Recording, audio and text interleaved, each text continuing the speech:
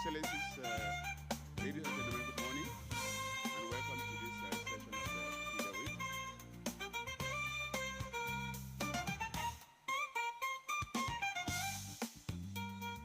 I just wait for the music to...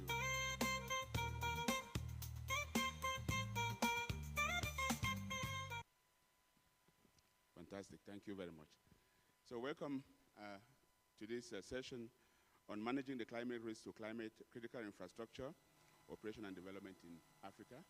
Let me start by also apologizing for the slight late start, sincere apologies. So we just came back from COP29 in Baku. I don't know how many people have been following the discussions there. And of course, if you've been following, you will know that the outcome was not very satisfactory, because the urgency of climate change is here with us, but the commitments to do something about it is not happening, right? And this is particularly so for Africa, which contributes the least to climate change, but is suffering the biggest impacts. Estimates by the Economic Commission for Africa, African Development Bank, and UNEP show that on average, climate change is costing African economies 5% of GDP per year. But we know that when PIDA hit Mozambique, the cost to Mozambique, particularly with regards to infrastructure, was more than 15% of the GDP. So it is extremely important that there is concerted action to deal with climate change, because there are huge investments that Africa has to do, all right? We have huge development gaps, whether it is in energy, transport, agriculture, water. There are huge investment gaps that need to be closed, so requiring huge amounts of investments. But if at the same time we're saying that climate change is impacting Africa the most, then how do we build this infrastructure to ensure that it will perform in today's center of the Economic Commission for Africa, and the World Bank did a study on enhancing the climate resilience of Africa's infrastructure. That study showed that for some river basins like the Zambezi, and we are honored to have our keynote coming from the Zambezi River Authority, that for critical sensitive water basins like the Zambezi, climate change could actually cause the loss of up to 60% of hydropower production potential. That was in 2015 when the report was published. But we all know that in 2016, because of the unusual El Nino that happened, the Kariba Dam almost dried up, right? So it is very appropriate that AUD, NEPAD, and AU, as part of the PIDA Week, is convening this session on how do we manage this climate risk to critical infrastructure on the continent. So without ado then, let me call our distinguished panelists to join us. May I call first of all on Engineer Munyarazi, who is going to do our keynote, to join us on the stage. And please give a welcome to Engineer Munyarazi as she comes up to the stage.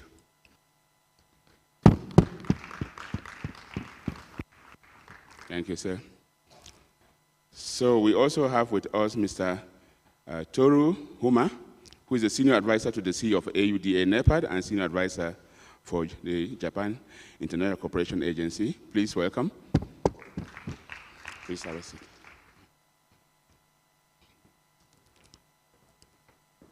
So we also have with us Ms. Kundai Mwenya, who is a sectoral cluster chairperson for the Infrastructure and Energy African Economic and Social Cultural Council. Please, ma'am, welcome. And we also have with us my brother, Mutukwa, from the African Union Development Agency. Mutukwa, please join us. Oh, he's very fit. He wants to jump. Huh? Oh, wow. Welcome, please. Have a seat. Okay, so thank you very much once again. And so let's start by our keynote address by Engineer Munyarazi. So please take us through, give us the setting of the scene, and then we'll go through a discussion. We would like this to be very, very interactive. So please, as we hear our keynote and we hear from our panelists, also please prepare yourself for us to have a very dynamic exchange of ideas on how we ensure that we have critical climate resilient infrastructure in Africa. So Engineer Munyarazi, over to you, sir.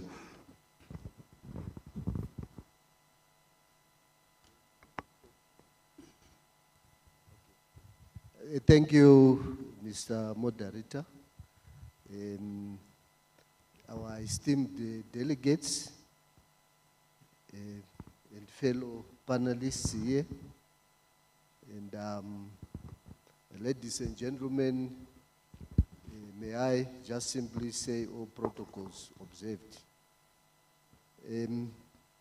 I would like to express my gratitude to the African Union, obviously, and the outer NEPAD for the continued support to the development of our nation, our continent, and for a well-organized 8th PIDA week, which has drawn wide representations from the continent in the bid to foster resilient and inclusive infrastructure for Africa's sustainable growth.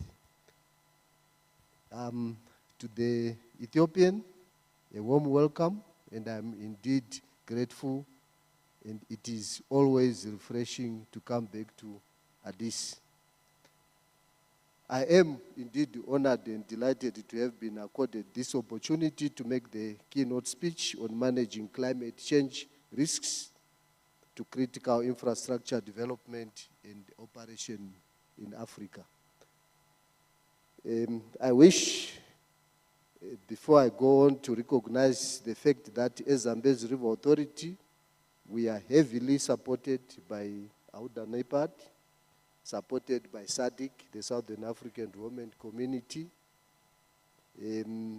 as well as cooperating partners, the EU, the Swedish government, and our financiers, the World Bank, the African Development Bank, among other financiers also. And in their support to infrastructure development on the Zambezi River, in particular, right now, all these have got a support on the Batoka Gorge hydroelectric scheme, which is also a PIDA priority project. As you may be aware, the Zambezi River Authority is a transboundary or binational organization owned by the two sister republics of Zambia and Zimbabwe, and it is the implementing agent for the Batoka Gorge hydroelectric scheme, which is a regional project. Thank you for the podium. Yes. So, as a project, it aligns with the objective of regional integration, much like the Kariba Dam and the hydropower facility, which is a transboundary operation. As the moderator obviously indicated, the Zambezi River Basin is pivotal in the Southern African economical thrust, and the Zambezi River Authority manages kind of the longest stretch of the river, which is shared between the two republics, as I have said. And climate change is really, especially this year, affected the economies of these two countries, which have obviously a knock-on effect on the Southern African region. So, ladies and gentlemen, natural hazards and climate-related disasters disregard political borders, which buttress the scientific evidence is summarized in the, if you will recall, the earliest intergovernmental panel on climate change, the IPCC assessments, which long recognized that climate change impacts could cross national boundaries. If you also recall, for those who are interested in some of the international commissions, or like on large dams, in 2012, there was a Kyoto Declaration where it was declared that come beginning 2024, 2025, right up to 2050, the whole world will suffer from this climate change. And the advice that was given was water harvesting. Water harvesting meaning dam as much as possible any river which is available. Yes, so these disasters are there to stay with us, and we need to find solutions. Today, we do have critical challenges which face our continent, and I'm confident that we will be re-echoing, and we will be looking at all the issues and areas due to the fact that our region is home to vast natural resources, diverse ecosystems, and potential vibrant economies. But however, climate change poses significant threats to our infrastructure, economies, and the communities. Water insecurity. When you look at the Zambezi River, in particular the Kariba Dam, right now it was providing 35% of the energy requirements of the two countries. And as it is, we are looking at almost 0.9% of the power which is coming from that. And given that it's a peaking power which supports the systems, the Southern African system, it really had disastrous effects. Therefore, it is through such events and discussions as we currently are having here on the 8th PIDA week that engender actionable strategies for implementing adaptive and resilient measures, including mechanisms for managing climate risks to critical infrastructure.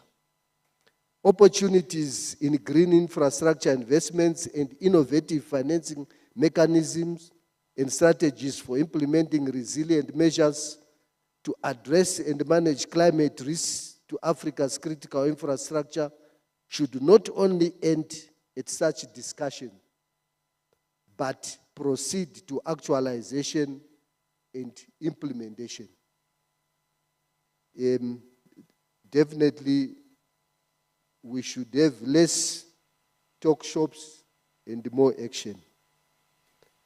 Climate change can trigger risks that propagate within and across the risk pathways, such as, number one, we've got the biophysical, that is the potential impacts on the ecosystem, services, and natural resources. Number two, we've got also the finance issue, the flow of capital, such as investments in another country and foreign direct investment. Trade, number three, import and export of climate-sensitive goods, such as rice, that is the grains, livestock, and livestock products. Number four, people-centered. We are talking of the cross-border movement ranging from extreme event displacement and transhumanance. Geopolitical. Laws and policies around movement, regional cooperation, border sovereignty. Therefore, the implementation of adaptive and resilient measures to manage climate risks require cross-border cooperation and interventions, such transboundary interventions are critical and require expeditious response. Be that as it may, this faces the risk of interface as decisions must be processed and harmonized by all parties involved, and this may pose delays in the speed of execution. However, transboundary organizations, basin organizations, among others, who are established with legal authority in the management of basins in the respective countries, as is the case of the Zambezi River Authority, have resulted in sound bilateral relationships, particularly if I talk of our situation between Zambia and Zimbabwe. And also we can happily say it has proven to be a success. So we are talking of one of the most important issues, appropriate legislative instruments vis-a-vis the intergovernmental agreements. We are talking of the acts that are supposed to be there to ensure that any collective decision to resolve this issue can be done. Therefore, the key to addressing these transboundary climate and adaptation risks is the strengthening and implementation of regional coordination activities through regional institutions and linking these with the African Union agencies, activities, and frameworks. Further, the strengthening of the existing strategies such as the Africa Climate Change Strategy and Agenda 2063 to provide the frameworks for harmonizing climate resilient and sustainable socio-economic development across the Union in coordination with the regional economic communities and financial institutions.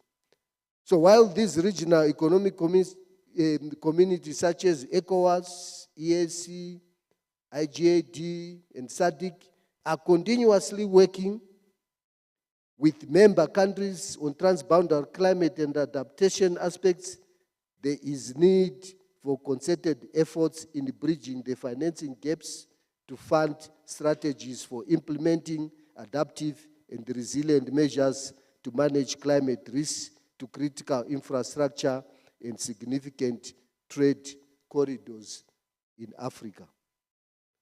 Let me refer to a transboundary hydropower infrastructure between Zambia and Zimbabwe, the Batoka Gorge hydroelectric scheme, which has been evaluated as a cost-effective, clean, sustainable option for baseload electricity supply and profiled as a PIDA priority project. Obviously, this has been on the map for the past 40 years, and it has not up to now materialized. But needless to say that if Batoka Gorge was on and operational, Zambia, Zimbabwe, and the Southern African community were not going to face the issue they are currently facing. For example, we've got Mozambique. Mozambique, the Cabora Bassa, has got a reservoir upstream, the Kariba Dam.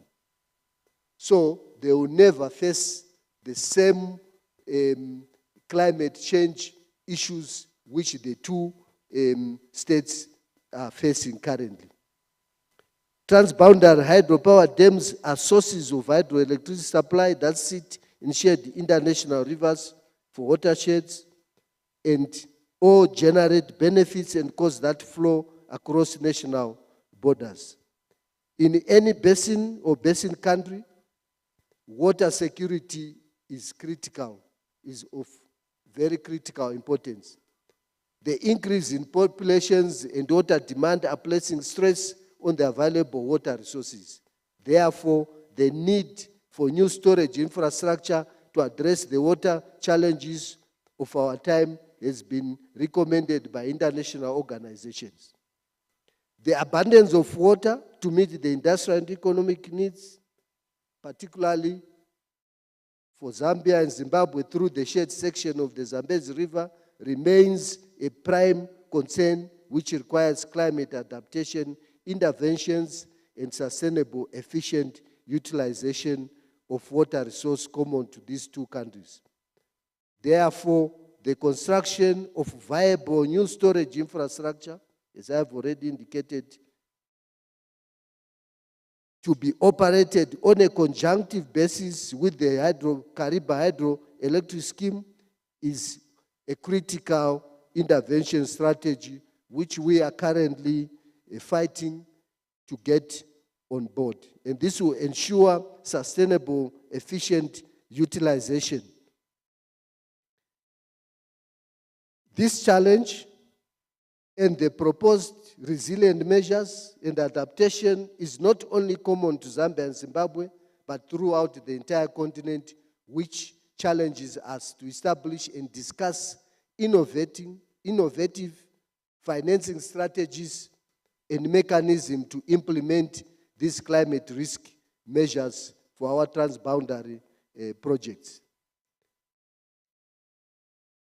Such transboundary projects, supported with their transmission infrastructure and interconnectors, go far beyond benefiting the countries implementing them, as the project-specific transmission lines are key for digestion. We were talking of the Inca the other day, and we've got 40. That power might not be useful to us. So yes, we've got the regional power markets such as the Southern African Power Pool, East African Power Pool, Central Africa Power Pool, and North African Power Pool. So such interventions and projects are of incremental outputs which play a critical role for the continental power systems and master plan. So yes, without saying much, transmission and interconnection of these systems is also a mitigation measure that requires immediate attention. If there was an interconnection between Zambia and Tanzania, right now Zambia and Zimbabwe might not be facing a lot of issues in terms of shortage of power supply. At the continental perspective, regional integration of the Southern, Central, Eastern, Western, and Northern Africa through harmonization of climate actions, energy efficiency policies, legislation, and regulatory frameworks may attract funding, induce innovation, competitive industries, and accelerate investment. This will strengthen collaborative efforts from continental unions such as the African Union, the European Union, to advocate for and support the implementation of regional energy, water, transport, and technological interventions by the African communities, such as the Economic Community of West African States, ECOWAS, the East African Community, EAC, the Southern African Women Community, SADC. Such communities could play a vital role in accelerating implementation of interventions due to strong relationships with several governments. In conclusion, I wish to emphasize that climate change poses significant risks to critical infrastructure in Africa. And we do not need to go very far in terms of proving that.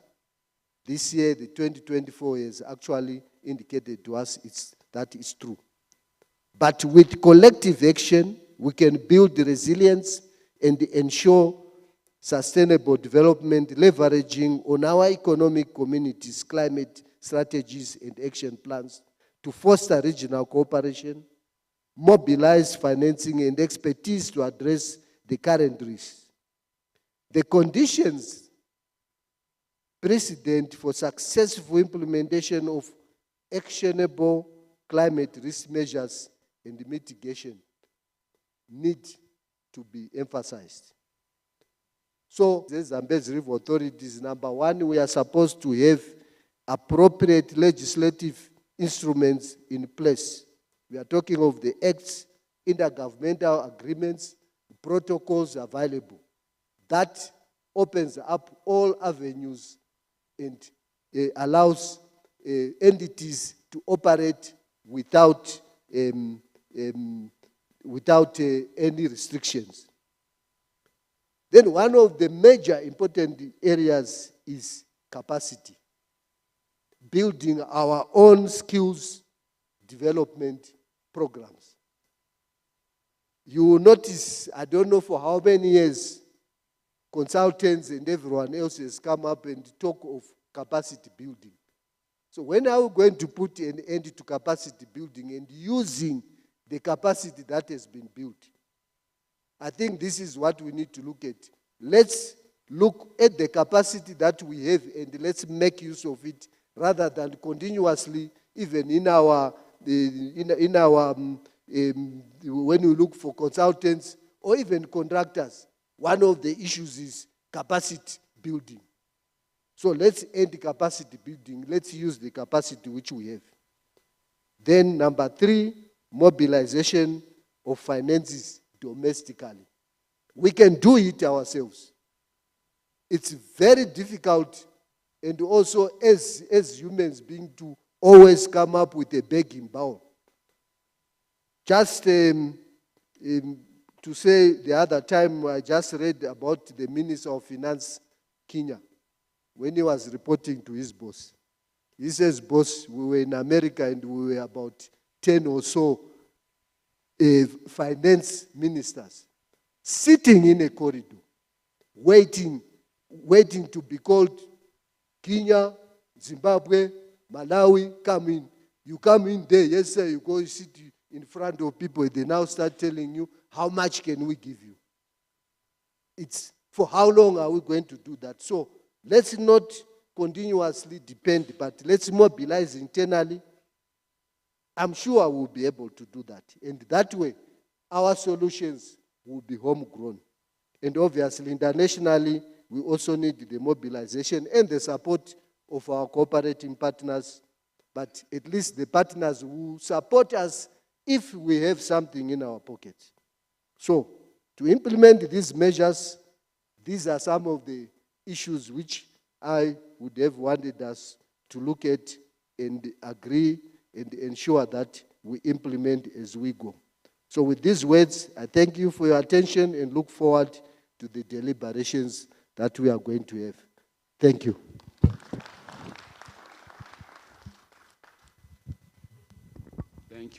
Thank you so much, Engineer Munyarazi, for laying the scene for us about how we design, operate critical infrastructure in Africa under changing climate. And thank you for highlighting the importance of regional cooperation as a key element of regional integration. And you mentioned about interconnectedness, particularly in the case of power, the KTZ interconnector as a way of joining basically from Cairo to Cape Town as a way of building resilience. Because if we have that interconnection, when the Kariba level is down, there may be solar wind coming from somewhere else into that interconnected system. That's the way we're building resilience. Thank you for also pointing out the importance of legislative structures and protocols in place to ensure that resilience is built. And then also you emphasize the important point of domestic resource mobilization and other innovative ways of raising the finance that we need, not only to build the infrastructure, the critical infrastructure that is the blueprint that PIDA represents, but ensuring that that infrastructure is resilient. And on that one, I know Mutukwa, you will talk a little bit more about some of these things, but I think this is where the initiative which we developed called the Africa Climate Resilient Investment Facility, AFRIRES, comes into play. Last year at COP28, before that, at COP27 in Egypt, we had the launch of the Loss and Damage Fund. And then at COP28, it was operationalized with very mediocre commitments of funds. I think it was about 700 million, and then people are saying all of this. But the rationale that we had for AFRIRES was that PIDA is a big program. It has to be developed. So you have to find your own resources to build that infrastructure. But because of climate change, you have to pay more to make sure that that infrastructure will work. Therefore, the additional cost that you have to pay in order to ensure that PIDA works, or the PIDA projects work, is what climate finance, loss and damage fund should be paying, rather than mediocre sums that to try to see who gets what and so on. So in light of that, then Mutukwa, from the AUDA perspective and from the AUC perspective, share with us, I know that for PIDA Phase 2, there was a big agenda to ensure that climate resilience is integrated. So please share with us some of the experiences so far, what you're doing and how you're ensuring that in the second phase of PIDA, climate resilience becomes top. And maybe we can also talk about like, how would we finance resilience of PIDA projects? Thank you. Thank you so much, Linus. Good morning to you all. It's a pleasure to be here. In terms of AUC and AUDA NEPAD perspectives, we operate under the framework of, which initially started off in 2004 with the putting in place of the African Regional Strategy, and now with the Agenda 2063 in place, we have the African Union Climate Change Strategy and Action Plan, which will run from 2022 to 2032. And in there, the specific interventions are clearly spelled out more than it was spelled out in the earlier strategies. So as you already indicated, also as part of the AfriRace initiative, with support from the World Bank and UNECA, the capacity of AUD and NEPAD was built in terms of integrating climate resilience in infrastructure planning and design. So for the African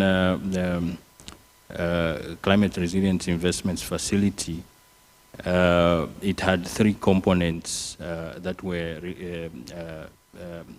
largely relevant to the work that we are doing at AUDA NEPAD. So the first one, out of which the outcome was the putting in place of the guidelines and best practice notes for climate resilient infrastructure, which are now available for everybody to utilize in developing the climate compliant designs. So particularly for the capacity building,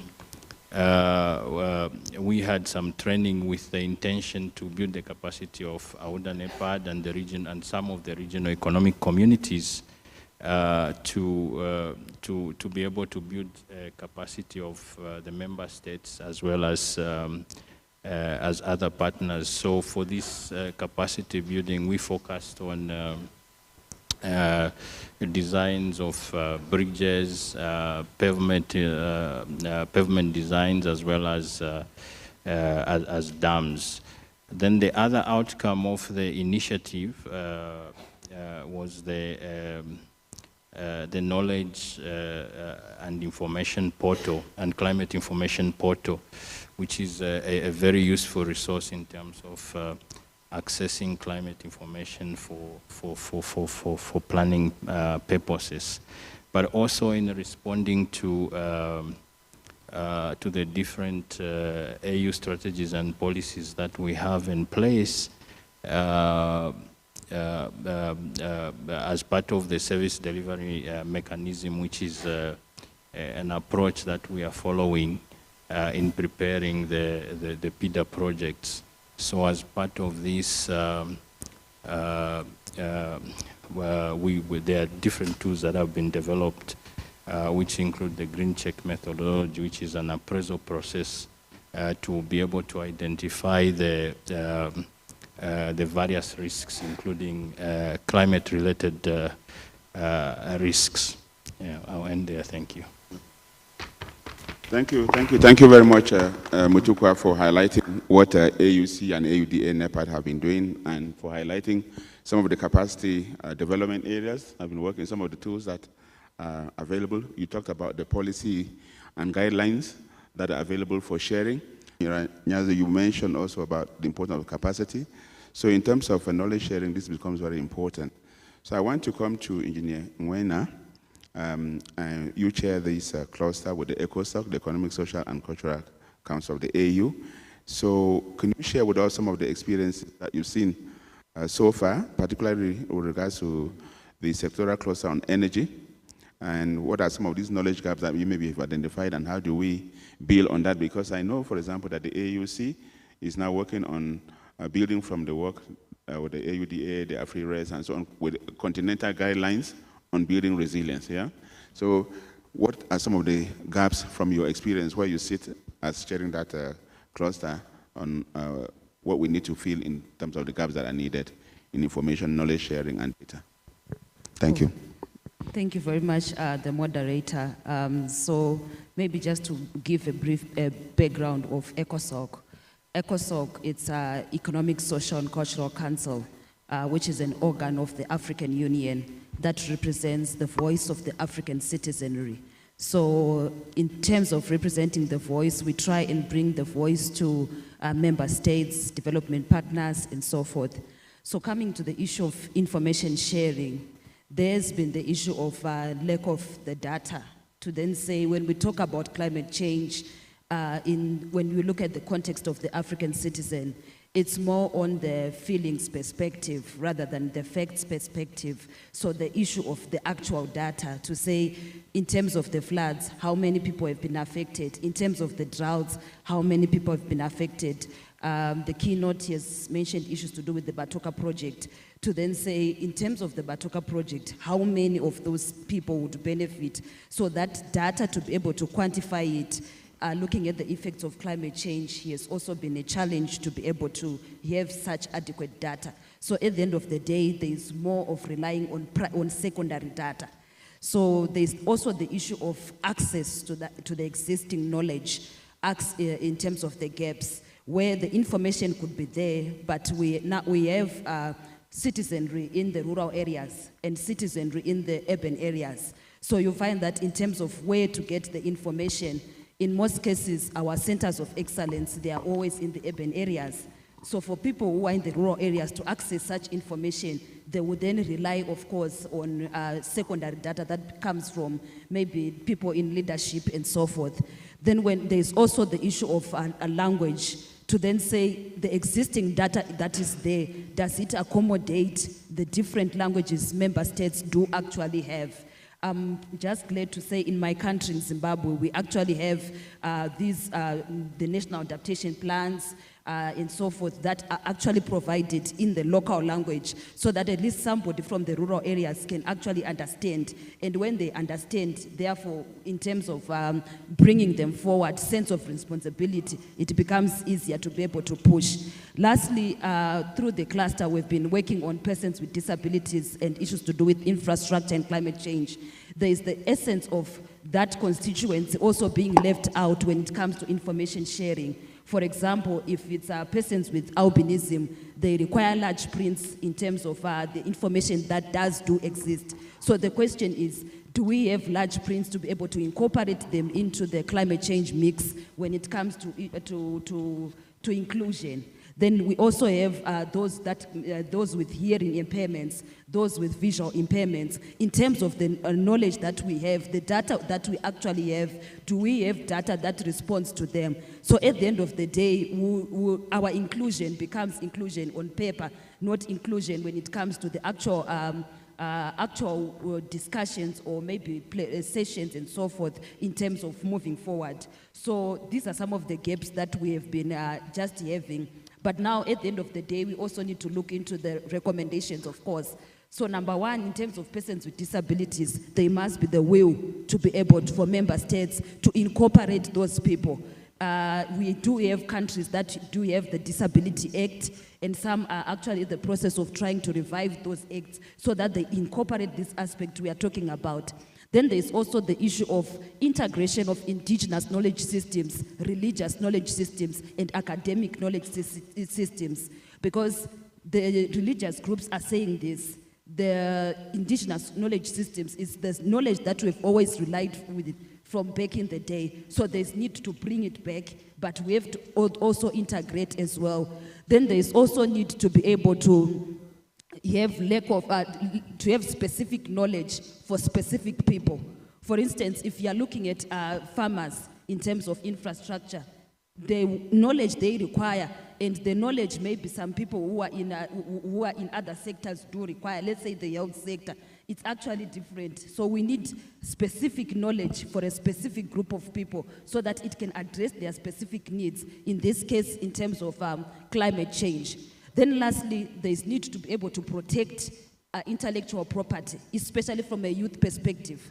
We have people that have been affected by climate change, be it floods and droughts, and maybe they are survivors. Their stories are being shared. When we talk about the African citizenry, their stories are being shared time and again, each and every day. You go maybe on YouTube, you get maybe 150,000 likes or views. But the question is, the storyteller, what are they getting? They are back in the rural areas. They are not getting anything. Today, these partners, they come, they capture their story. Tomorrow, these partners, they come, they capture their story, and they are not getting anything out of it. So there is need to establish intellectual property for survivors of effects of climate change in Africa.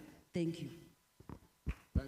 Thank you very much, Engineer Ngwena, for sharing those perspectives, particularly bringing the importance of inclusion when we are trying to ensure that critical infrastructure is resilient, and also highlighting the importance of ensuring that we can tap on indigenous knowledge as a way of also adapting to build resilience.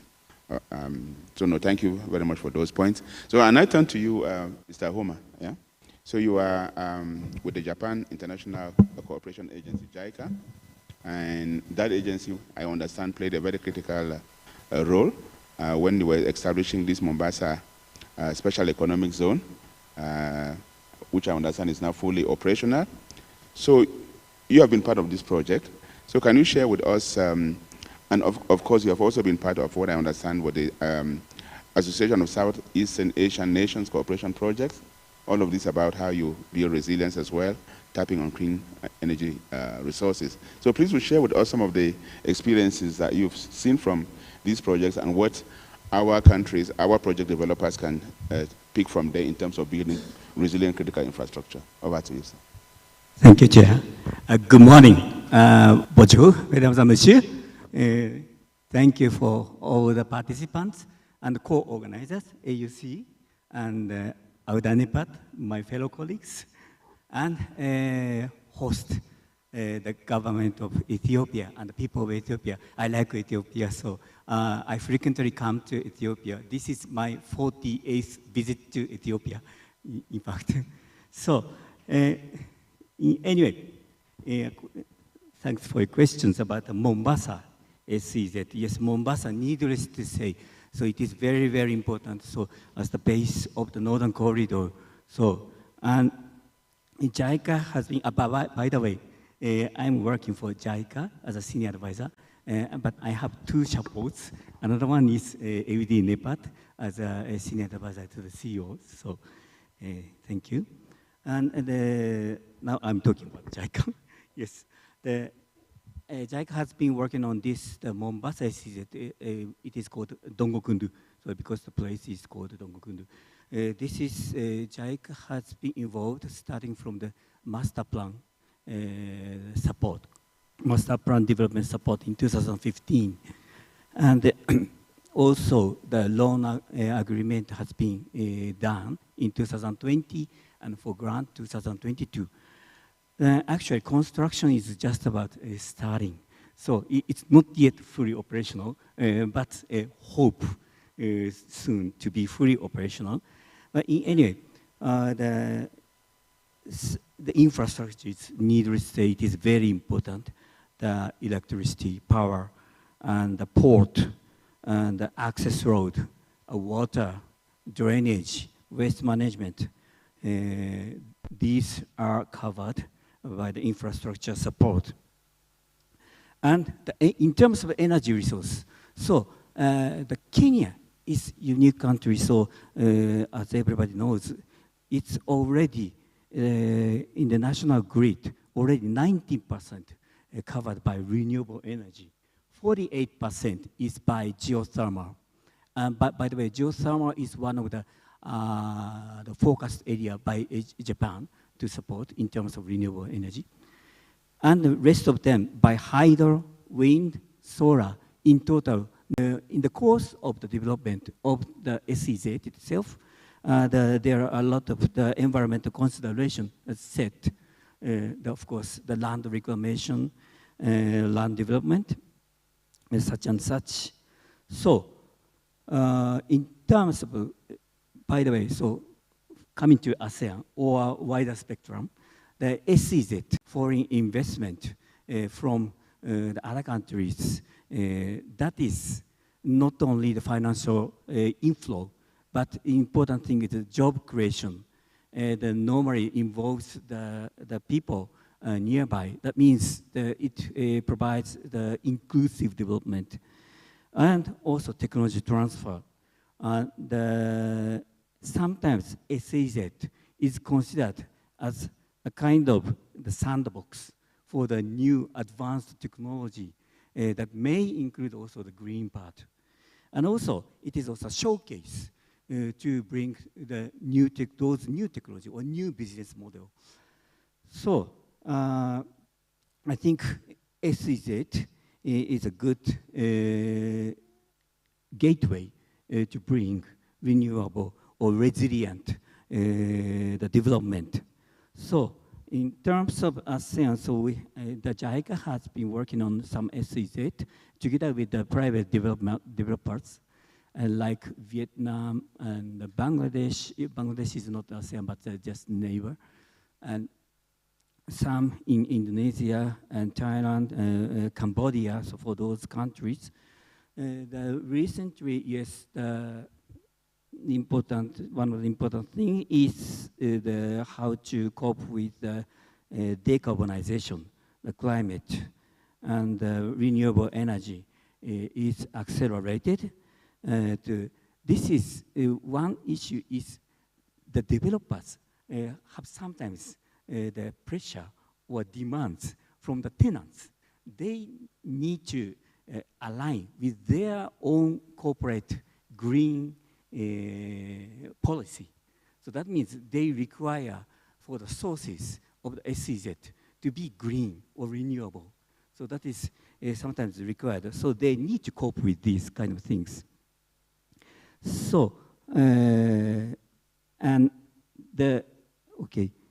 other things is, of course, not only the energy, but wastewater management and solid resilient infrastructure. That is also another important aspect. I have some more, but I stop here. Thank you very much. Thank you, Chair.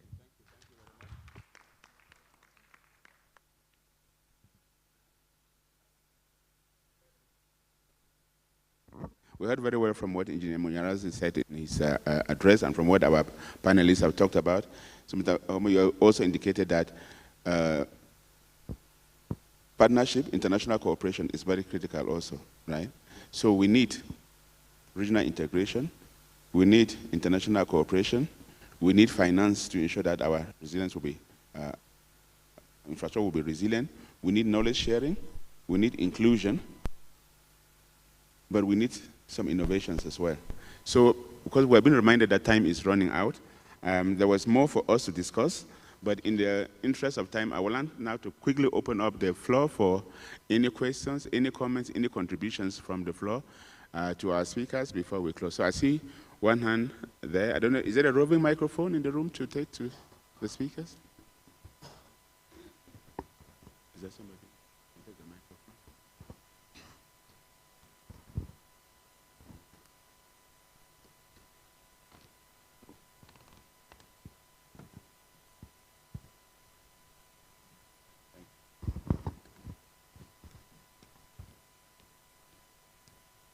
You can bring it.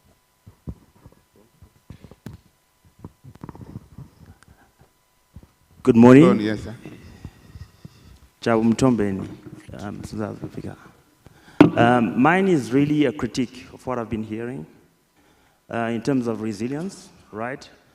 Munyarazi spoke about hydropower. But when you look at, for example, in sub-Saharan area, we have lots of gas, right? I think you look at coal bed methane, there's, I think, Invicta Resources in South Africa recently, we have Canetico, which has discovered 6 trillion cubic feet of gas. Why can't we monetize that gas, right? And mitigate, climate change through climate engineering, bioengineering, carbon capture? That's my first. And secondly, I've not heard an honest discussion about small modular bed nuclear reactors, right? You look at Namibia, there's an abundance of uranium. We could quickly scale up and industrialize whilst mitigating, right? Those particular facilities don't need in terms of central banks. When you look at China, South Korea, they did not industrialize mostly through FDI. It was domestic policy that directed credit creation into the economy. Thank you. Okay. Thank you. Thank you for your question. Any other one? Yes, gentleman next to you. Keep it very brief, please. Yeah, so introduce yourself and your question, and very brief, please. Thank you. My name is Femi Awofala. I'm from Nigeria. I work for a firm called the African Catalyst. My question goes more into climate adaptation and what is NEPAD and the PIDA organization doing towards agriculture. I know that quite an amount of yield in major agricultural zones in Africa has gone low because of low rainfall and changing climate. What are we doing related to irrigation to improve the yields? What are we doing related to various other small-scale adaptation measures that can be used to increase agricultural yields?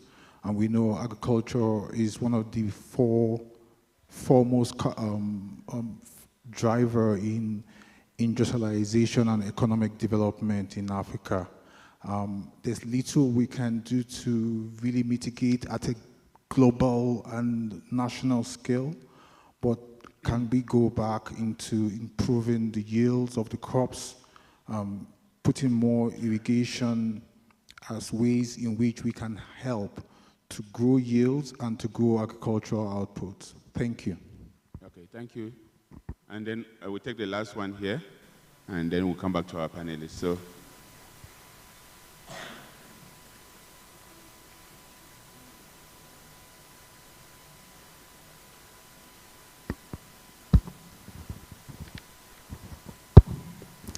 Ok. Bonjour à toutes et à tous. Je m'appelle Houssube Kakine. Je suis coordonnateur de l'ONG zonale. Je viens du Tchad, Afrique centrale. La présentation est bonne. La thématique du changement climatique, on n'en parlera jamais assez. L'un des panélistes tout à l'heure a dit, nous avons déjà des capacités et il est temps de mettre en œuvre d'abord les capacités que nous avons. C'est bien vrai, mais je pense que c'est une chose évolutive. Les pays ne sont pas développés de la même manière, il y en a qui sont encore derrière d'autres. Et donc, si on réfléchit bien sur la pression anthropique globale, c'est-à-dire les pressions qui viennent des pays développés et qui affectent les pays qui ne sont pas développés et qui contiennent des communautés vulnérables. À ces niveaux-là, les capacités ne sont jamais suffisantes. Et je voudrais aligner cela à un article de l'accord de Paris qui dit que normalement la planification issue de la COP21 est juridiquement contraignante. Je vais poser ma question. Si on regarde bien les aspects de renforcement des capacités et de réponse aux besoins prioritaires des communautés les plus vulnérables sous la pression du changement climatique, quelles sont les mesures d'amélioration en termes de renforcement des capacités ou même de réponse aux besoins prioritaires des communautés les plus vulnérables? Merci. Thank you for your question. Unfortunately, our panelists didn't have the headset, but you were highlighting the importance of the most vulnerable communities which are being impacted by climate change that is being caused by developed countries. And you also talked about the issue that we have capacity and we don't have enough, and therefore how do we ensure that the people who are causing more climate change do a lot more to ensure that these communities that are more vulnerable can be taken care of. So we heard those three questions. We heard about the gentleman talking about resilience in agriculture and increasing yields. We heard about the gentleman from South Africa about how we can ensure that we use different forms of energy to ensure resilience. Because we are short of time, I will just ask my panelists, starting from Mutukwa, going all the way, save the best of Jinewena, to answer any of the responses that you heard, and then we'll close. So start with you, Mutukwa. Thank you so much. I will respond to the question on what is being done in relation to climate-related challenges in other sectors. But for PIDA, we focus on infrastructure, but guided by our guiding documents. All right, thank you. I was just saying that we focus on infrastructure, but according to our guiding documents and the interventions that we take an approach that we refer to as an integrated corridor approach. So in our corridors, we aim at addressing all aspects holistically, and these include all issues in other sectors like agriculture. And also just to mention that some of the projects that we have within the PIDA program, such as within the transboundary water sector, include dams, and in the development of these projects, agriculture is one of the key aspects that is considered. But also beyond the division that I come from, we have a division focusing on agriculture, food security and sustainability. They have other interventions that they are working on that address these issues in other sectors. One that I could point out on is they have a program on integrated vector management, which addresses issues related to pests and so on. Then also there's a program on genome editing, which through development of policies and strategies are assisting member states to be able to address issues such as climate change through genetic technology. I'm not really competent to respond to that, but that's what some of the colleagues within our organization are doing. Thank you. Thank you. Thank you very much, Mutukwa. Mr. Homa, so any of the questions that you would like to respond to, please? Yes, I'm not quite sure I'm responding to which question, but in general, capacity development or capacity enhancement in, for example, in the community. So that's one which I already mentioned about, for example, SEZ, Special Economic Zone. So they normally hire the people, especially young one, youth, from the neighboring communities. And not all of them, they tend to provide first the labor-intensive industries. That means the more providing opportunities for the entrance for the job for the youth. I hope that will contribute indirectly to these things. And yes, agriculture, yes, this is again for youth and irrigation. And the JICA and Auda have a collaboration, a lot of area. One is this infrastructure development. Another one is so-called Kaizen. So that is for the industry, for quality and productivity improvement. Another one is food and nutrition security.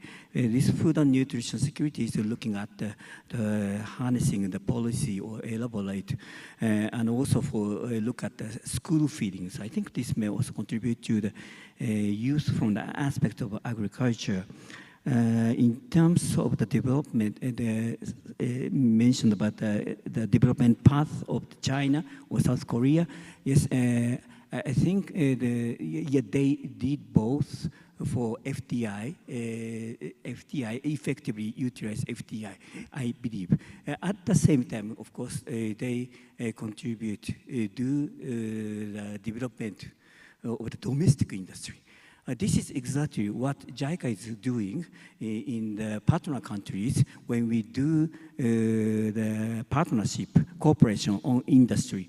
Normally, we combine both investment promotion that brings FDI, at the same time, domestic industrial development. And the important thing is make good linkages between two. So that may provide the more sustainable, inclusive economic development. Thank you. Thank you. Thank you very much. Engineer Nyirazi, you set out a lot of the issues that have been raised there in your keynote. And so based on the discussion so far, is there anything you would like to add based on the questions that have been asked, please? Yeah, thank you. Yeah, there was a question in terms of why are we not utilizing the gas and the nuclear nuclear resource which we have. The bottom line is all those require water. So we still come to the same thing that we need to have a climate resilient infrastructure. There is a lot of water that is needed, especially in the nuclear reactors. So over and above, so we have to make sure that we have the water available. Then when it comes to agriculture, obviously any dams which you build, they are supposed to be multi-purpose dams. Just for your information, when you look at the Kariba Dam or the Lake Kariba, it has got 181 billion cubic meters of water. And of that 181, 65 billion is for power generation. So right now the issue is that 65 billion which is not available for power generation. But all the other areas, agriculture or any other purposes, that water is available. It's a multi-purpose. So whatever dam you use, definitely it has to be multi-purpose, and in the assessments or social impact assessments, we look at the areas which can benefit in terms of agriculture and especially on the food and the water, well, and also energy nexus. Okay. So, thank you. No, thank you. And Engineer Gwena, please, a few seconds. Thank you very much. So for me, I'll just actually even submit a recommendation looking at how Africa is vulnerable to climate change. The recommendation comes in that we now need to create models through the insurance facilities that we have. In Africa, we have many of these actuaries. We now need to create models that speak to these disasters that we are incurring, especially the issues of floods. Because when floods come, they are destroying infrastructure, be it health, education, shelter, and so forth. And all these speak to the basic rights of a citizen. So it is a plea to the financial institutions through their actuaries that they start to develop models that take away climate change disasters from force majeure to actually being a risk that needs to be insured against, so that we move from emergencies to preparedness, be it in agriculture, be it in any form of sector. Then lastly, in terms of domestic finance, we are actually lobbying for member states to establish national climate funds so that we move from emergencies to preparedness. And this fund can speak to the needs and wants of a member state. And these were some of the submissions during the regional conference of youth on climate change, where as civil society we participated. Thank you. Wonderful. Thank you very much. I'm really sorry we're so much out of time. Like our brother from Chad said, there was never enough time to discuss climate resilient infrastructure. But I believe that if we do the things that have been said here today, we can actually fulfill the dream in Agenda 2063 that envisages modern climate resilient infrastructure that crisscrosses Africa for Africa's renaissance.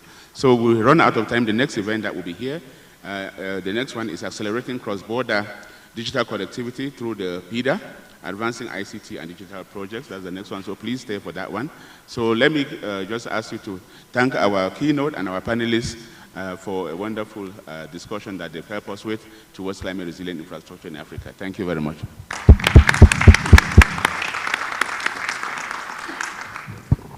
Good morning, ladies and gentlemen. As Dr. Linus has mentioned, we'll be having the Accelerating Cross-Border Digital Connectivity session here, and then we will be having the financing pilot projects for the African Integrated Rail Network at the Medium Conference, and then we'll be having an energy CMP session at Briefing Room 5.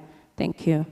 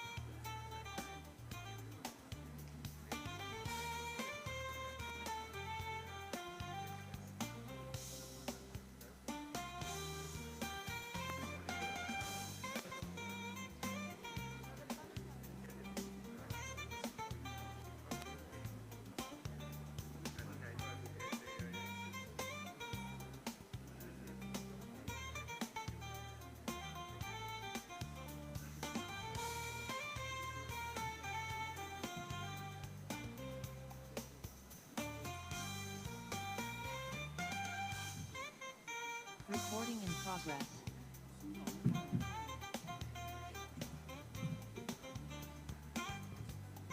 Pardon?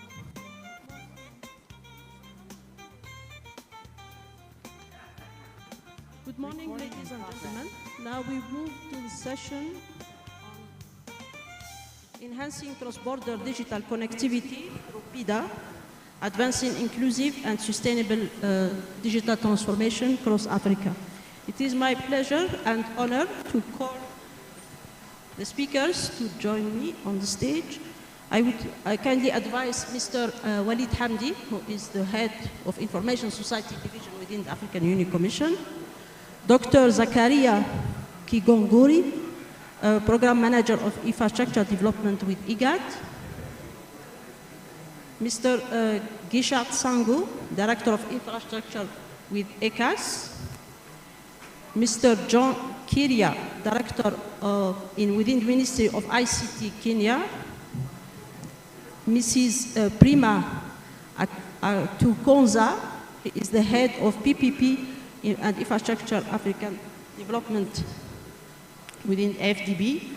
Last, we have an online speaker who is Mr. Samatar Omar Elmi, who is the Chief of ICT Specialist within East Africa Regional Office of the FDB. So,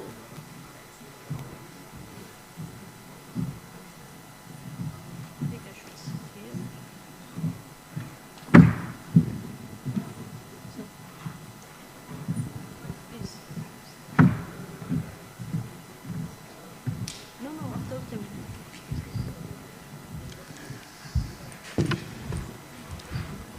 So we start. Yeah, so thank you for your participation.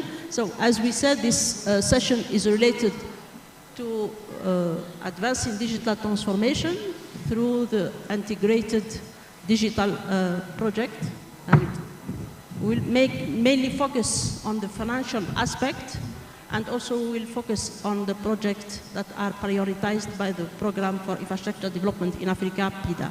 So we start with opening remarks from Mr. Walid Hamdi from the AU Commission. Mr. Walid Hamdi, you have the floor. Thank you so much, Suhila. Very good morning, and excuse me. Esteemed participant, distinguished panelists, I'm very happy to share the stage today with you. Welcome to today's session on advancing the regional cooperation when it comes to the connectivity, infrastructure connectivity. It's both an honor and privilege to stand before you and addressing a matter of critical importance to our continent future, the digital connectivity. As we gather here today, we recognize that Africa stands at pivotal crossroads. The potential to transform our economies, societies, and the very fabric of our nations through digital innovation. It has never been more profound. Yet, to realize these potentials, we must foster collaboration, harmonize our policies, and unlock innovative financial mechanisms that promote digital connectivity across Africa. The African Union has laid out a clear vision and strategy for digital transformation, aiming to leverage technology as a catalyst for sustainable development. By advancing regional cooperation, we can create a unified digital environment that empowers businesses, enhances educational opportunities, and delivers essential services to our communities and societies. Today, we will explore key strategies designed to bring this vision to life.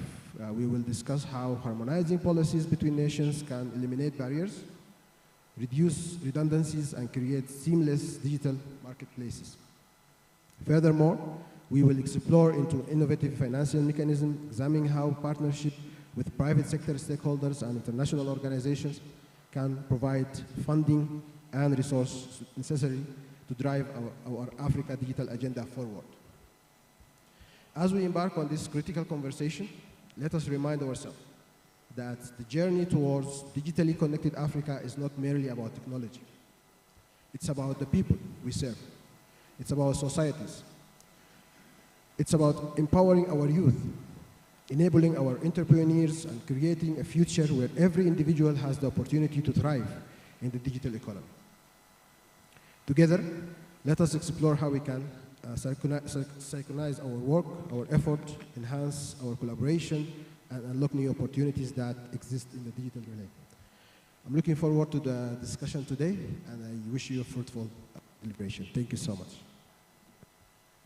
Thank you, Mr. Hamdi, for highlighting the key priorities that are identified by the digital transformation strategy as the master plan that is guiding our digital agenda across the continent. The same priorities have been reaffirmed within the African Digital Compact that was adopted recently in July 2024, and both of them envision the importance of digital technologies and also emerging technologies to empower African people and also to transform Africa economy and society. So both African Digital Compact and Digital Transformation Strategy emphasize the importance of digital infrastructure and the need to close the digital connectivity gap, as we know that almost 2/3 of African people, they are not connected. There is a need to address the connectivity gaps affecting our continent, both the gender gap, the rural-urban gap, and also the need to provide connectivity to all African citizens. To discuss this, and for this we need to, as I said, we need to close the existing gaps, but also we need to enhance intra-Africa connectivity as we talk about regional integration, which is the main objective of PIDA project. There is also need to talk about digital regional integration, and for this we need to implement regional projects. We have already a list of projects that have been adopted within the PIDA program. Now, within this panel, now we move to panel discussion, where we will discuss the status of some of the projects, the regional and cross-regional projects, and also to discuss how we can mobilize financial resources and also take these projects from feasibility study to bankability and to the implementation. So I would like to thank Mr. Walid Hamdi for his opening remarks. And now it is my pleasure to moderate the discussions of the panel. As I said, we have distinguished speakers. We have representatives of 2 regional economic communities from Central Africa region and from IGAD, from East Africa region. We have a representative of the Africa Development Bank, and we have a representative of member states. So it is open. We aim to have open conversation as we aim to see what is the status of the existing projects, and also to see how to provide solutions, namely on the financial aspect, as the theme of the PIDA week this year is about mobilizing the financials and supporting the implementation of the project. So I would start by the first speakers. They are from, as I said, from the regional economic communities, knowing that as I said, regional integration we are aimed to achieve it through PIDA program, but not only. As regional economic communities, they have master plans and they have additional programs that are ongoing, but from these master plans, they identified some key projects. They have included them in the PIDA program, and now they aim to take them to the implementation. So we know that with PIDA program, we have 69 projects. Among them, we have only 11 ICT projects, and each region has 2 projects, and we have 3 cross-regional projects. So if I start by East Africa, so we had 2 projects that have been selected as ICT project within PIDA PAP2. You may wish to give us what is the status with regarding to the preparedness, and also how you moved with the financial aspect from the feasibility study, from the project proposal to the implementation. Mr. Zakaria, you have the floor.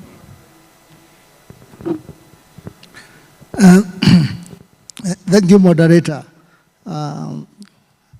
We have several infrastructure projects for the IGAD region in the PIDA program. We have 7 projects. We have 2 transport projects, 2 water projects, 1 energy project, and 2 ICT projects. These projects are transborder submarine fiber points of presence, and regional smart hub and data center. And then we have a Nairobi-Juba fiber optic link. For the transborder submarine fiber and regional hub, regional smart hub and data center, we have in the region several submarine fiber, landing along the Red Sea and Indian Ocean. We have several countries that are bordering the Red Sea and the Indian Ocean where these fibers have landed. And this includes Sudan, Djibouti, Somalia, Eritrea, and Kenya. And then we have some countries that are land-linked, including Uganda, South Sudan, and Ethiopia. So this project aims to interconnect the IGAD member states, the 8 IGAD member states, and especially connect the countries that are land-linked, the 3 countries, so that they can be able to access the fiber optic. We need to develop the points of presence along the corridors, along the borders, so that these countries can access the high capacity and high speed internet services. At the moment, we have those that are already developed, including Kenya border with Ethiopia at Mandela and Moyale, also Kenya and Somalia at Moyale, at Mandela. We have a Galafi between Ethiopia and Djibouti. Then we have a Busia and Malaba between Kenya and Uganda. And also at the border between Uganda and South Sudan. So we need to develop where these links are missing, and also to have a regional smart hub and data center. We expect to gain from this project where we have to expand the internet access and telecommunication and bring down the cost of these services, internet and telecommunication, and also to contribute to socio-economic development and create jobs and all that comes with the ICT capital. We need to ensure that we expand the digital economy in the region so that we can have more integration. We also need this internet in the region so that we can be able to support other sectors, including trade, education, health, environment, and agriculture, to name a few. So far, we are having discussions with the Afrexim Bank through their project preparatory facility, where we need to identify a public or private entity to prepare the project so that it can be implemented, to prepare it to bankability. Then the other project is the Juba-Nairobi link, fiber optic link. And already the project has been developed on the Kenyan side up to the border with South Sudan at Nadapa. And the section remaining missing link now is Nadapa to Juba.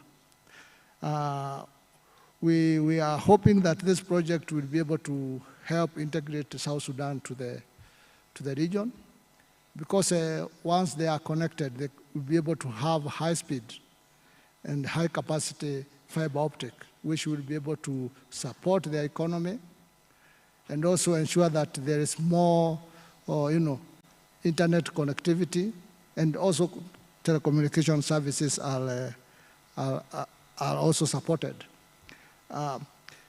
Then on the other side of the mobilization of resources, we realize that we are having some major challenges that once addressed, they will be able to help us mobilize more funds. These challenges includes issues like project bankability, investor confidence, and also issues to do with regulatory bottlenecks. We hope that we can be able to get support that can help us be able to address these challenges. Then we can be able to mobilize more funds and implement projects such as PIDA. If I may mention some few interventions that we would like to make, including the strengthening of project preparation and bankability. We can be able to leverage on the initiatives such as the SDM, Service Delivery Mechanism, and also PIDA, quality label, and also NEPAD IPPF, and also the Afrexim Bank project preparatory facilities to ensure that we are able to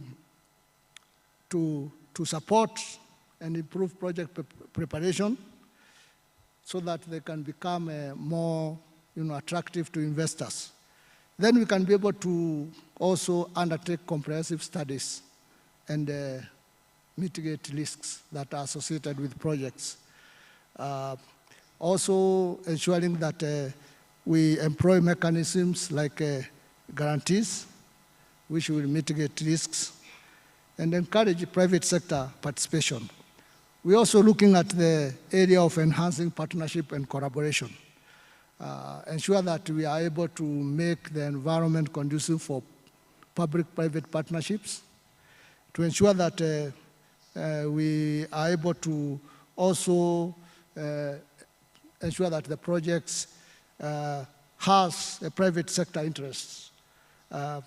We also work with the multilateral development banks, including the African Development Bank, which has been supporting PIDA, the World Bank, also development institutions such as ECA and other donor agencies to ensure that we can be able to undertake co-financing of projects and also, gain from the advisory support. We are also looking at the area of innovative financing approaches, where we have the issues of blended finance models to reduce risks and be able to attract a wider pool of financiers.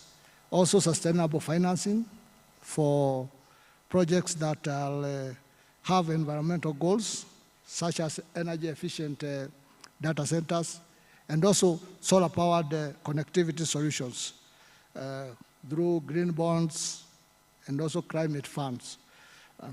Also, we have the other innovative financing, including digital bonds and token.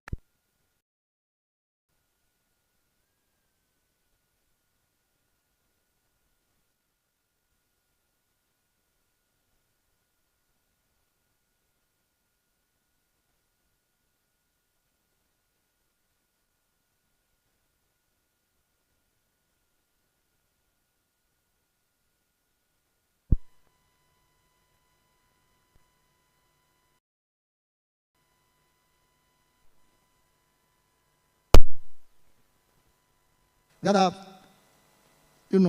initiatives to help us be able to mobilize more resources, financial resources for priority projects, include using platforms such as the virtual PIDA Information Center, which will be able to help show the progress on projects and also foster transparency and also help attract international investors. Also, there's marketing and advocacy.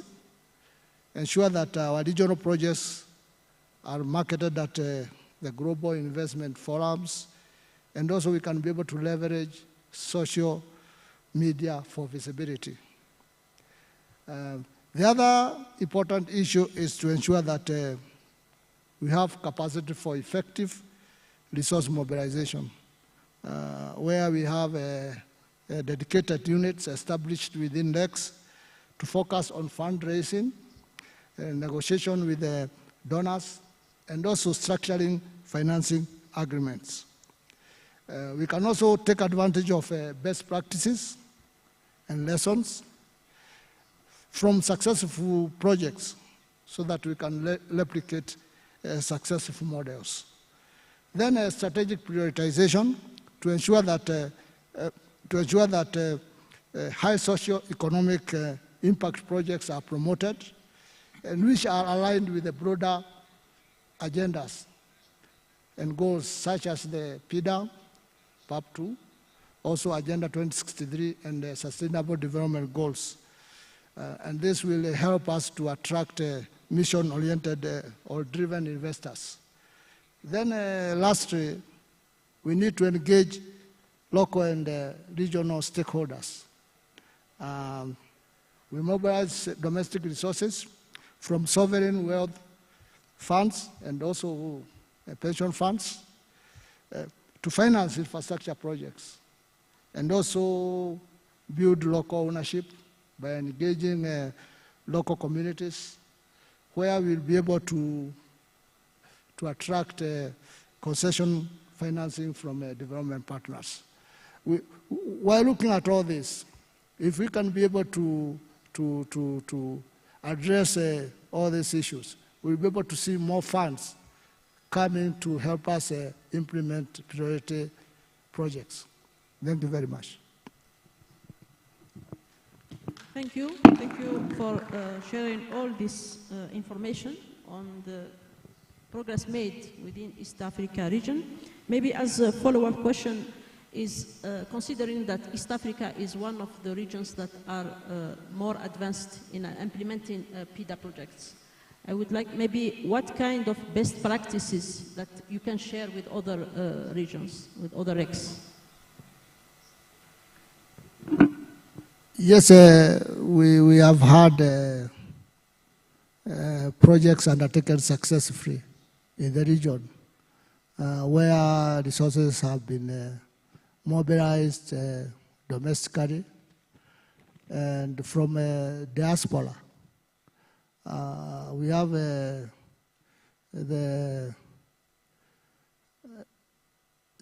Grand Ethiopian Renaissance Dam, which is quite an important project for the region, where we expect the region to gain from power trade. And in the previous session, you heard about the challenges that being faced in Zimbabwe and Zambia on lack of energy because of the climate effects on African power pool, and have trade, in energy, which will alleviate some of these energy problems, and also ensure that we are able to tap to renewable energy. That's a project that will integrate the region, and which is a best practice of how finance can be mobilized.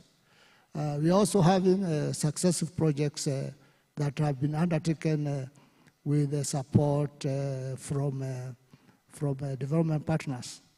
We have the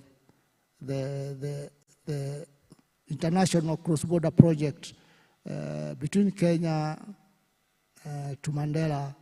Project involves a corridor of about 750 kilometers, and through the support of the World Bank, and leveraging on, blending with funds from the government of Kenya, able to ensure that that corridor is being developed, the road is being upgraded to tarmac standard, international standards, and also other infrastructures such as ICT and energy transmission lines are being constructed in parallel with with that highway. And then on public-private partnerships, we have had the development of Nairobi Expressway, which has been done with the support of the public-private partnerships. I'm mentioning this because these are part of the regional infrastructure priorities. But on the ICT, I mentioned about the Nairobi-Juba fiber optic link, where the government of Kenya has worked with the World Bank to ensure that the fiber optic is developed up to the border with South Sudan, and it's operational. So now it's a matter of mobilizing more funds to ensure that the link is connected to Juba, and South Sudan can be able to enjoy the high capacity and high speed broadband internet. Thank you. Thank you. Thank you so much, Dr. Zakaria, for sharing all this information and also highlighting the role of countries or member states to push for the implementation of the regional project. Now we turn to the second region that with us. We have Mr. Gishar, who is representing the Central Africa region. So we know that the region selected two key and strategic projects within PAP2, namely the backbone that will connect all countries of the region and also a data center. But we see from the project status that both of them that they are at early stage of feasibility study. So maybe, Mr. Gishar, I would like to know what are the challenges, the specific challenges faced by Central Africa region, and if the tools that are put in place both by the African Union Commission and AUDA-NEPAD, namely the strategies that have accompanied the PIDA PAP2, the implementation strategy, the financial strategy, the partnership strategies, and also the tools like as the SDM and the IPPF, if they are enough, or there is additional support that AU and also the partnering organization like UNECA and FDB need to put in place to support REX in order to accelerate the implementation of this project. Merci Soila pour les différentes questions qui ont été posées. Déjà pour commencer, dans le secteur des TIC, dans le programme PIDA, 2 projets ont été retenus pour l'Afrique centrale, pour la région Afrique centrale. Le premier projet, c'est le projet d'interconnexion des capitales des États membres. Et le deuxième projet, c'est la mise en place des infrastructures de stockage de données. Comme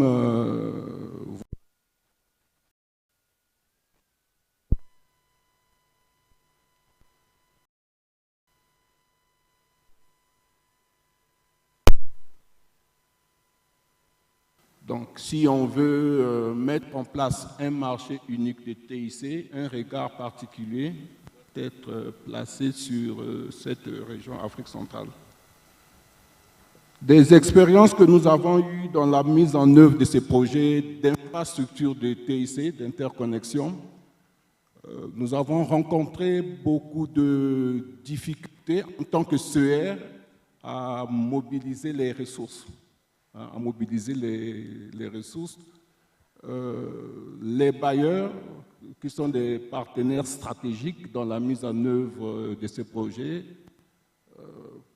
ont préféré travailler en bilatéral avec les États membres, en signant des MOU, en mettant en place des structures de financement. Et il y a cet aspect coordination-là qui n'a pas été pris en compte. Or, nous savons, lorsque nous voulons résoudre le problème global de la transformation numérique, les problèmes des infrastructures doivent être vus dans son ensemble. Parce que ces infrastructures doivent être intelligentes, doivent être normalisées, et puis les équipements doivent communiquer d'un État à un autre, raison pour laquelle la coordination est très importante. Déjà, il y a un fait qui a été marquant pendant le processus d'élaboration du PIDA PAP2. Si nous faisons un flash en arrière sur le PIDA PAP1, nous allons remarquer que le secteur de TIC occupait 3% du budget alloué. Dans tout le package des infrastructures, les TIC occupaient que 3%. Et là, je pense que lorsque nous voyons les tendances qui sont en train de se passer au niveau international, il y a un accent particulier qui est en train d'être mis dans le secteur TIC, parce qu'on s'est rendu compte, le TIC, c'est une source d'accélération du développement économique de l'ensemble de nos États membres, une source d'accélération du développement économique de la région et du continent. Donc, nous avons beaucoup travaillé au niveau de la sous-région dans la mise en place de l'environnement favorable pour attirer les investisseurs, dans l'harmonisation des réglementations nationales, et pour que l'espace de la sous-région redevienne seulement un marché unique, de telle sorte qu'un opérateur qui vient investir dans un État membre puisse avoir la facilité d'investir dans un autre État membre, que les conditions d'accès au marché soient les mêmes. Donc cette harmonisation-là a été faite. Et puis nous avons aussi élaboré des textes qui couvrent le secteur du cyberespace. Le cyberespace, s'il faut citer, la lutte contre la cybercriminalité, la protection des données à caractère personnel, et puis les transactions électroniques. Donc cet arsenal juridique-là, c'est elle qui nous permet de pouvoir mettre en œuvre le deuxième projet, qui est la mise en place des infrastructures de stockage de données. Et là, c'est la même chose qui s'est produite comme sur les interconnexions transfrontalières. Les États sont en train d'être accompagnés, comme je l'ai dit, de façon bilatérale par nos partenaires stratégiques, pour ne citer que la BAD, à mettre en place ces centres de données. Mais il y aura une difficulté qui va se poser. Lorsqu'on va vouloir disposer de notre sous-région des infrastructures de stockage de données sous-régionales, il faudrait que ça puisse communiquer. Parce que là, chacun installe au niveau avec une norme particulière. Or là, comme dans le cadre de la transition numérique, nous devons migrer vers la numérisation. Donc, il est important que ces aspects d'harmonisation, de normalisation puissent être pris en compte en amont. Et ça, c'est le risque que nous sommes en train de courir actuellement par cette approche-là que nos partenaires stratégiques ont pour travailler directement avec les États au lieu de travailler avec la sous-région pour harmoniser et éviter ces difficultés. Et aussi, c'est vrai, ces projets qui ont été élaborés par la sous-région, parce que nous avons aussi suivi le même processus que le PIDA. Nous avons un cadre à nous, on appelle le PAC 10, qui est le plan d'action consensuel de déploiement des infrastructures de communication électronique. La méthode qui a été suivie pour élaborer ce schéma directeur, si je peux l'appeler, c'était l'approche participative. Nous avons réuni les États membres, nous avons identifié ce qui peut constituer les projets communautaires et les États membres aujourd'hui se sont retrouvés dans ces projets transfrontaliers, donc qui parlent des infrastructures transfrontalières à base de la fibre optique, qui parlent des data centers, qui parlent aussi des points d'échange Internet, ce qui est vraiment important. Mon collègue de IGAD en a parlé, si on veut diminuer les latences. Parce que s'il faut communiquer entre deux États et que le circuit de l'information doit sortir de la sous-région, ça augmente les coûts, ça augmente la rapidité. Donc nous nous focalisons aussi sur la mise en place des points d'échange Internet. Nous avons sur les 11 États, il y a 4 États qui n'ont pas encore mis en place leur point d'échange Internet. Donc, pour ceux qui veulent connaître la liste de ces États, je pourrais la rendre disponible. Donc, des efforts sont en train d'être faits en discutant avec les partenaires pour que ces États-là puissent disposer aussi de points d'échange Internet, sachant que dans la sous-région, nous avons 2 points d'échange Internet régionaux que nous avons bénéficié avec le projet Axis, qui était géré par l'Union africaine, financé par l'Union européenne, ce qui a permis à ce que le Congo et le Gabon puissent disposer de 2 points d'échange Internet régionaux, ce qui fait que le trafic Internet dans la sous-région est circonscrit dans la sous-région. Hein, il ne sort pas. Hein, ça, c'est quelque chose de bien que le projet nous a fait bénéficier. Et aussi, dans le souci de renforcer la capacité des États membres dans le processus de préparation de projets. C'est vrai, nous avons des mécanismes qui existent au niveau du NEPAD, en parlant du SDM, leur système de delivery, mais nous avons constaté que les États, lorsqu'ils étaient, eux, ils élaboraient ce qu'on peut appeler les idées de projets. Et les idées de projets, ils avaient du mal à conceptualiser ces projets-là pour qu'ils puissent être présentés au niveau de partenaires. L'approche que nous avons prise au niveau de la CEAC, c'est de pouvoir élaborer un programme régional de renforcement des capacités des États membres dans le processus de préparation des projets, hein, en respectant le standard qui existe au niveau de nos partenaires. Je veux parler par là l'approche du cadre logique. Hein, donc aujourd'hui, nous avons un programme, il y a 3 ans, il y a des échanges qui ont été menés avec l'ODAN-NEPAD pour que l'ODAN-NEPAD puisse nous accompagner dans la mise en œuvre de ce programme. L'avantage de cette approche est que au niveau de chaque administration qui est en charge de la mise en œuvre des projets d'infrastructure, il y aura une équipe qui sera dédiée dans la préparation des programmes.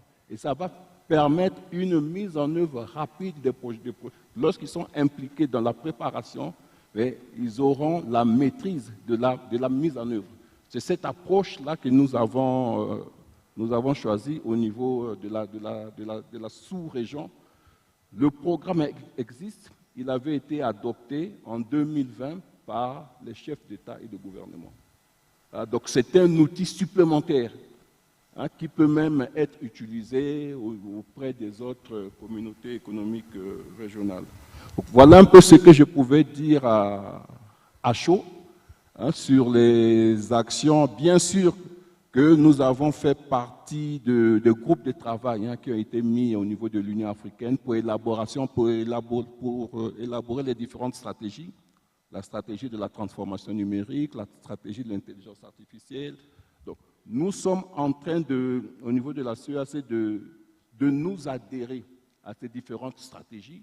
Nous allons suivre la même approche que nous avons faite, parce qu'au niveau de la CEAC, lorsque nous avons élaboré notre convention sur la cybersécurité, la convention de Malabo, l'approche que nous avons utilisée à la CEAC, c'était d'élaborer des lois types, hein, qui devaient permettre aux États membres de customiser, leur texte afin qu'ils puissent être alliés à la convention de Malabo. C'est la même approche que nous allons suivre.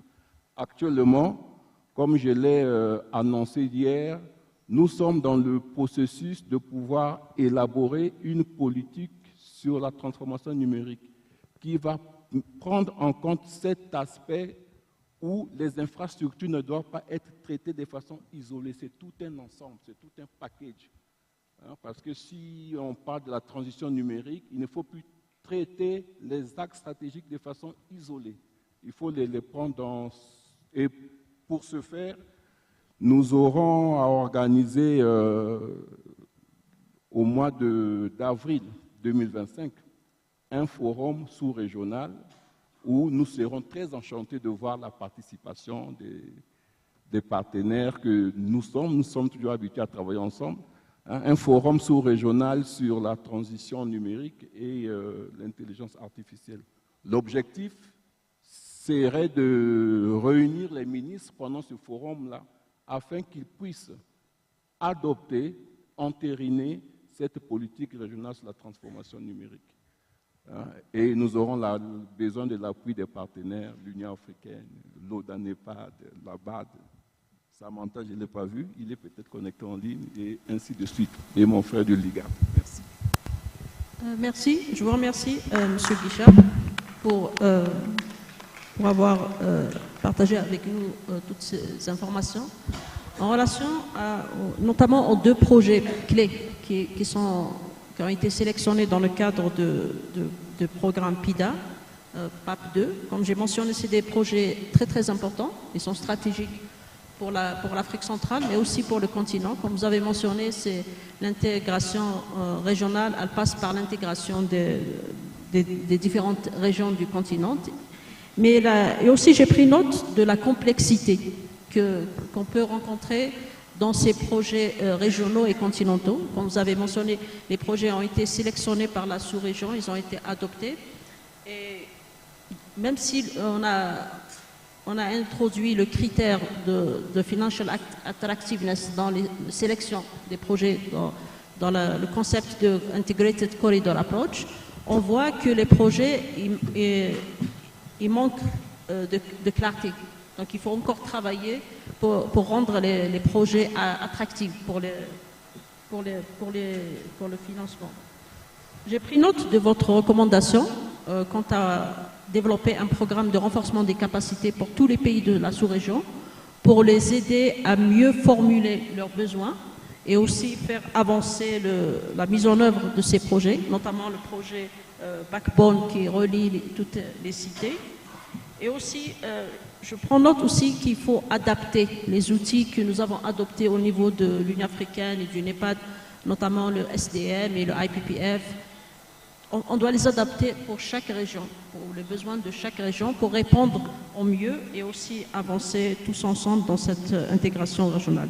Donc je vous remercie infiniment pour le partage que vous avez fait avec nous et on aura l'occasion de revenir vers vous si on a des questions dans la salle. Now I move to the representative of member states. We have Kenya, who is a member of the East Africa region, and we have heard from IGAD that the project on the regional data centers and the point of connectivity between the different countries of the region reached a level of almost level of financial close, which shows like a good example of progress. My question is, as member states, how you find this engagement like with in the implementation of this regional project? What were the challenges and also what are the opportunities as member states when you engage in these regional projects and sometimes you take the lead to advance the project? Thank you, moderator, for that. First, let me start by saying that digital connectivity, where we are at right now, is a fundamental and key driver to socio-economic development. From statistics, we are aware that digital economy is growing at above 2% of the other traditional economies. And the global right now percentage in terms of digital economy is at an average of 15%. But if you look at the African continent, I think the highest is at around 6 to 7%. Which means we are, as a continent, we are very far from reaching the global average in terms of digital economy development. Therefore, we are playing catch-up, or we are yet even to reach the global average. And one of the factors that is leading to that is because of infrastructure and development in terms of digital infrastructure. And this means that we cannot achieve a digital transformation as a continent, and it cannot contribute even to our socio-economic development if it is not there. So it is critical, and as a country, as a member country, that is one of the driving factors that is leading us to be at the forefront, even of being the gateway for the region, because we have invested in the basic infrastructure to make us a gateway for the other member countries to be able to access the basic digital infrastructure that can drive this transformation for the continent. So there are many challenges that we have gone through, and just a few. Of course, infrastructure gaps and funding constraints are resident in all our member states and at different levels. So for us to be able to achieve the transformation that we need, we have come to reach the same level. And that's the reason why if you come to our member states, you find the cost of accessing digital services is different and actually very varied. In fact, the differences are so huge, you might not believe. Just moving from one neighbor to the other, you might find the services cost even 5 times more. And we are just neighbors next to each other. So this is one of the factors that really for us to be able to move together, then we have to bring this cost to some level of uniformity across the entire region. And through that, we shall be able to catalyze the development of the region together. Yeah, the other challenge, of course, is the regulatory and policy framework. Digital infrastructure being structures. We require some level of policy to be formulated. Member countries to agree on the structure, just like any other transboundary infrastructures. And this where we need a lot of support in member states continuing engagements. So we have very many forums that have come up to support this, both at the various regional bodies and institutions we have. We have the East Africa community, we have the IGAD community, we have the COMESA region, we have the Smart Africa initiative.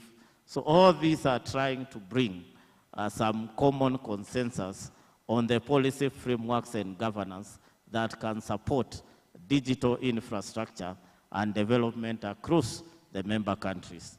So the other challenge we have, of course, is the limited institutional capacity, which is at various levels. So you might find in one member state, there is a regulatory body to manage the sector. You go to another member state, that regulatory body does not exist. So there is no agency even to engage in terms of aligning to manage the sector. So those are some of the gaps that are there. And I believe as we continue to engage through forums like the AUDA NEPAD, with support from other development partners, we'll be able to overcome some of these gaps, and we will work together, both as member states and as a region.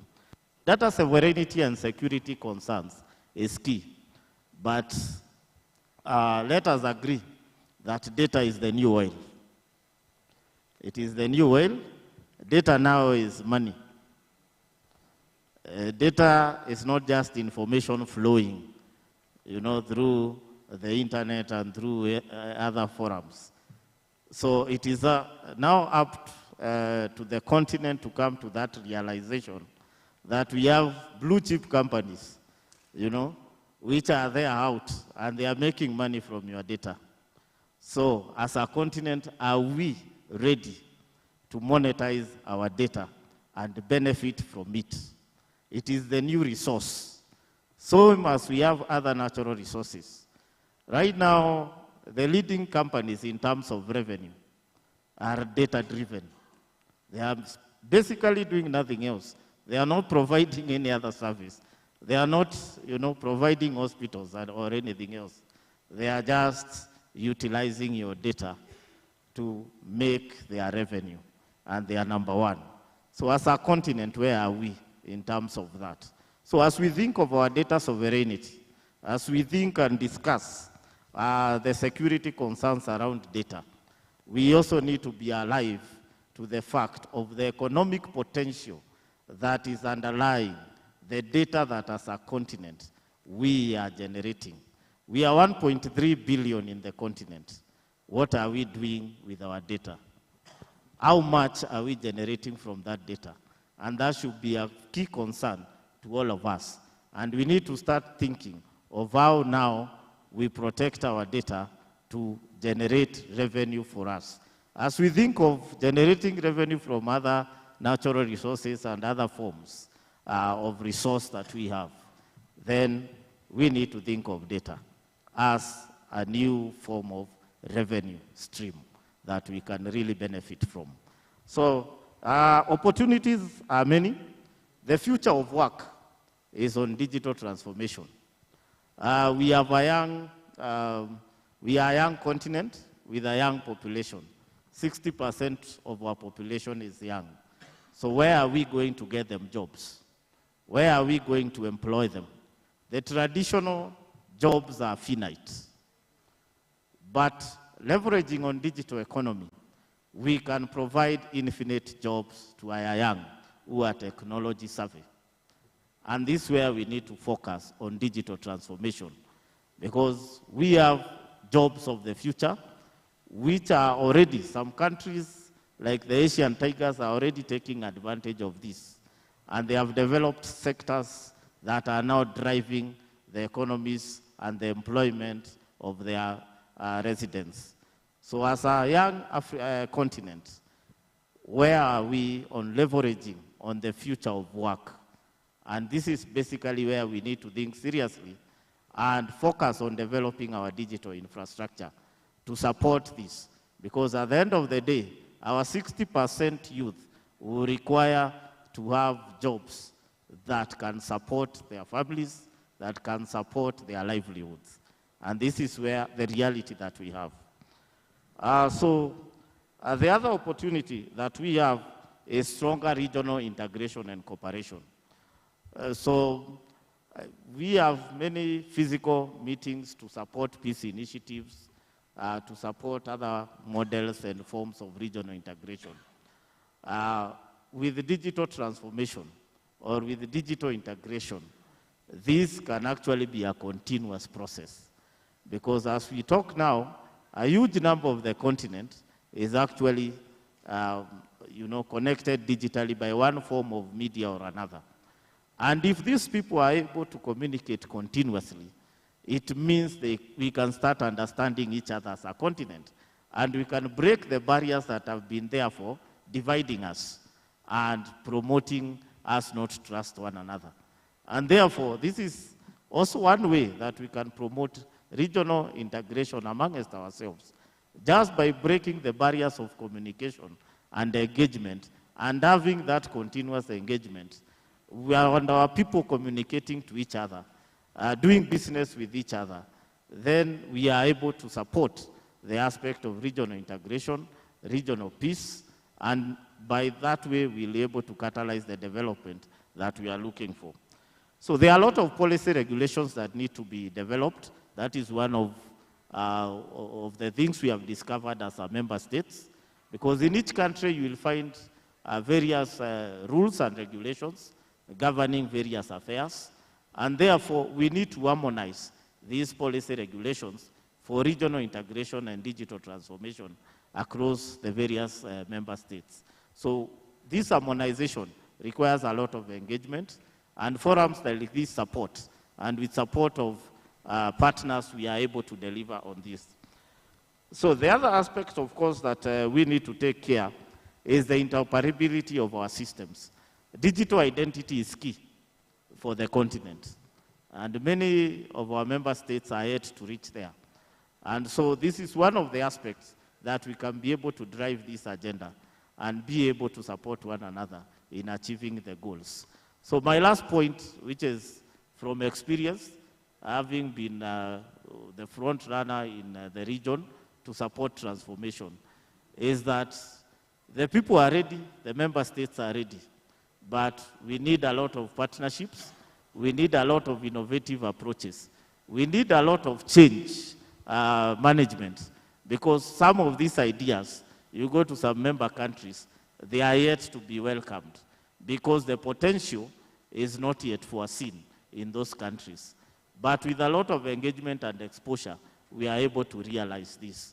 So we have been able to move far because of various partnerships and donor support that we have received, and of course the vision and innovative approach that we have had. Currently, we are looking at more private sector-driven approach, where we want to catalyze our private sector to come on board and support us. Because for the last 15, 20 years, it's the public sector which has really been the front runner to build the base, and where now the private sector can come and grow from that base. So we want now the private sector to come on board, support us, you know, partner with other international people there that are in the same aspects. Because one of the key challenges of technology is how fast it changes. And we have to be alive to that. So one of the key gaps that we really have, which Zakaria has tried to bring out, is we bring projects into ideation, but before they start being implemented and get funding, maybe it's 4 or 5 years down the line.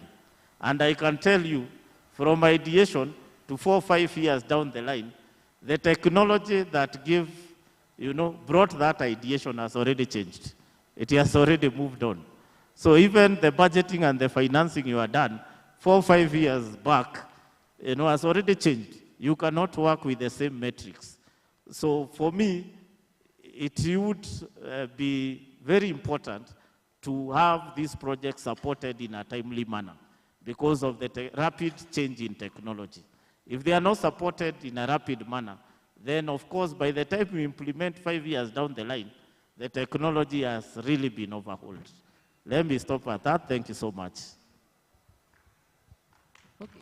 Thank you so much for highlighting the importance of ownership and commitment of countries to implement regional projects, and also the need to increase investment in digital infrastructure as they are the precondition of the development of digital economy. You mentioned the importance of bringing on board the private sector, and this takes us to the next question to Mrs. Prima, is how can we mobilize the private sector to participate in this regional integration, and also how, if we take the ICT sector, which we have like the estimation of the projects, there are 5 billion. How can we mobilize 5 billion between the 2021 and 2030, while we rely on public-private partnerships, and what additional new mechanisms or new partnerships can we put in place? Thank you very much. Like you introduced, my name is Prima Atugonza, and I work with the African Legal Support Facility. At the ALSF, our role is we're housed within the African Development Bank, and we are a facility that was created to provide advisory and capacity building support to governments. So that's the lens through which I'm going to be answering the question on how we can mobilize private sector investment. I think that we're singing from the same hymn sheet. With Mr. Kiria, we must have done the same homework because it's almost word for word. The first thing that we have seen in our role as an advisory facility is a song that we've been singing for a very long time, and that's the song on harmonizing of laws and regulations. And it is a song that we will continue to sing until it's actually done. Now, when it comes to PPPs, there's been a lot of progress. And there's been a lot of progress with CIMAC, there's been a lot of progress with ECOWAS, and that progress is seen in regional approaches to PPPs. Like Mr. Kiria said, the problem with ICT projects, regional ICT projects, are extremely complex, and they are complex at many levels. The first level is, of course, the rapid change of technology. The second thing is the fact that it's regional, all countries are sovereign, and they will have a different approach to projects. And of course, the third thing is that you are trying to involve the private sector, which is looking to get its profit back. So you have complexities at 3 layers, and you are trying to mobilize infrastructure. The financing. The good side of ICT projects is they're very highly rewarding. So unlike social sector PPPs where you are looking for ways in which you will get the profit back, if ICT projects are well prepared, they're extremely highly rewarding, and so the private sector is really interested. Now, on top of harmonizing the laws and regulations that I think has been talked about extensively, another approach in terms of harmonizing is harmonization of the approach to projects. Now, all the projects that we have seen as a facility, governments come to us looking for advisory support. Now, one government will come to the facility looking for advisory support, but the project is a project that moves across 4 governments. So the first harmonization that we need is that countries must demonstrate that they are all willing to get involved in this project. Right at the beginning, there is no country that you're going to take to an already done feasibility study and expect them to have skin in the game. So the first thing is, when it comes to regional bodies, countries must all be involved right from the beginning. The second point is that there must be an agreement as to the approach to the project. One of the issues that we've seen in the projects that we see is that different countries have different ideas on how they're going to implement this project. So the question is, are we going to have one special purpose vehicle? Are we going to have four special purpose vehicles? And so before you approach the private sector, all the governments that are involved must have agreed the approach. The last one is the approach to negotiation. When we approach the private sector, all the countries that are regionally involved and are looking for investment from the private sector must be agreed, and that is really our sweet spot as a facility. We are able to help countries to demonstrate interest by helping them have some form of agreement that shows that they have skin in the game. We are able to help countries negotiate amongst themselves so that there is a united front before the private party, and we are also able to help the countries to actually negotiate these contracts that are able to help them to get financing. I know we're pressed for time, so I'll stop here. Thank you so much for all this information. And we agree with you on the complexity of ICT project, and it is new, also it is a new sector. And also in ICT, we have both the hard infrastructure and the soft infrastructure. They are equally important.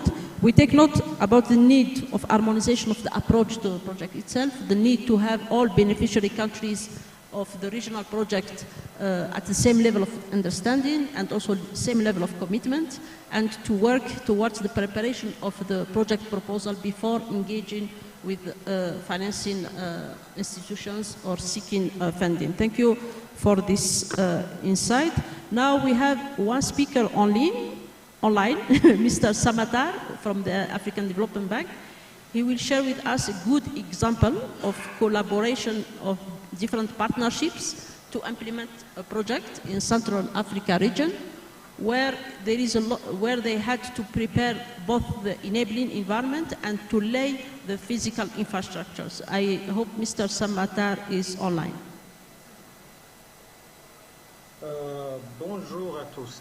I am going to speak in French in order to balance a bit and to not leave my brother Guichard alone. I don't know if Mr. Samatar is ready. Yeah. Sorry, can you hear me? Mr. Samatar, you are muted. I'm not? Yeah, now we can hear you. Can you hear me? Yeah. Thank you so much for joining us. So I would like to shift in French, as I said, in order to balance a bit and to not leave Guichard alone. And I'm also going to talk about Central Africa region. Donc merci Sohila pour la question. Effectivement, alors le projet de la dorsale à fibre optique d'Afrique centrale, juste pour vous donner un peu une perspective. Il a démarré en 2007 avec la déclaration de Brazzaville, des chefs d'État de la CEMAC, je crois. Ensuite, nous avons commencé à travailler avec une autre institution sœur. Alors jusqu'à 2012, nous avons essayé de monter un projet régional. Alors c'était un peu compliqué parce que c'était un projet dont la conception essayait de tenir compte à la fois des réalités locales et des réalités régionales. Alors, à partir de 2012, nous avons changé d'approche parce que, comme ma collègue vient de dire, c'est très compliqué. Hein, les projets régionaux sont très complexes. Alors, l'idée, c'était de garder le caractère régional tout en implémentant ou réalisant les projets au niveau national.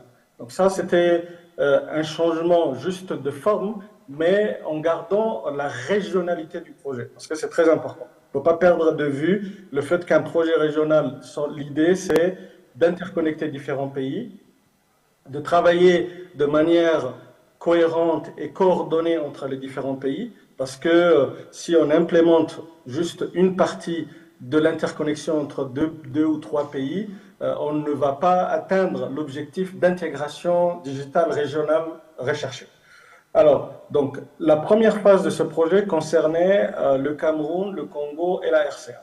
Donc, juste pour vous donner une perspective, alors pour le Congo et la RCA, ils disposaient déjà, pour le Congo et le Cameroun, ils disposaient déjà d'un backbone national, même s'ils n'étaient pas interconnectés entre eux. Alors pour la RCA, la donne était complètement différente parce qu'il fallait construire le backbone national de zéro. Donc, parce qu'il n'y avait pas de fibre, le pays jusqu'à, en fait, dans la situation avant le projet, utilisait exclusivement des liaisons satellitaires ou des liaisons par faisceau hertzien via les pays voisins avant d'attraper les câbles sous-marins qui ont des points d'atterrage dans les pays limitrophes côtiers.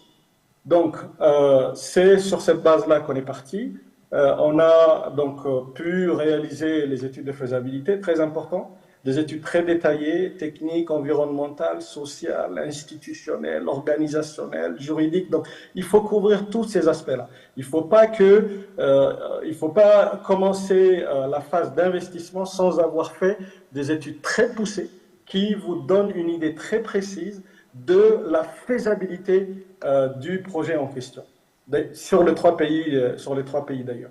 Donc ensuite, il a fallu innover en termes de montage financier.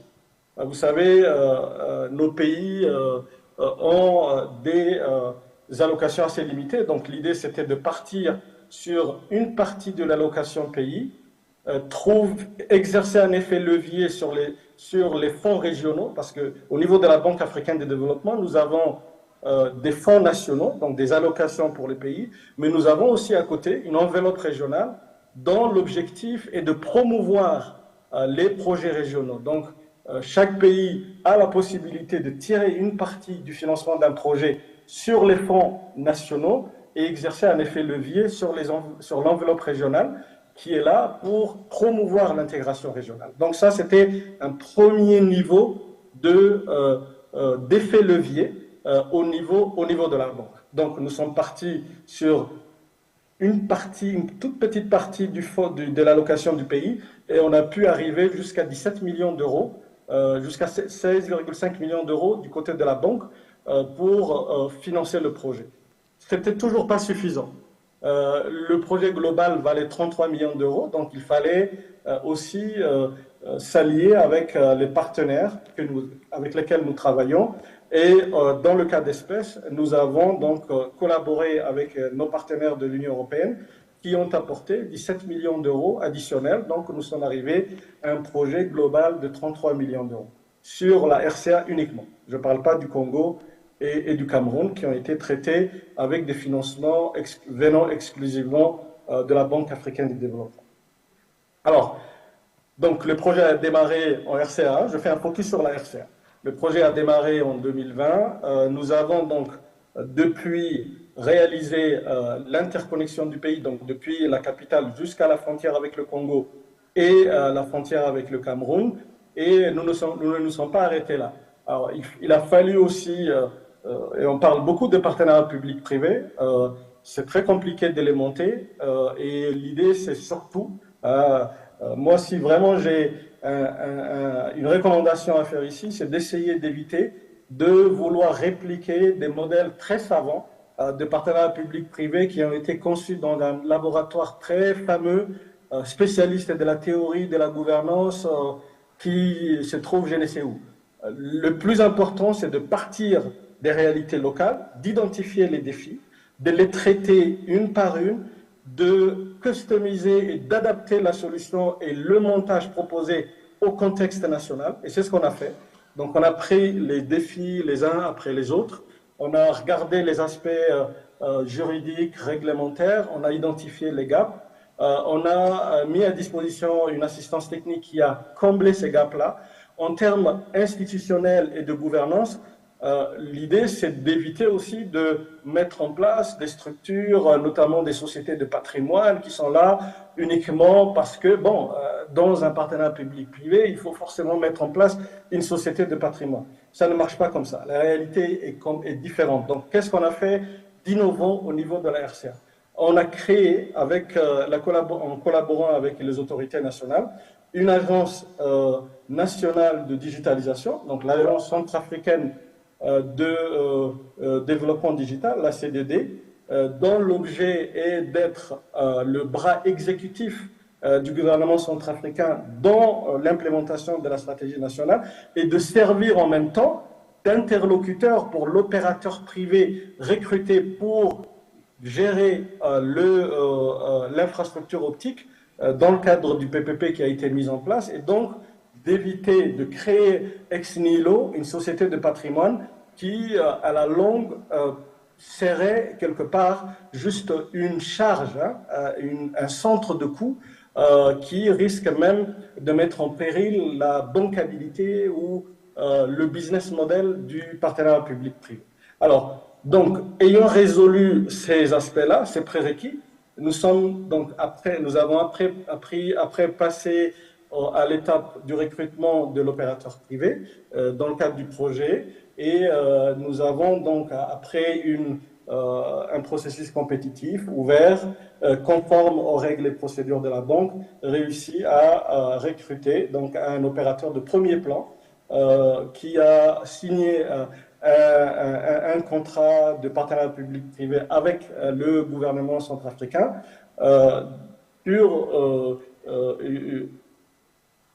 qui concerne en fait l'exploitation, la maintenance, la commercialisation et l'extension du réseau national. Donc voilà, juste pour vous donner une idée en termes de montage du projet, par où nous sommes passés et à quels résultats nous avons abouti. Alors, il ne faut pas seulement se concentrer sur les aspects infrastructurels, il faut aussi tenir compte des besoins en termes de compétences digitales. Donc, nous avons aussi, dans le cadre du même projet, mis en place au sein de l'université de Bangui un centre de formation digitale qui est aussi associé avec un incubateur pour à la fois couvrir les aspects formation et les aspects innovation et entrepreneuriat. Donc, en résumé, voilà ce que je voulais dire. C'est important dans le cadre des projets d'intégration régionale de tenir compte des difficultés liées à la complexité des projets régionaux, de les concevoir sous une vision régionale, mais en termes d'implémentation, nous sommes passés par des composantes nationales tout en gardant la visée régionale de ce projet. Et nous en sommes satisfaits. Les leçons apprises vont nous permettre aussi de répliquer le même modèle dans d'autres régions du continent en tenant compte, encore une fois, des spécificités de chaque pays. Merci de votre attention. Merci beaucoup, Monsieur Samata. C'est nous qui vous remercions pour le partage de cet exemple réussi, qui reflète qu'avec la bonne volonté et aussi quand on prend le temps de faire l'analyse de chaque pays, de chaque région et de proposer des solutions adéquates, on peut y arriver. Normalement, le temps alloué à cette session a expiré, mais nous avons eu, les collègues de la prochaine session, ils ont eu la gentillesse de nous allouer 10 minutes de plus, juste pour prendre quelques questions. Donc, s'il y a des questions dans la salle, on peut prendre 2 à 3 questions avant de conclure cette session. Est-ce qu'il y a des questions? Oui, madame. Madame, from the first.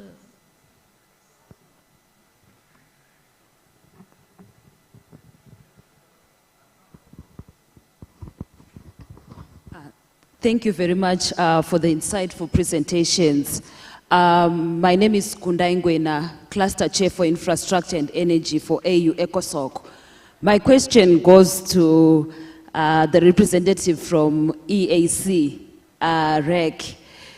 In line with our communities where some of these projects will be operating from, how are communities benefiting? Because we have seen that most of these projects, through our interactions within the ECOSOC, amongst our members, we have communities being left out especially because of relocation, paving way for these projects before the rest of the other citizenry within member states. Thank you. Thank you, Madam. I see another question. Thank you very much. My name is Dr. Martin Koyabe, and I work with the Global Forum on Cyber Expertise. Mine is very short, but the point is I want to agree with John Kiria from Kenya that data is the new currency.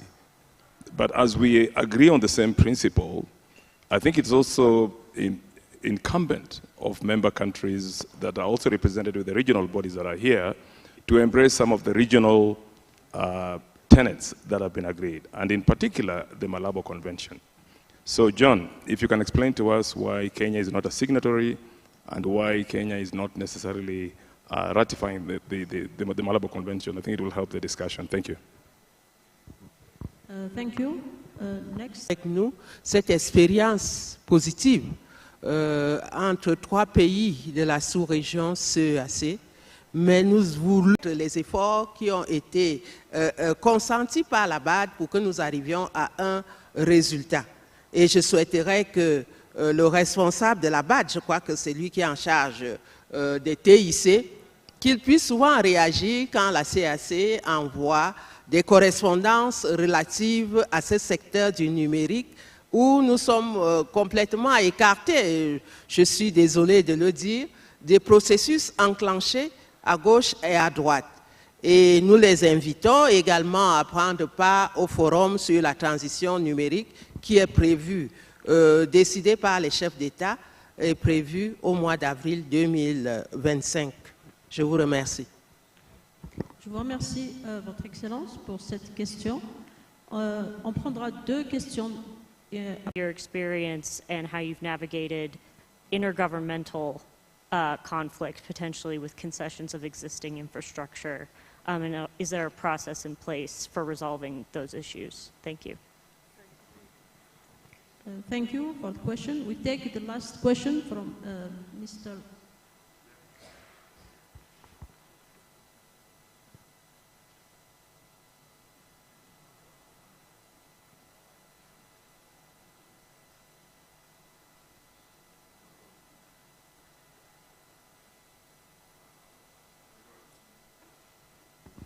Bonjour à tous.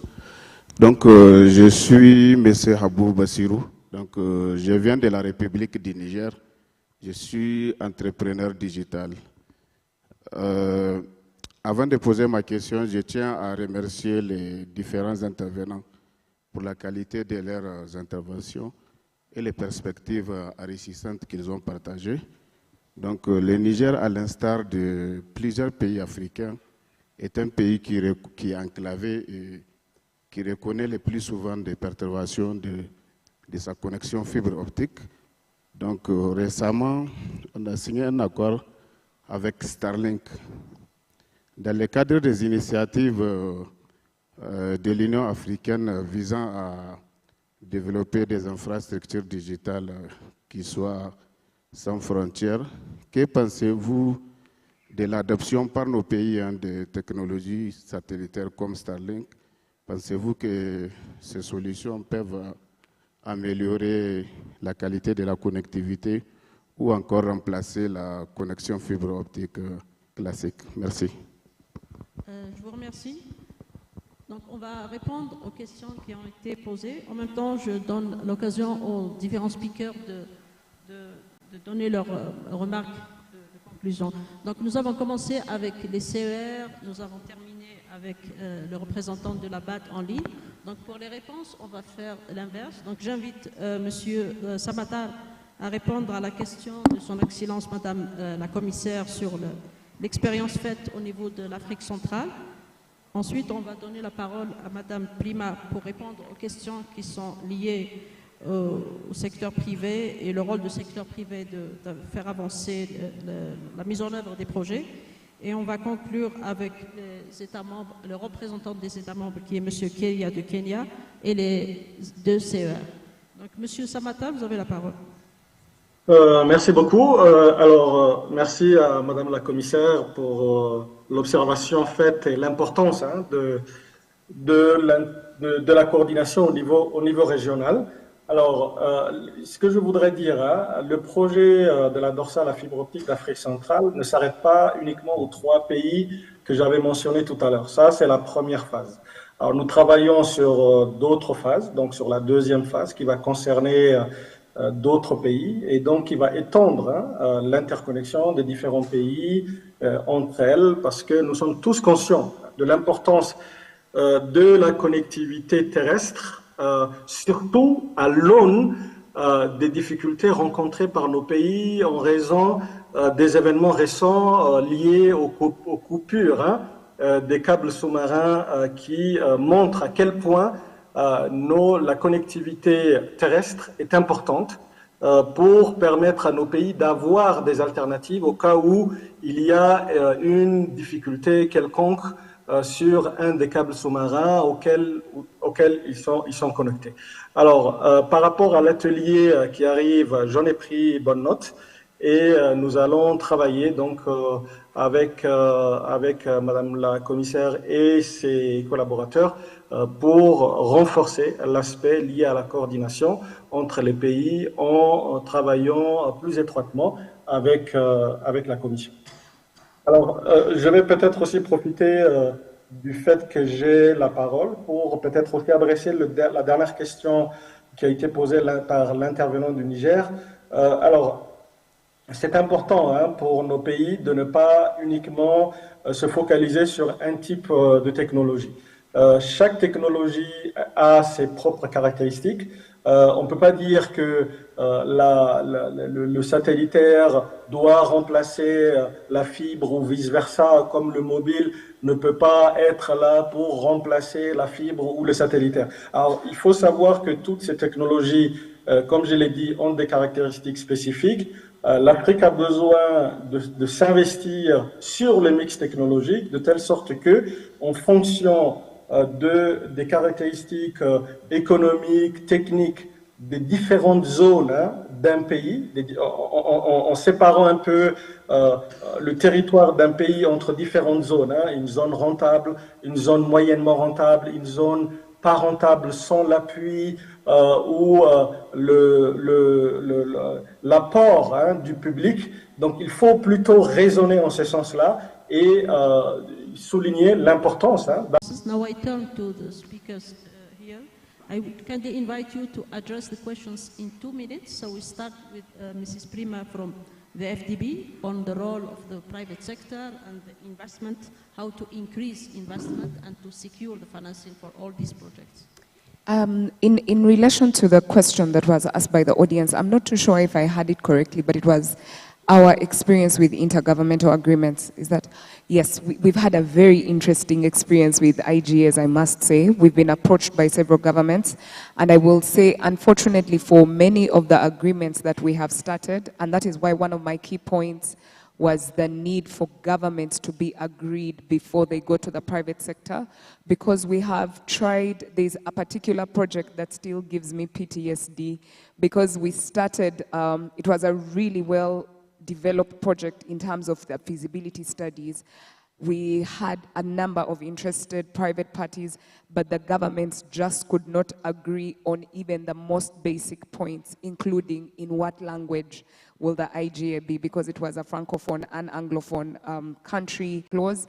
We have a few other projects in the pipeline where we're trying to do negotiations with governments, but I agree with you that it's one of the most difficult issues in trying to get agreement with governments before you go to the private sector. So that's our experience. We are covers companies that were covered under that agreement globally were only 11. But there is a rationale behind it, and this is what I was basically driving at when I was saying data being the new oil.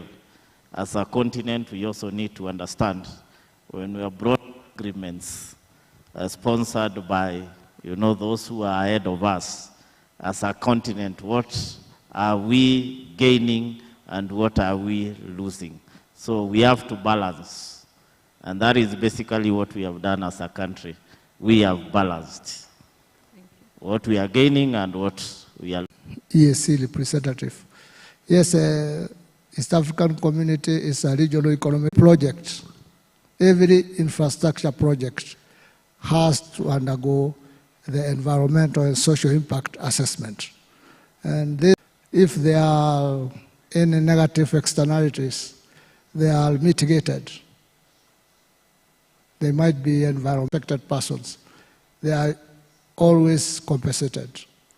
The effects from the project are minimized to the minimum. Because the project, of course, there is those effects to benefit these communities. But if there is a dispossession of land and other effects, these are supposed to be addressed, and the community optic cable. There is a... Thank you very much. Now we move to Mr. Gishard Sangu as the last speaker. We kindly invite you to respond to the questions and also to make concluding remarks of this session. Thank you.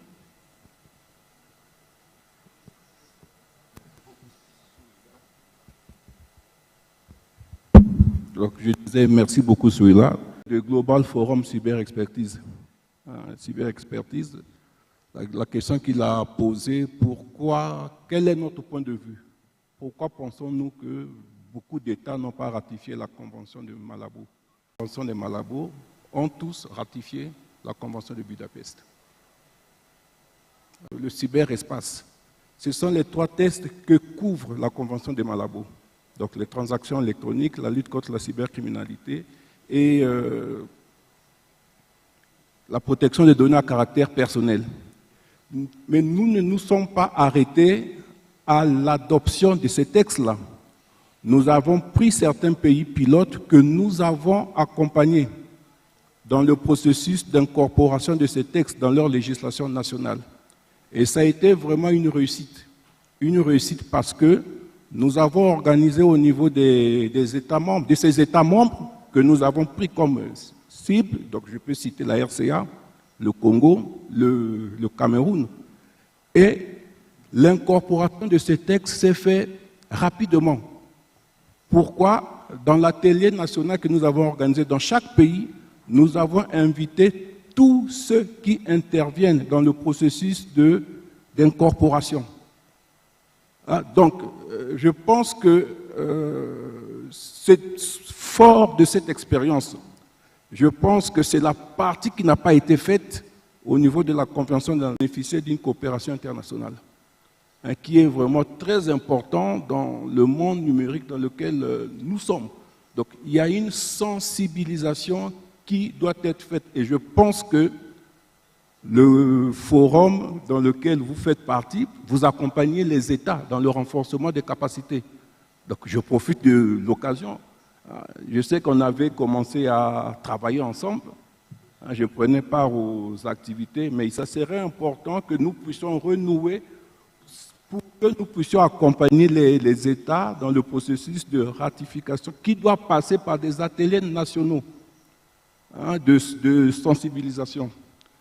Et je pense que la question de la couverture qu'on veut faire sur le territoire national, donc nous savons tous que généralement dans les zones rurales, qui avaient été aussi posées, comment les CER sont prises en compte au niveau des stratégies qui sont élaborées au niveau continental, institutionnel de mise en œuvre du PIDA qui existe, où il existe un comité de pilotage dans lequel toutes les CER sont représentées. Et l'ODA n'est pas qui est chargé d'approcher les partenaires lorsque les ressources sont mobilisées. Le comité de pilotage discute en fonction du portefeuille de projet que chaque communauté économique régionale a pour entamer la mise en œuvre. Mais ici, il est quand même important que je le dise, parce que des leçons que nous avons apprises lors de la première phase de la mise en œuvre du PIDA, PIDA PAP 1, est que les États n'étaient pas trop impliqués dans la mise en œuvre.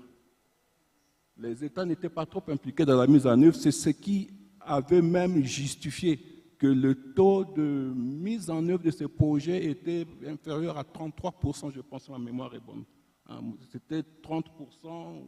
Donc là, dans le processus qui avait conduit à la sélection des projets, on a mis l'État au cœur du processus de sélection de ces projets, parce que c'est le dernier bénéficiaire en fait. Et là, on espère à la fin de 2030, nous aurons un taux de couverture supérieur à 30% ou à 33%. Je vous remercie. Merci beaucoup. Je vous remercie beaucoup. I kindly invite you to join me in thanking all our speakers for all the informations and good ideas they shared with us as we discussed how to move the regional projects, namely the PIDA projects, from the concepts, from the feasibility study to implementation, how to secure sustainable funding. We have seen the role of private-public partnerships. We have seen a very good example of partnerships, of collaboration of different partners and to implement concrete projects. We take note of the proposals that need to be done by member states, need to be done through the RECs, just to facilitate collaboration and to ensure coherence and convergence and harmonization of the different projects. This marks the end of this session. I would like to thank our speakers once again, and also I would like to thank my colleague Brian from Auda NEPAD, who put this session together, who is the one who structured this session. So I kindly invite you to thank our speakers and my colleague Brian.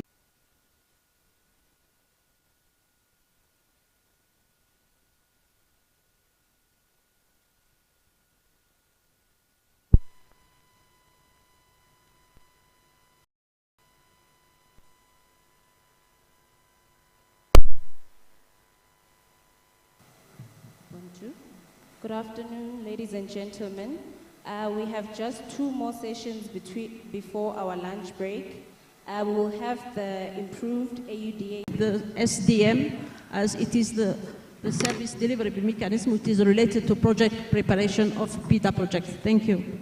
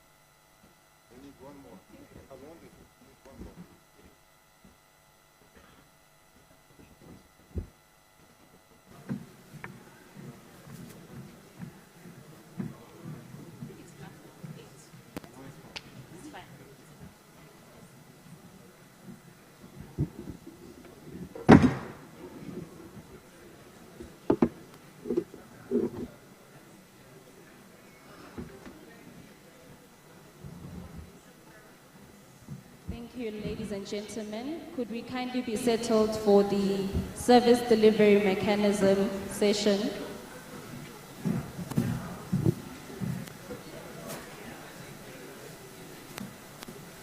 Our session is about to start, ladies and gentlemen. Could we kindly be settled?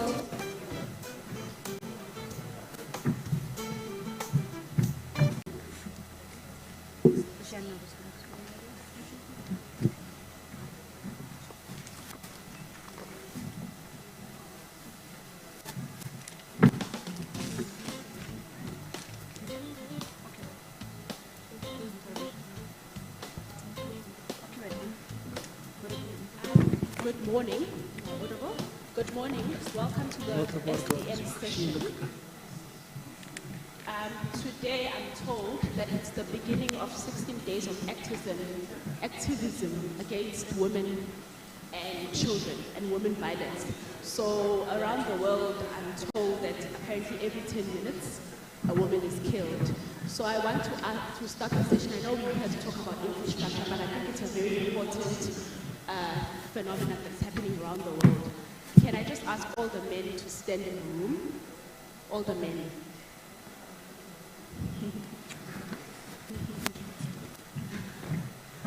All the men standing. Can you please look at the women around you and look at yourselves? And thank you so very much for this. It's really important. So welcome to the session on the service delivery mechanism and continental business network for accelerating early stage project preparation. The session seeks to address challenges in early stage project preparation, financing, particularly in the complex regional transboundary projects.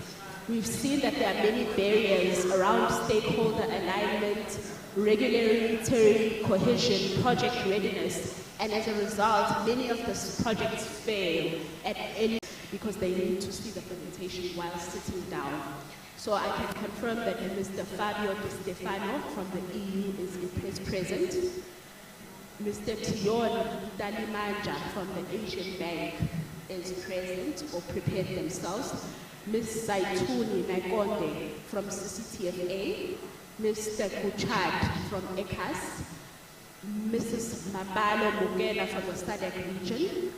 Mr. Mida Smalia Zebe from Chad is also here. And Mr. Tahani Sleet from Egypt is also here.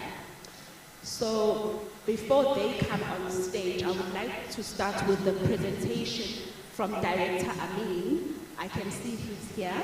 And if Director Amin can please come on stage. So while he is coming up on stage, Director Ibra, and Director Amin, so while Director Amin is coming on stage to provide his presentation, he is the head of the infrastructure cluster at Oudanepe, and he will be speaking about the SDM, the improved version, how it interlinks, how it is an improved tool for accelerating project financing and early stage project preparation.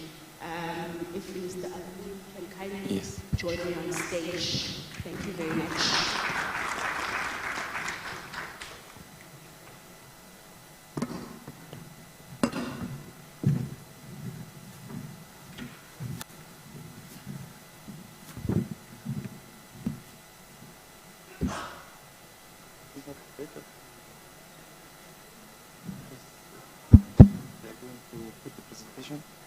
Yes. Okay. Say again. Yeah, I prefer. Yeah, I can see it from here.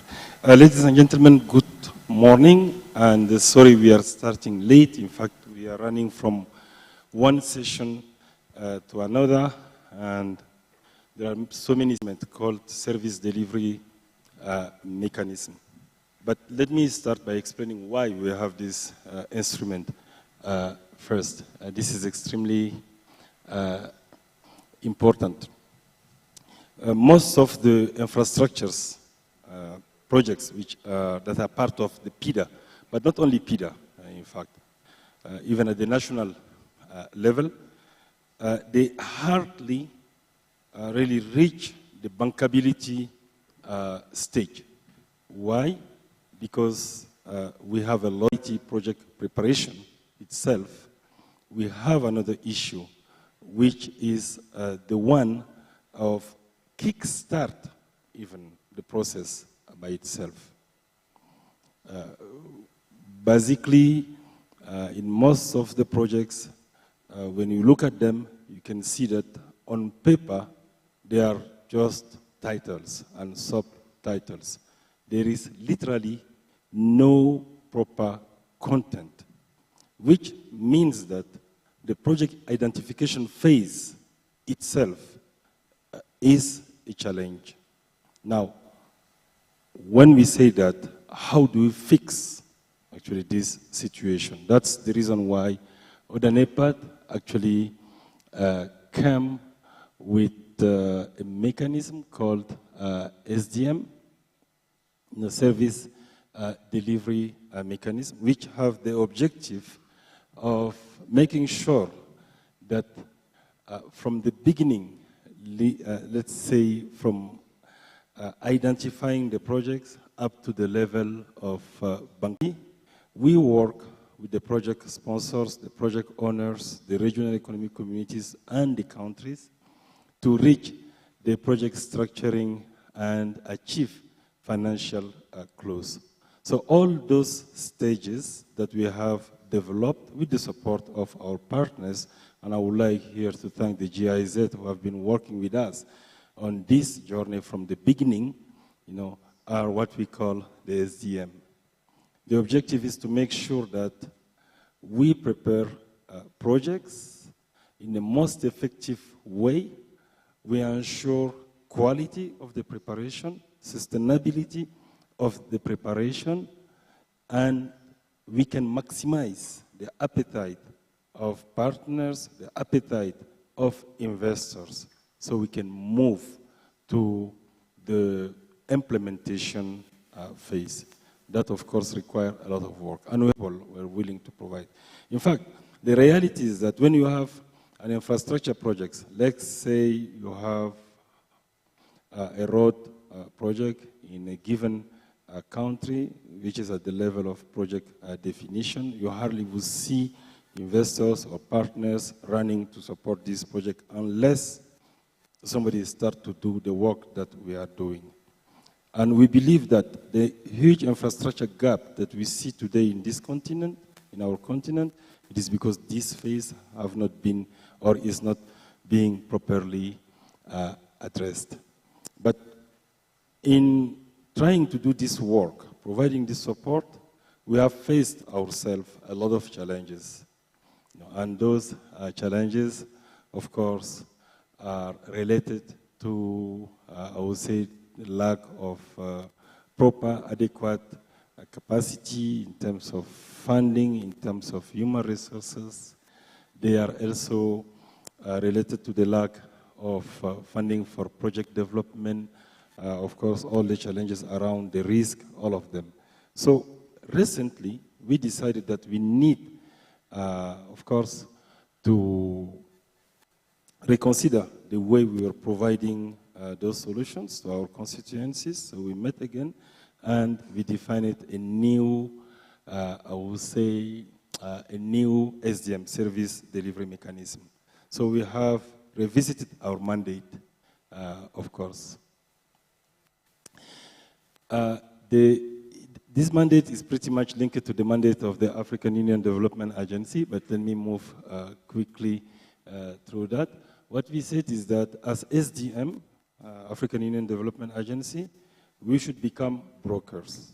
Rather than just providing technical capacity, we should do actually much more. What does it actually mean? It means that from the early project preparation stage, we should make sure that we front this about risk mitigation, risk identification, risk mitigation. We should make sure that we work closely with the project owners. We connect them with the project developers and with potential investors, with partners. So this is the work that we started actually to do, through this new SDM, which for us means a lot. When we say bankability for us, it means that the project meets all the requirements from the financier, being public financing or private financing. So that means that in terms of mitigation of risk factors that affect the project at the national level, at the local level, at the regional level, but also at the global level, which is extremely important actually to do that. It means as well that we clearly raise the capacity of the implementing agency or the capacity of the project owner themselves, because sometimes, especially for big public projects, and we have seen that today in the previous session, we've been talking about a rail project, for instance, in Chad. They have actually a national railway office, but they have projects as well. But there is a fundamental challenge there, which is the capacity of this office itself. So for us, raising the capacity is part of the risk. And of course, we do undertake as well the upfront preliminary financing model. This is very important.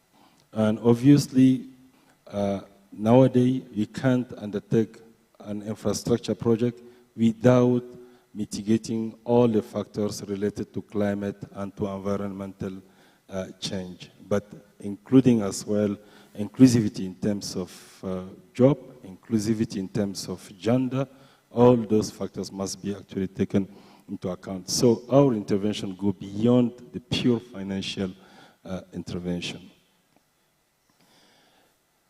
I will pass quickly on that one, but just maybe to mention that the SDM as of now have provided a lot actually to some of our projects, especially on the CMP, we've been working a lot, but we believe that going forward, SDM should not just actually be focusing on infrastructure projects. We must as well move beyond and start providing services for special economic zone and industrial development projects, because at the end of the day, an infrastructure project or an industrial development project more or less have the same challenges, especially here in Africa, in terms of accessing to financing. It is just the size that actually can be different, but when it comes to preparation, they may have the same challenges.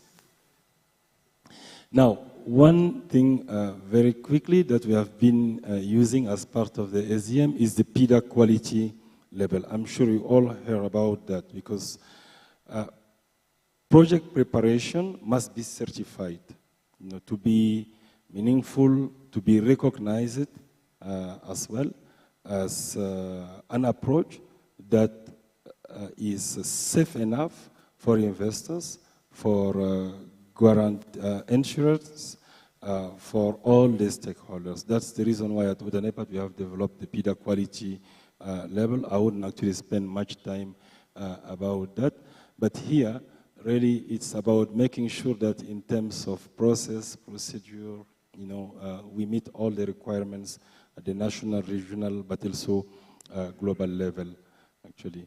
During the first day, I think on Monday, we had actually in the conversation explored maybe the possibility to connect, why not the PIDA quality level to the Blue Dot network to see, how much they are aligned. That would be actually a good way as well for us to move.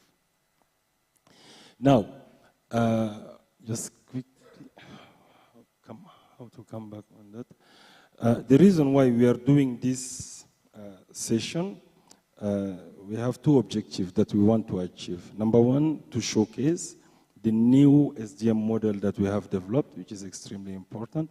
But number two, we want as well to advocate to all the partners, the traditional one, but also new partners, and ask them to join us with the SDM.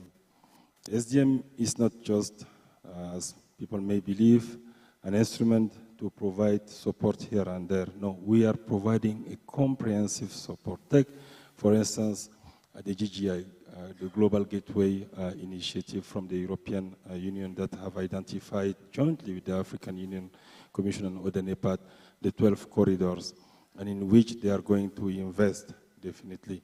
For us, SDM is an instrument that can be utilized by regional economic communities, the countries, but also the EU and other partners to undertake the pre-feasibility of the projects that have been identified so that we can accelerate their access to bankability. This is extremely important. Otherwise, we would end up, again, in a few years, with a massive initiative, which is there, no projects ready for bankability, on the other hand, and in the middle, we, all of us, stakeholders, EU, FDB, World Bank, African Union, meeting and lamenting about the fact that there are no projects in the project pipeline. And this is a risk, and we want to avoid this. That's the reason why, with our partners, especially the GIZ, the African Development Bank, we say, let's actually build this instrument. Of course, there are other instruments that we want as well to cooperate with, like there is a project preparation facility from Africa 50. We know that you have as well project preparation facilities within the African Development Bank, Asia Infrastructure Development Bank, and many other regional development banks. But the SDM is the only instrument that so far is providing support in terms of early project preparation and with the aim to take regional projects to bankability, basically all the PIDA projects, but not only the PIDA projects, projects that are also being promoted by the regional economic communities and projects being promoted as well by our countries, but that have a regional dimension. We have something unique that the other, I would say, instruments don't have. First, what actually makes us unique is our, I would say, capacity to connect political leaders that you don't have necessarily elsewhere. You know, that's number one. But to connect as well, I would say, leaders from the regional economic communities, you know, and to make sure that we can figure out how to fix problems, you know, upfront. We can identify them. So it goes beyond just providing technical assistance and technical expertise. So that's the reason why for us the SDM is really an instrument in which we all must invest. So I will stop here. There is a presentation coming from another colleague, Barbara. She couldn't be here. She's in the US. She will connect actually from there. And we'll be ready to respond to your questions. It's a journey in which we really want to invite you to join us. It's a fantastic instrument, and we really want to promote it and make sure that it's already functioning, but it will deliver much bigger impact if we have the other partners joining us. And I want to name them: the EU, of course, Power Africa is about to come, EIIB as well, why not? We have all the regional banks, DBSA, you know, BOAD, for instance, TDB as well. We want really to sit with you and explore the opportunity to see how we can use this instrument to not just promote, but make sure that we fulfill, we actually start filling up the pipeline of bankable projects at the national, regional, and continental level. Thank you very much for your attention. Thank you so much, Director Amin. If I can get somebody from technical to remove the podium. So we've seen the presentation from Director Amin. He set the scene in terms of making us understand what is the service delivery mechanism. So AUDA NEPAD has been on a series of working sessions, if I can put it like that, to improve this SDM, listening to the member states, listening to what are the needs of the infrastructure development out there. So we will welcome an online presentation now from she's Dr. Barbara Samuels. She's the Executive Director of Global DF. She has over 30 years experience in international financing. So she will give us like a brief overview of this improved version of the SDM, how it would look like forward and how we can utilize it to accelerate project financing. Thank you, Barbara. Thank you. It is an honor to participate, and I'm very, very sorry. It's 4 o'clock in the morning in New York. So I'm sorry to be joining you in this way. I'm going to share my screen. Can you see it? Yes, we can see the screen. Wonderful. Okay. So my purpose here is to provide an international perspective for SDM and its importance. So I'll briefly go over the imperative of delivering on Africa's infrastructure, how we're failing to do that, the opportunities, the value added of AUDA, NEPAD, and critical success factors. So just to reiterate and to provide some stark numbers, we are failing to deliver infrastructure, regional as well as national, in Africa. And it's very stark when you compare the, for example, electricity access, water access, broadband across, especially sub-Saharan Africa versus the rest of the world. We have a huge challenge to make this work. Also, to provide some numbers to back up Amin on the massive failures in project development, project preparation in Africa. A study done by McKinsey quantified that only 10% of Africa's infrastructure projects reach financial close. So there's an expression, in fact, Amin, you used it at the workshop, the valley of death. You know, we're good, as Amin said, in project identification, but when it comes to fleshing out the projects so that they will be financially sustainable, they will deliver the services that are required, that they can actually get to financial close, we fail. So what do we do about that?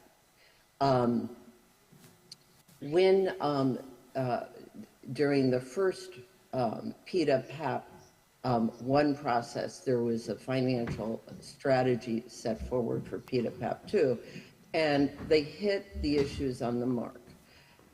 As Amin again said, we need to be better at the early assessment of financial viability, need to work more on institutional support. We need to be able to identify and blend alternative sources of finance, and then in the end, make sure that these projects are financially sustainable, whether they're financed by the public sector, the private sector, or a combination of the two. So when we ask ourselves, what are the lessons and how do we improve SDM to be able to do what Africa needs it to do, we need to attack the issues about risk, bankability, the lack of funding for project development, and this fragmented support from development partners. In fact, there's a recent study from the World Bank that underlines the difficulty of financing infrastructure precisely because we have more channels of potential support, so it's harder to coordinate them. And we also haven't been able to figure out how to coordinate all those inputs at the project level. So when it comes to looking at how the African Union and its development agency, AUDA, NEPAD, does the job, there is inadequate SDM capacity and funding right now to be able to do this very challenging work. On the opportunity side, of course, we have huge opportunities across the public and private sector. There are more and more development partners, as noted in the World Bank study, and it's very diverse. I mean, you just look at one of them, the World Bank, between the wealth of technical support, whether it be rail, ports, roads, energy. You look not just at the project preparation facilities, but the huge programs. Amin mentioned the Global Gateway, grants, concessionary loans, export credit agencies are very important, and of course, risk mitigation, which has been amplified with the One Stop World Bank guarantee platform. There is a commitment, for example, from the European Union to increase and use more risk mitigation, guarantees, first loss.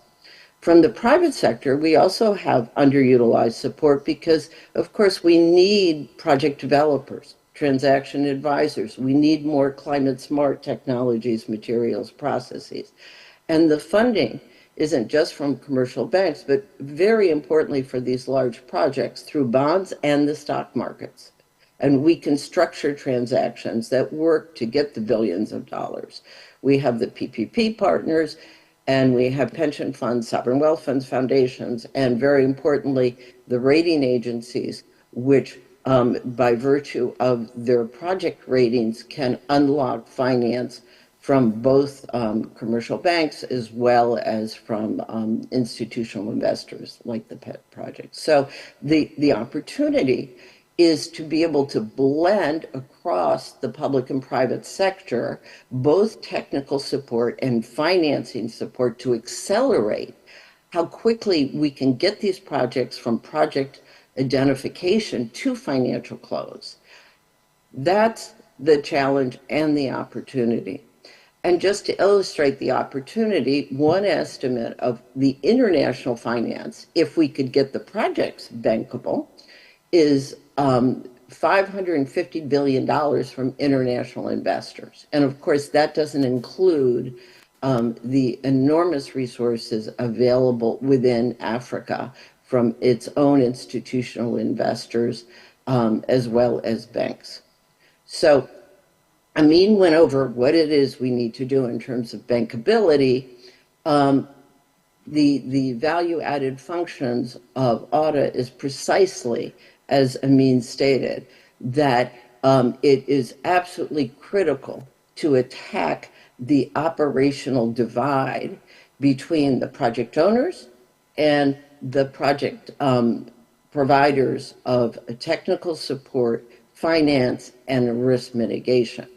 So I would argue that AUDA's role as a broker is really important to solve the problem of fragmented support from development partners and the private sector. You can think of it, as Amin stated, as a broker, but it's a facilitation mechanism where you put together the different players that want to support a project together and work precisely to implement the bankability requirements that are as valid for public sector providers, whether it be the EIB or whether it be going to the bond market. These are the same requirements. And therefore, AUDA NEPAD's critical role as a broker is twofold: to front load these investor requirements into early project design, working with an expanded group through to a coordination platform where you can actually get the public and private sector support required to get to bankability. So in closing, I would propose that the critical success factors to operationalize SDM to achieve the bankability and mobilize finance is, as Amin stated, to revamp SDM so there's a greater focus on investor requirements, on bankability from the get-go, from project identification, to add more capacity in understanding what these finance requirements are and breaking that into sectors, and to provide a very cost-effective operational coordination platform to be able to crowd in the various technical advisors and funders from across the committed development partners and the private sector. And so if we look at how development partners can support this process, two big actions. One is to provide the experts so that there are project teams working with the project owners using this coordination platform. And two, as it always comes down to, provide the funding for the infrastructure project development. There's been many, many studies that show that the project preparation facilities are grossly inadequate. So we need to have more funding on a project basis, but also I would argue an SDM project development fund so that we don't spend more time chasing money from dozens of different providers. It needs to be where you can go from a linear process where you can multitask and you can just pump out these projects at an accelerated rate. So there's some money to be able to fund the different technical advisors and the like. There's also the enhancement of SDM services. There is an existing expert service pool for SDM that is supported by GIZ. That needs to be much larger and be involved in the very beginning and project identification with a preliminary financial model. The SDM services, I mean, mentioned the PIDA quality label. That needs to be aligned with the key investment requirements so that that can be cohesive, coherent, and effective. And then finally, this I would argue, using modern technology and online platform, which is the best practice for coordination on a deal basis, including data rooms. So in sum, I think I want to applaud Auto NEPAD and SDM for putting forward this improved version of SDM and sort of reminisce and remind everyone that in 2015 in Addis, there was the third UN Financing for Development conference. And the Addis Ababa Action Agenda spoke to all these points, but we are not operationalizing well enough. So I very much hope that this meeting can accelerate that process so we can be more successful. Thank you.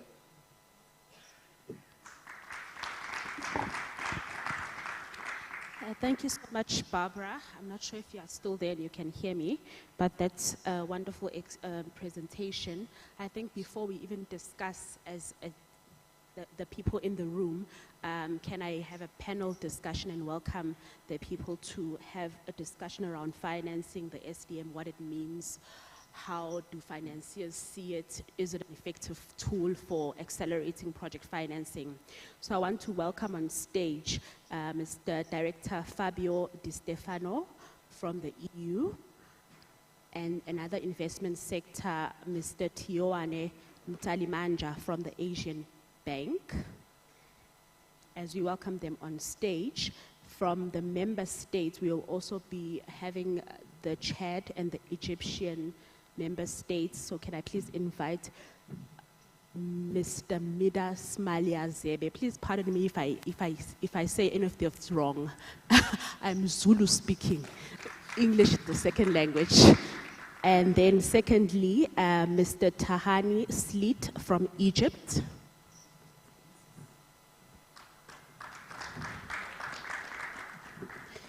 You're welcome to come this side, Mr. Yeah. And can I have from the central corridor, Engineer Zaituni Nakonde, followed by from ECAS, Mr. Guchard from ECAS. Guchard. And followed from the SADC region, Director Mrs. Mabulao Mukwena. Thank you. If the member from the Egyptian can join us to sit this side of the room. You are welcome to sit in the white chair. You can kindly move to the side, and please move as well. Thank you so much. You're welcome to sit.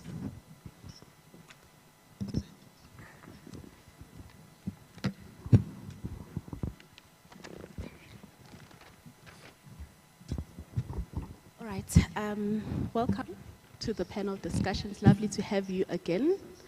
And you know, it's been a lovely 3 days. I hope we have wonderful engagements. We've seen the presentations, we've heard the discussions. So we don't have a very long time, so it'll be really one question for each of yourselves. So I want to start with the investment sectors there, Mr. Fabio, and also from the Asian side as well.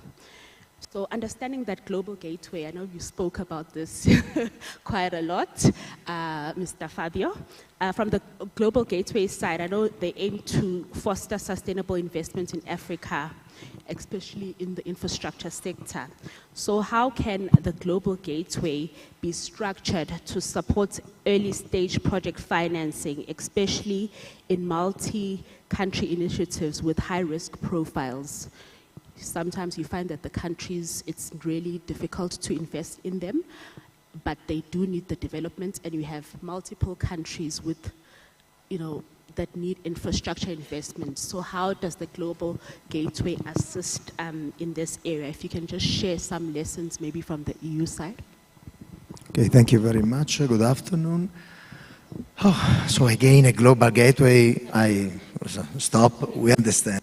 Let's focus on studies indeed, that of course we know it is an important, very important element to develop projects. I like very much the presentation right now to demonstrate the importance of having also funds which are dedicated to project cycle, because the challenge is not also on having study facilities, but to have a project to go from the identification phase to the financial closure. So this is a big issue.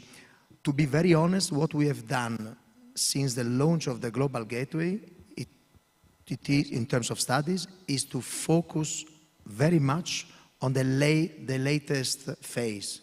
So not on the early stage of studies, but on the contrary, on the last phase of studies.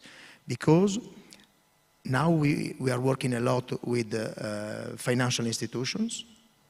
At the end of the story, they are the ones who have to provide the funds together in a combination, and they are the ones who need to be the owners of the results of the studies. So in many cases, we were seeing that projects, despite that they have a feasibility study very well developed, they lack the appetite of a bank. So we went to the banks to say, Santa pazienza, as we say in Italian, why don't you invest in this project which has been well prepared by the institutions, etc. Because maybe they lack a technical detail, or they lack the environmental assessment according to their needs. So what we propose to them, and I can mention the European Investment Bank, we are discussing with the Agence Française, is to provide them some funds that they don't have, because it is grant money, to do these last studies that they need. And honestly, I think that it is working well, because in a very limited period of time, we managed to have projects materializing. Then, of course, I can make another example of another bank which came to us, which the EBRD, the European Bank for Reconstruction and Development, and maybe it is a good news for Africa to know that EBRD will open let's say, investments in 6 African countries. But they come to us and they say, we need to know what are the possible projects, investments in those 6 countries. And they prefer to get money to do their own studies. On the contrary, we could say, oh, that we have done a lot of studies, we have a lot of partners in the field, so we are telling them to do that, but nevertheless, their main request is give us funds to do these studies. So we have been having this approach, which we believe has been effective until now. Nevertheless, we are still aiming at supporting project development at all stages, so we believe that early stages studies are very important, also because I can easily say that the European Commission will be committed to Global Gateway for the next 10 years for sure. We have a new commission just established, and it is clear that it is the priority for the next 7 to 10 years, and also with the Global Gateway as a big flagship and investments. So for early stages, it is an important element as well. Now we need to understand if it is better to have a tool like SDM, or to find also different ways to support projects along all the period. So we are very happy to engage on the structure also because you were talking about regional projects. Maybe also the technical scope. What are we talking about? A big railway going through countries? Or, because you spoke about regional dimension. If we do a data center in Ivory Coast, which can also be used in the region, is that a regional project? It has a regional dimension, but it's maybe better to work with Ivory Coast, with the stakeholders there, and to develop studies all along the process to make the project happening. Thank you so much, Mr. Fabio. I think I like the last part, that because it gives us an idea that there is some sort of room for flexibility to approach us differently, because all the different countries are unique here in Africa, and if that can be considered in the EU director, we heard that in front of the whole room, that there's some room for flexibility. So with the Asian Investment Bank, if I can ask Mr. Tiwane, am I saying it right? So how does the AIIB envisage the role within the SDM and the CBN partnership to enhance bankability of early stage projects? So just examples of like, what are the specific financing mechanism, like blended financing models or guarantees that AIIB could deploy to attract private sector investments and address the high risk that is associated with early stage project preparation?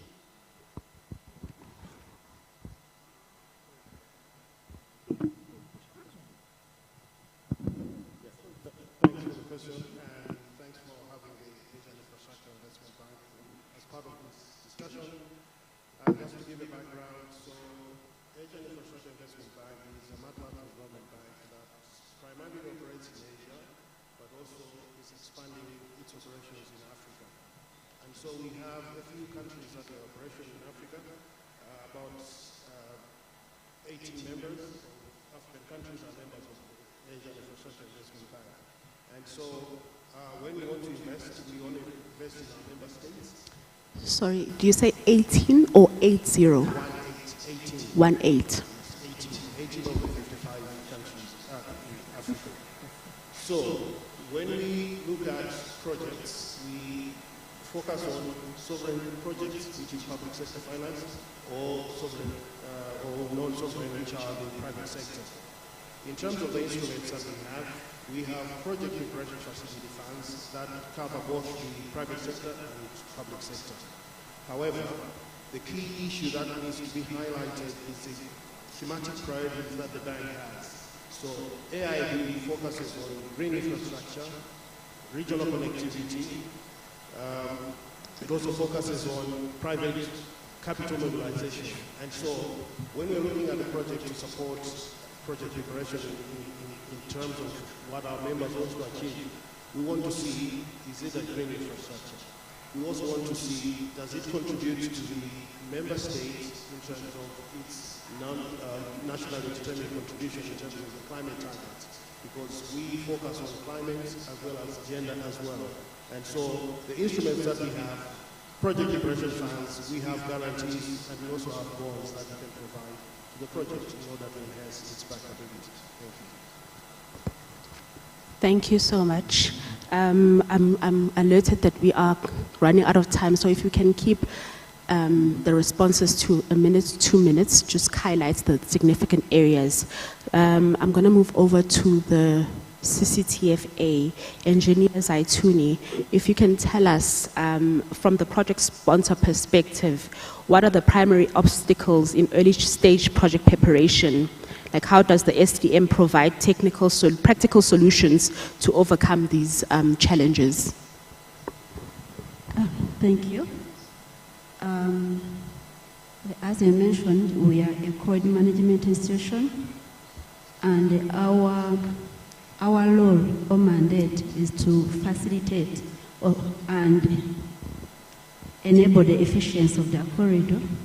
In doing this, that's where we're looking at infrastructure, which is connecting the corridor. So we normally advocate and encourage member states to develop connecting infrastructure, regional infrastructure, which is connecting more than one country. These are including roads, layering, and ports. So most of the obstacles, we've had a number of obstacles. There are quite many, but I'll just pick out a few.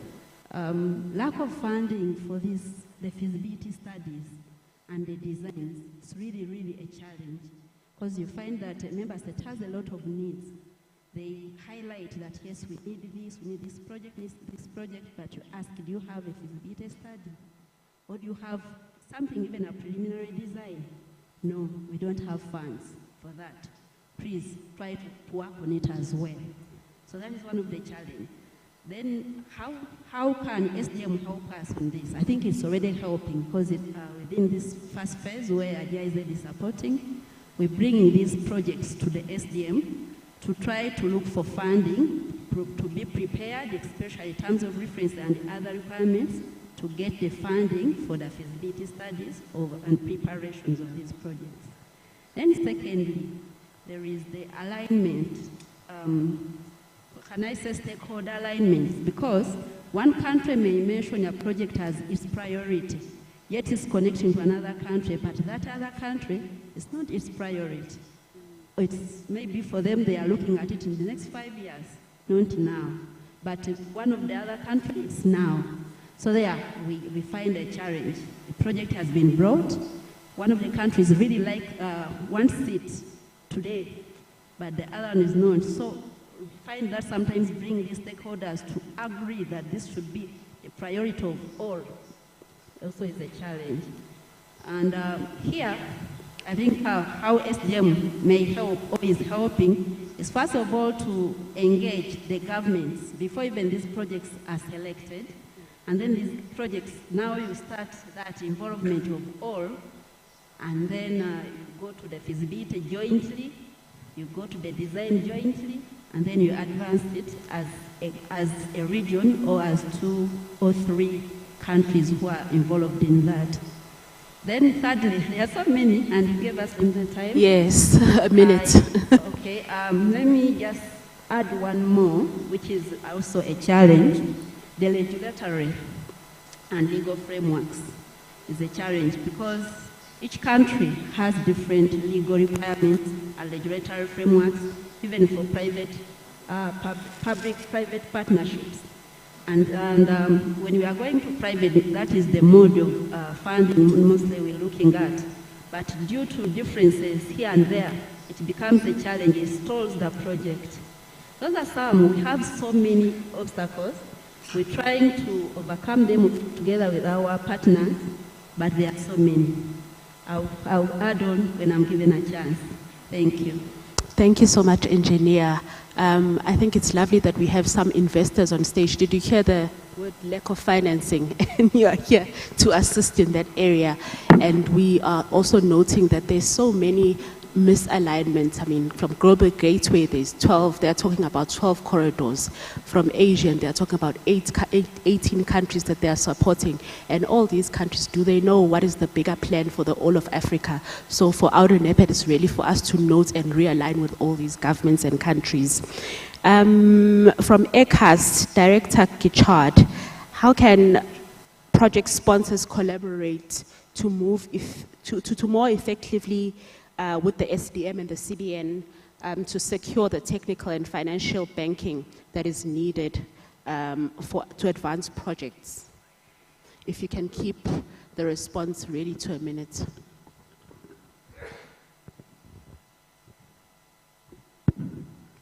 Merci, Madame la modératrice. Donc, rapidement, comme on est pris par le temps. Déjà, au niveau de la CEAC, ce que nous pouvons retenir, c'est que nous avons des programmes régionaux dans chaque secteur. Au niveau des transports, nous avons le plan directeur consensuel des transports. Au niveau des TIC, on en a parlé durant les deux jours. Le PAC-10, qui est le plan d'action d'interconnexion de communication électronique. Et nous avons aussi des schémas d'électrification au niveau de l'Afrique centrale. Donc la difficulté que nous avons, c'est de pouvoir amener d'abord les États membres, une fois que ces documents régionaux ont été adoptés, qu'ils puissent inclure les projets qu'ils jugent prioritaires dans leurs plans nationaux de développement. Et ça facilitera la coordination des projets au niveau de la CEAC lorsque nous allons approcher les partenaires. Durant la première phase du PIDA, nous avons été heurtés à une difficulté qui était vraiment un défi pour pouvoir bénéficier du mécanisme de financement de SDM. Il fallait que le projet puisse être à un certain niveau de préparation. Donc lorsqu'il était encore au niveau S0, d'identification, généralement, on n'avait pas droit à avoir du financement. Or, nous savons qu'au niveau de la sous-région, nous n'avons pas cette capacité. Ce sont des difficultés qui ont été mises en exergue par les présentations qui ont été faites avant, des capacités, que ce soit en ressources humaines, pour passer des idées de projet ou à la première phase. Et nous n'avons pas aussi la capacité de mobiliser les ressources au niveau des États membres, étant donné que ces projets sont très coûteux. Il y a eu quand même quelques exemples de réussite qui se sont produits pratiquement dans le secteur de transport. Hier, si vous avez suivi le panel de Madame la Commissaire, elle a fait référence à certains projets, comme le pont sur le thème qui a bénéficié d'un accompagnement avec une mobilisation des ressources au niveau des États membres et dans le cadre de la facilité de préparation des projets, un accompagnement a été fait. Il y a des exemples comme ça qui ont réussi pratiquement dans le secteur de transport et nous souhaiterions que ces genres d'accompagnement aussi puissent être dans d'autres secteurs comme le projet électrique et le projet de TIC. Voilà un peu ce que je pourrais dire. Thank you so much. Yes, capacity is also a big one, and I really believe that AutoDeped is marking that one because capacity is required in the various regions. So from Director Mapulao Mukwena from the SADC region, what is your view on tools such as the SDM in early project preparation, particularly in the SADC region, and how critical are these elements in ensuring that a project is ready for financing and meets the investor expectations? With time, you are getting the name correct. Thank you. Is it a Sotho? Is it a Sotho name?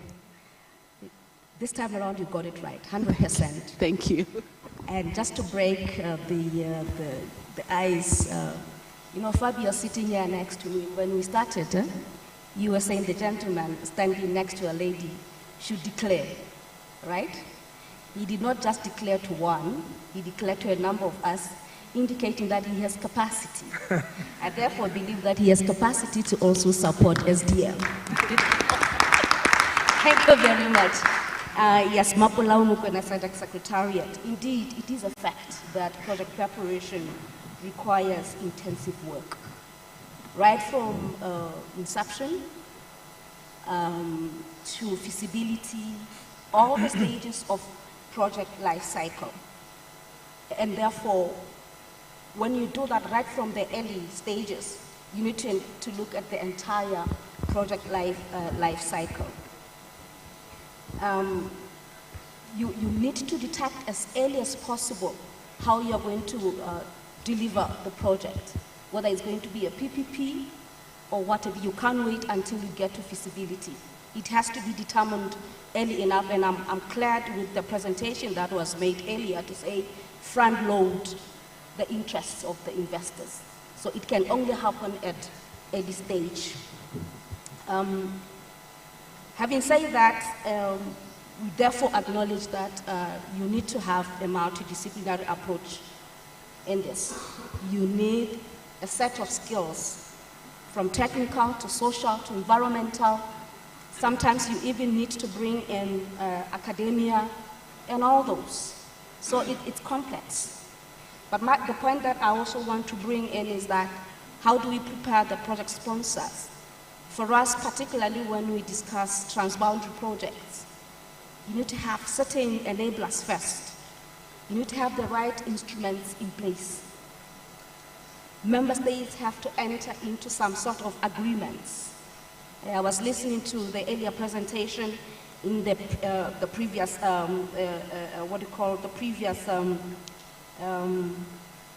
I've just, okay, I'll talk from my head, I've just lost my paper. Certain agreements haven't seen the light of the day because of disputes among countries. But you really need to have such agreements in place to develop a project. You also need to have institutions in place. Institutional framework is very important, internally in a country and the next country, because we're talking transboundary or cross-border projects. You need to have plans in place, your master plans in place, and most importantly, you need to determine whether these projects are, they do form part of your national development plans. So it's a lot of work, like I mentioned when I started, and therefore, when you have a facility such as SDM, it should be able to, and I like the new concept of brokerage, you should be able to broker that as early as possible. So I see this really as a better way, most brilliant way to take the projects forward. You also need to have a very clear cooperation framework between SDM and the so many project preparation facilities we have in the continent. They can do absolute good work, but if there's no collaboration with the existing PPFs, as well as other funds and facilities. I hope I've given enough flavor, but this talks to the challenges that we have been experiencing in advancing projects, which take forever, sometimes 10 years. You do your feasibility. After that, you still have to say, oh, we need to add one more component in the feasibility, take 3 more years. By the time you are done, the feasibility study is absolute. You have to go back and revisit the study. So I want to believe that SDM is going to shorten the time we take to prepare projects. So let me stop here for now. Thank you so much, Mabula. Let me get it right. She spoke about the national development plans and the master plans. And we've seen that there's sometimes a bit of a competition between the national priorities and the regional priorities. But we do need, at the same time, regional integration between the various countries.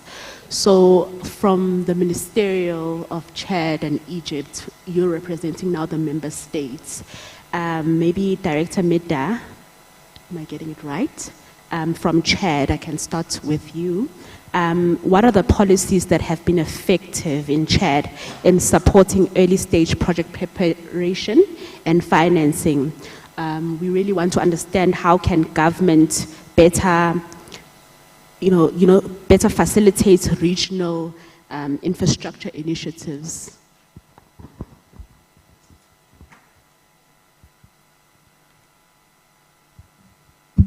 Merci beaucoup, Madame, pour la parole accordée. Le temps nous est imparti, donc je vais essayer de récapituler les grandes lignes. Pour le gouvernement du Tchad, actuellement, nous avons assez de difficultés pour la préparation des projets, y compris la mobilisation des ressources, parce que traditionnellement, les études sont faites sur le budget de l'État.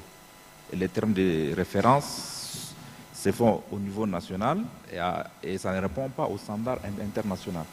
Donc les livrables sont le plus souvent, pas de très mauvaise qualité, qui ne sont pas de qualité et qui ne répondent pas à certaines spécifications techniques. Par exemple, en cours de réalisation, nous rencontrons beaucoup de problèmes parce que les projets ont été très mal montés. Et comme disait M. Amin tout à l'heure, le SDM apporte aussi une assistance technique. dans la préparation des projets, la préfaisabilité et la faisabilité, et puis la mobilisation des ressources. Donc sur ce point, le Tchad en a vraiment besoin, et c'est pourquoi, depuis 2023, nous avons créé un fonds spécial qui s'occupe de la préparation des projets d'infrastructure. Ce fonds s'occupe déjà, bon, elle n'est pas encore opérationnelle à 100%, mais sinon sa vocation est de rechercher les financements pour conduire les projets en maturation au standard international. Et relatif au projet avec l'Égypte, effectivement, c'est un projet intégrateur qui a été décidé entre les deux chefs d'État il y a cela quelques années. Donc c'est un corridor qui doit quitter, qui donne l'accès au Tchad à la mer Méditerranéenne. Et ce projet permet de diminuer par 2 le coût de transport et le temps de transport. Nous avons l'habitude d'utiliser le pont de Douala, qui est le plus grand pont, le Douala au Cameroun, le port de Douala qu'on utilise au Tchad. Donc ça nous fait pratiquement 45 jours pour prendre par exemple les marchandises de l'Asie pour les conduire au Tchad. Or en utilisant le port de l'Égypte, ça nous divise pratiquement le temps par 2. Donc et là nous sommes en train d'expérimenter une nouvelle approche pour faire en concession. Généralement, on n'a pas encore développé le financement innovant au Tchad. Nous sommes toujours dans le contexte traditionnel, avoir un projet, chercher un partenaire technique financier pour le financement. Mais là, on va faire, ça sera en concession, selon les études qui ont été présentées, des préfaisabilités qui nous ont été présentées, ça sera en concession, ce financement de Arab Contractor, une multinationale égyptienne. Donc, c'est sur 1000 quelques kilomètres et ça passe par la zone désertique qui n'a aucune voie bitumée. Donc ça permet aussi de lutter contre l'insécurité, de créer des pôles de développement dans les zones à risque et ça permet aussi une stabilité politique pour le pays. Merci. Thank you, and we really hope that some development can be done to shorten that time. 45 days is a very long time to transport goods. So from the Egyptian side, Dr. Tahani Sleet, what role can international partnership play in bolstering government efforts to promote this early project preparation? And how do you think outer NEPAD can support these efforts? Thank you very much. Well, actually, I'll talk on 3 levels. On the national level, the regional level, and on the regional level, we talk bilateral and regional as well. At the national level, like every African country, we have our struggles in project preparation and in project financing as well, especially on the early stage, because at the early stage, if it is fund, because we have mainly 3 sources of financing, whether it's a government fund, or it's a PPP, or it's a development partner funded project. When it comes to the development, to the national fund, it's easy because you prepare what is needed and according to your priorities, and you go on and complete it with the standards that you know and you can work on. The problem comes when we're talking about a project that will be funded or needs to be funded by a development partner. Here we have a problem because how we write the project proposal is a first struggle, especially when we talk now, we have many opportunities that we need to unlock, like, for example, the Global Climate Fund. There are many opportunities, and writing a project proposal for Global Climate Fund is not an easy task. For national, especially if you're not also, it's not your native language, and how to write it, it's a complicated stuff. So this is one of the struggles. Sometimes also at the early stage, we don't have enough fund for the feasibility or the pre-feasibility. When you have it, we start nationally. But at some point, when we need to implement and we need to raise funds for the implementation, you find out that you need to revisit the pre-feasibility or feasibility study that you have done at the national level in order to make it work. This is at the national level. At the bilateral level, we do a lot, actually, especially with the Nile Basin countries. We have many cooperation projects on infrastructure, especially on the water sector infrastructure, groundwater wells, digging, rehabilitation of ports, construction of new ports, also aquatic weed control projects and capacity building projects at the bilateral level between Egypt and Nile Basin countries. And this is a long history of cooperation. It is based upon the requests and the needs and the priorities of the Nile Basin country. And lately, we have some good news that lately we have launched an action plan for a new fund by the government of Egypt for the Nile Basin countries for supporting the infrastructure, especially the water infrastructure in the Nile Basin countries. Egypt has committed with $100 million for this fund. It is in the pipeline, and we hope that also development partners can join us in this cooperation in order to have what we need out of all the PIDA thing, regional integration and good communication among Nile Basin countries, among Nile Basin themselves and also with the world. And here we talk about another regional project, which is a PIDA PAP2 project, and it's a project that has profited from the SDM actually, but we need the real support of SDM because we have given all the data and documentation, and they have also done all the quality label thing. But we're hoping that with the facelifting of the SDM now, we can move forward to prepare because it's, I'm talking about establishment of a navigation line between Lake Victoria and the Mediterranean Sea, which is a trans-regional project. It's a PIDA PAP2 project. We are now at the second phase of the feasibility study. We have $2 million out of $11.7 million needed for this phase.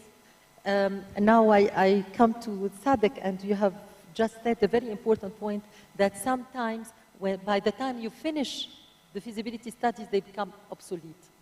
So we call upon you also to provide support because this project is actually giving a great opportunity for landlocked countries to communicate with the Mediterranean and the world.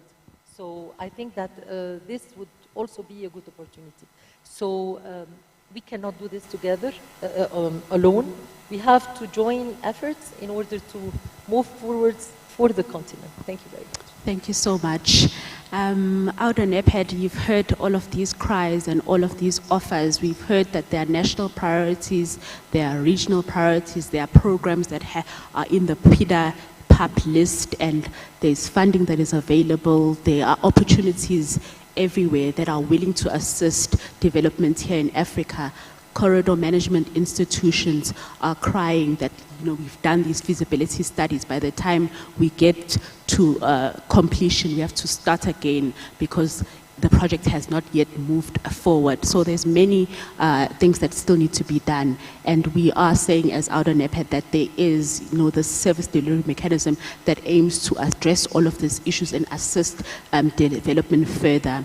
So I'd like to now call upon Director Amin to give us a short response and close the session. Unfortunately, because of the time, we will not be able to ask questions and concerns, but we can engage when you see the people in the corridors. Mr. Amin, if you can come onto the stage, thank you very much. Will you?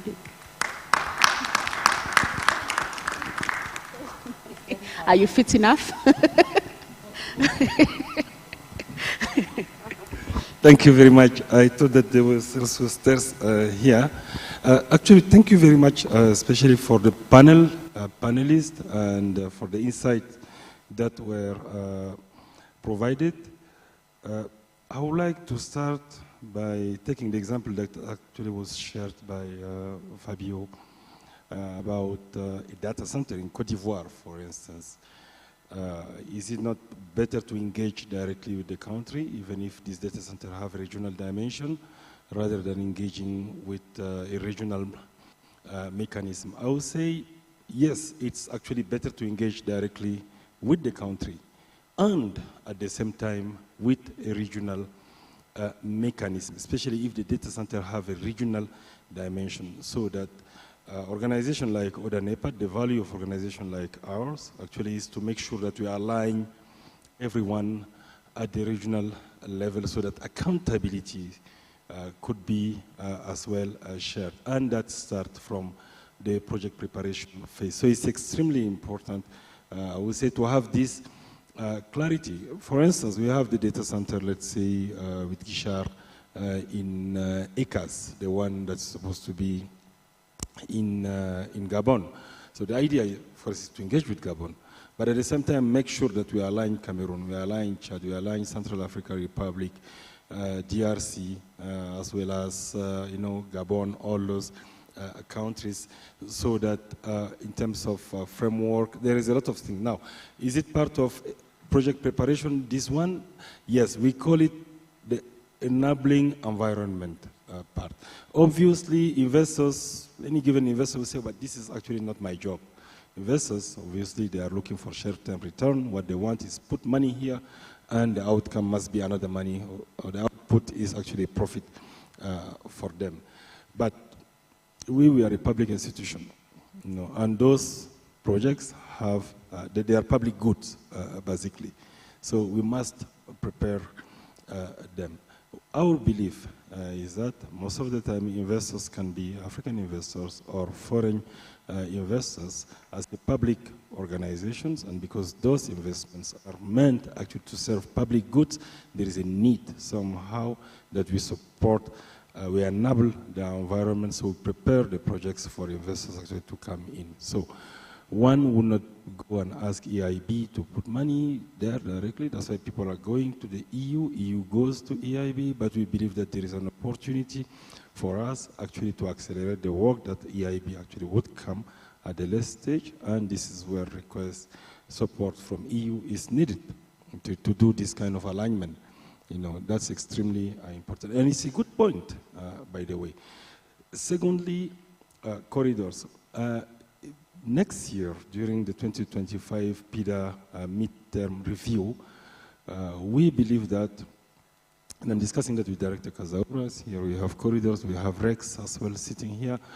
There is a need for us to revise, to review the PIDA, we'll say, governance architecture, so that to include, for instance, the corridor authorities as well, to have a seat. That's number one. Number two, we have also, and this is based, you check the data yourself, every project, regional project that actually moves fast is a project that is being, I would say, led by a corridor authority. They move faster. Why? Because corridors are treaty-based organization. Therefore, when they undertake a project and they move, and we are supporting them on this project, there are some binding mechanism, binding obligation, and then performance happen. That's extremely important. CCTTFA is a good example. North-South corridor, we started conversation with Director Maplao about that. And other corridors, Abidjan-Lagos corridor. So I think it's very important that we support as well the corridor. Now, this is the work of SDM as well. Of course, does it make sense to ask for support from regional, global partners? We believe so. We believe that, yes, we need to ask for the support because it's, again, part of what we call enabling environment. And lastly, this is the last point that I want to mention as part of my conclusion. If you look at the SDM, the way we have established, actually, SDM, yes, we are seeking for support, for contribution, for collaboration with all our partners. But we are very flexible about the way this support should be provided. And this collaboration should be actually organized. It's not necessarily about financial support. If you look at this, the way it works, we establish what we call expert service pool. So for instance, as of today, we have an expert service pool which is provided by GIZ. and BMZ. We have another expert service pool that we are establishing now, which is provided by the African Development Bank. And we want as well another expert service pool. Why not from EIB, from European Union, from the World Bank, from other regional mechanisms. And I would say, in addition to that, expert service pool can be dedicated to very specific list of projects. We are very flexible for that as long as it helps to advance the project toward bankability. So for us, and I will conclude here, it's not just about preparing project, do project feasibility. Feasibility is not enough, and we all know that. You do the feasibility, then so what? You can have, there are so many feasibilities that have been completed, but then those projects have actually never reached financial close, and they have not been implemented. So we want to be at the early stage, but we want to be as well at this third phase, which is really playing our role of brokers to make sure that once feasibility is completed, a project meet the criteria that are enacted by the investors and the eventual financier. So we undertake as well the transaction advisory, or we support actually the provision of transaction advisory, and make sure that all the dots are connected and project reach the bankability and start implementation. And if you look at actually the new SDM, even at the implementation, we want to be there, not to implement, but to provide once again technical assistance, capacity building, track implementation, provide evaluation if necessary, and then close the loop so we can learn from the process.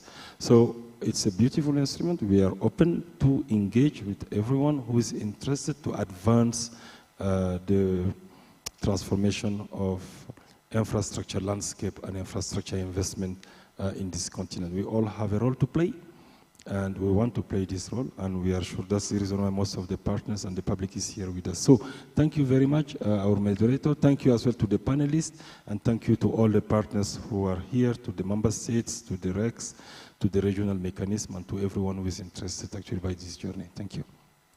Thank you. It's been an honor to share the stage. Please don't leave, Director. We're going to take a group photo for every end of the session. You are welcome to stand up. We can just stand here in front. It's really been an honor to share the stage with investors, with the ministry offices, and the central and the various corridor institutions. Thank you.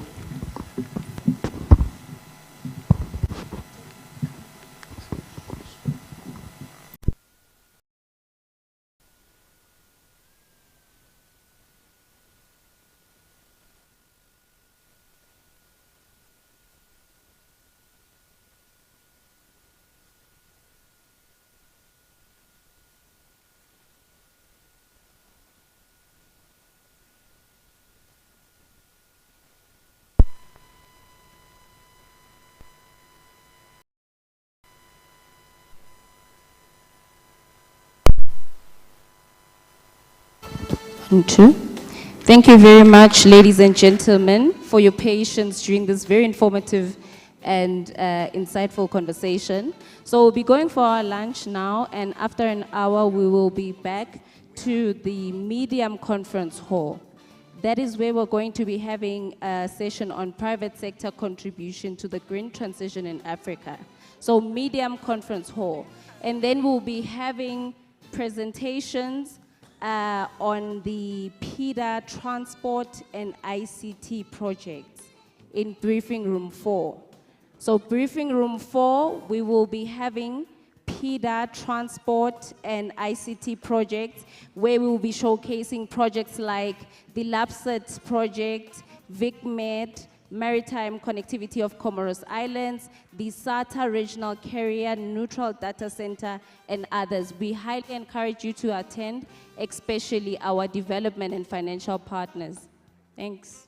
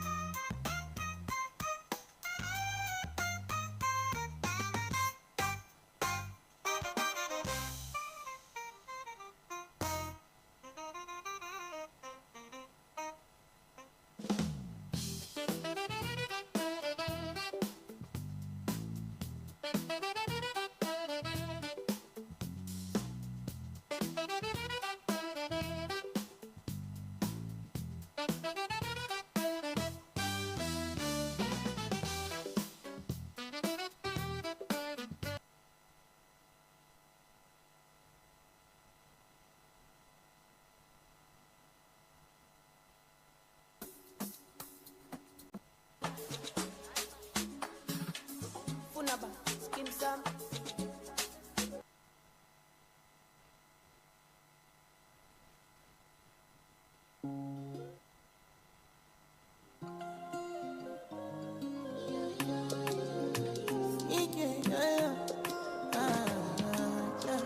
My baby, my Valentine. Can I you to make you my temperature the rise? If you leave me a good time.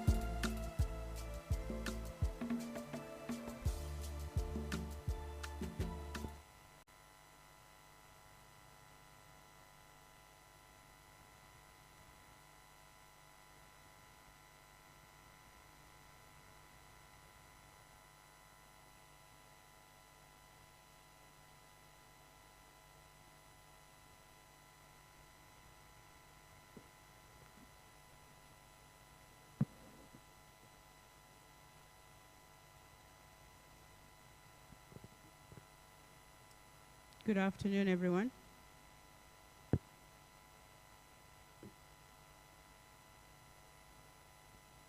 So we are going to start. This is the session, Advancing Africa's Energy Future, AU-EU Collaboration for Accelerated Financing. My name is Towela Nyirenda Jere. I am the Head of Secretariat for the Africa-EU Energy Partnership based out of here in Addis Ababa. So for this session this afternoon, we have some opening statements from some esteemed principals from our three institutions, AUD and NEPAD, the EU delegation to Addis Ababa, and the African Union Commission, followed by a panel discussion. So our CEO for the AUD and NEPAD has another commitment that she needs to rush to, but she has graciously made the time to deliver opening remarks for this session. So without further ado, I am going to invite Madam Nados Bekele Thomas to give us some opening statements. Thank you. Please give her a round of applause.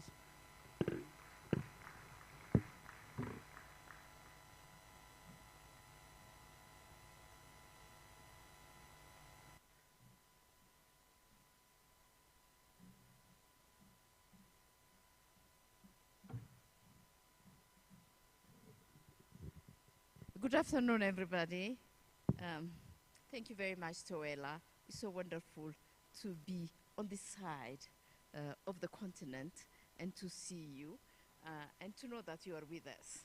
So, Excellencies, esteemed partners, distinguished guests, I'm so sorry, I have to dash because I have got a commitment in 15 minutes. So I'll just read my statement and I'll go there. So my apologies, and I ask for your indulgence. It is with great pride and determination that I welcome you all to this pivotal session entitled Advancing Africa's Energy Future. Today, we gather not only to discuss energy, but to redefine the narrative of Africa's economic transformation, climate resilience, and industrialization, building on the shared aspirations of Agenda 2063 and the Sustainable Development Goals.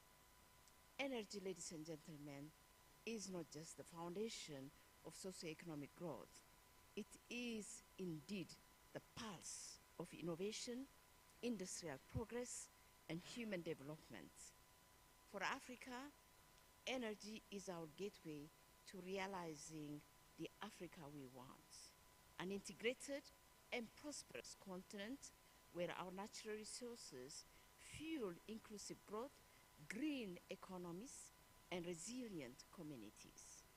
This session underscores the unwavering collaboration between the African Union, the AUDA NEPAD, and our European partners, including the German Federal Ministry for Economic Cooperation and Development, BMZ, initiatives such as the EU Technical Assistance Facility, GIZ support to PIDA, and the Global Energy Transformation Program, GET.pro, which are enabling us to make tangible progress in sustainable energy access. These partnerships, ladies and gentlemen, are more than financial engagements. They represent a shared accountability to align Africa's immense energy potential with the urgency of a global energy transition. The African Single Electricity Market, the AFSEM, and the Continental Power Systems Master Plan, the flagships initiatives of Agenda 2063, embody our resolve to build a unified green energy future that benefits every African household and enterprise. Excellencies, Africa stands at a crossroads.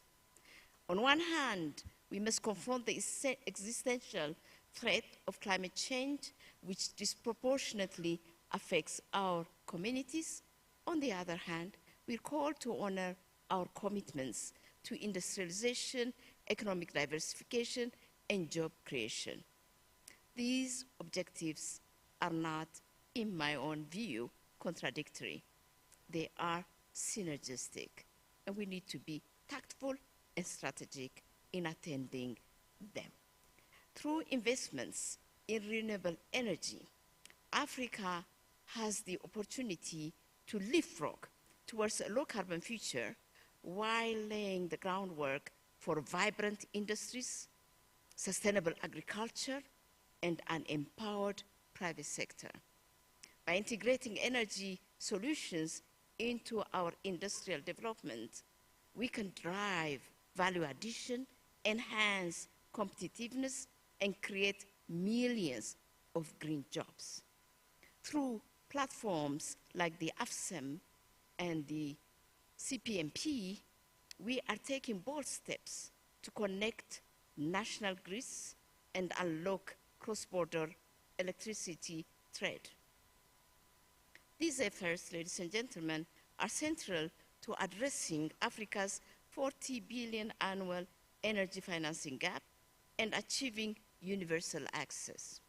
Together with the regional economic communities, the power pools, and stakeholders, we aim to build regional renewable energy markets, establish financial mechanisms for electricity trading, and pioneer African-led solutions to carbon markets. Our collaboration with the EU goes beyond technical assistance. It is a partnership that recognizes Africa's energy as a global asset. The Africa-EU Green Energy Initiative, the Berlin Energy Transition Dialogue, and the broader Team Europe framework are strategic avenues to mobilize resources for projects under the CMP and the PIDA Priority Action Plan. We are focused on delivering bankable projects that meet the dual demands of economic transformation and environmental sustainability. By consolidating guidelines for energy implementation and hosting annual market sounding events, we will attract investments and ensure that Africa's energy infrastructure is both resilient and future-proof. Africa, ladies and gentlemen, is not merely a recipient of global energy initiatives. We are co-creators of solutions. The CPMP, they call it CMP, but I like the power inside. So the CPMP, supported by GET Transform and GET Invest, exemplifies African leadership in integrating national energy policies with regional and continental frameworks. As we prepare for the African Energy Summit in Tanzania and other global platforms, let us speak with one voice to advocate for equitable financing, technology transfer, and partnerships that respect Africa's sovereignty and priority. Ladies and gentlemen, the path ahead requires collective resolve and innovation. Let's reaffirm our commitment to the climate and energy targets of Agenda 2063 while ensuring industrial progress and economic diversification. Together, we must dismantle barriers, accelerate project preparation, and engage the private sector to unlock Africa's energy potential. As we look to the future, I invite all our partners to double their support in aligning Africa's energy ambitions with global climate goals. Let us transform challenges into opportunities and build a legacy of sustainable growth for generations to come. In conclusion, our journey toward energy self-reliance, industrial resilience, and environmental sustainability is not an option. It is a necessity. Together, through bold partnerships and visionary leadership, we will power the Africa we want. We will energize the Africa we want. Thank you, and I look forward to our collaborative actions and impactful discussions. Thank you very much, and have a lovely afternoon.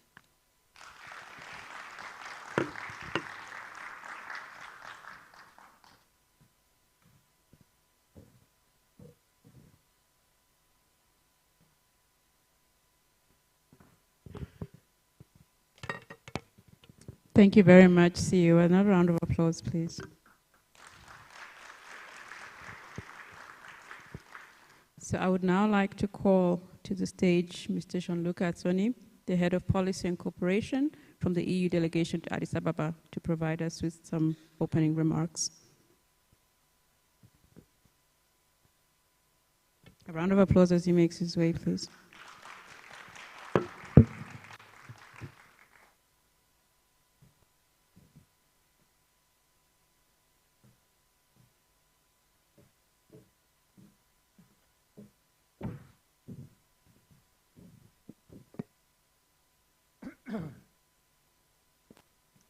Excellencies, distinguished guests, I'm very happy to be here. This is my first PIDA week.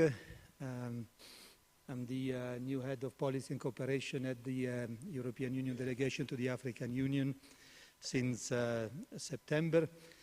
I would like, first of all, to thank the organizers for convening this important dialogue and express also my appreciation to the African Union Commission, AUDA, NEPAD, and all the stakeholders involved in driving the conversation around sustainable energy infrastructure in Africa.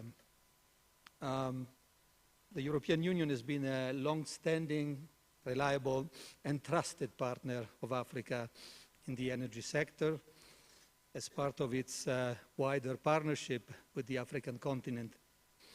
Let me recall the launch of the Africa-Europe Energy Partnership by African and European heads of state at the AU-EU Summit of Lisbon almost 20 years ago, in 2007. This cooperation has developed and intensified over the years, leading to a very significant scaling up of EU financial commitments since 2014, through the systemic inclusion of energy as a focal area in EU bilateral cooperation with African countries, but also as a focal sector of our cooperation at regional and continental level. This has translated into a myriad of actions all across the continent, aligned with national and continental priorities, covering the three areas of generation, transmission, and distribution, but also policy and regulatory reforms, development of strategies and plans for the sector. Priorities have been, of course, to promote access to clean, reliable, and affordable sources of energy, thereby helping achieve SDG 7, but also to support investments in clean and just energy transitions worldwide, and notably through the Global Gateway strategy. This partnership was cemented at the last African Union, European Union Summit of 2022 with the adoption of the Africa-European Union Green Energy Initiative, GAI, as a Team Europe initiative, and a key element to delivering on the prosperous and sustainable Africa and Europe commitment of the EU-AU partnership as outlined in the joint vision for 2030. So energy plays a central role in the EU Global Gateway strategy, boosting investment in clean energy infrastructures in partner countries. I'm sure I'm not the first EU speaker during this week. I'm sure you have heard already about the Global Gateway strategy and how it's being rolled out, and notably in Africa.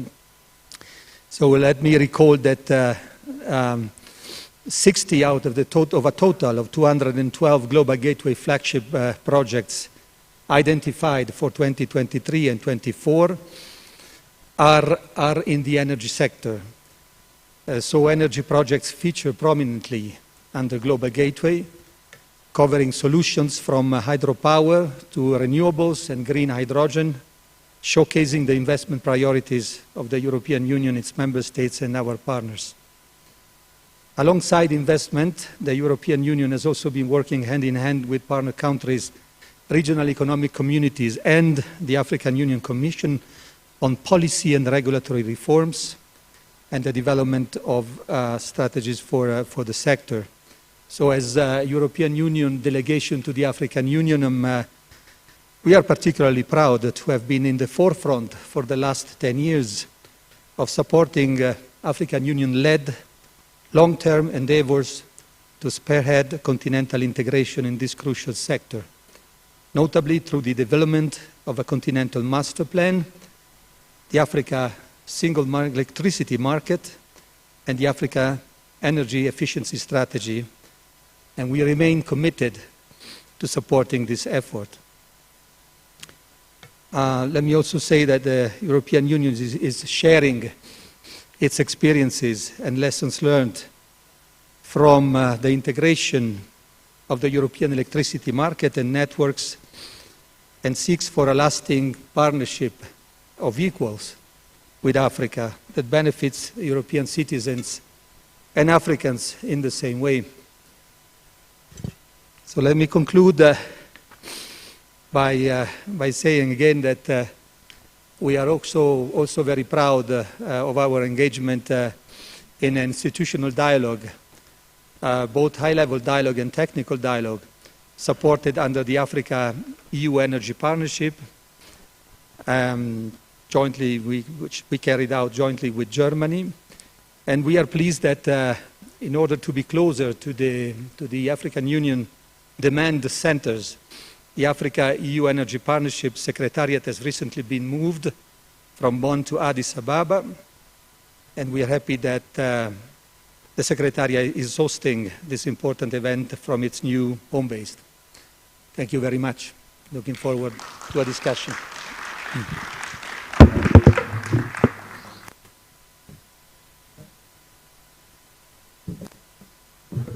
Thank you. Another round of applause for him, please.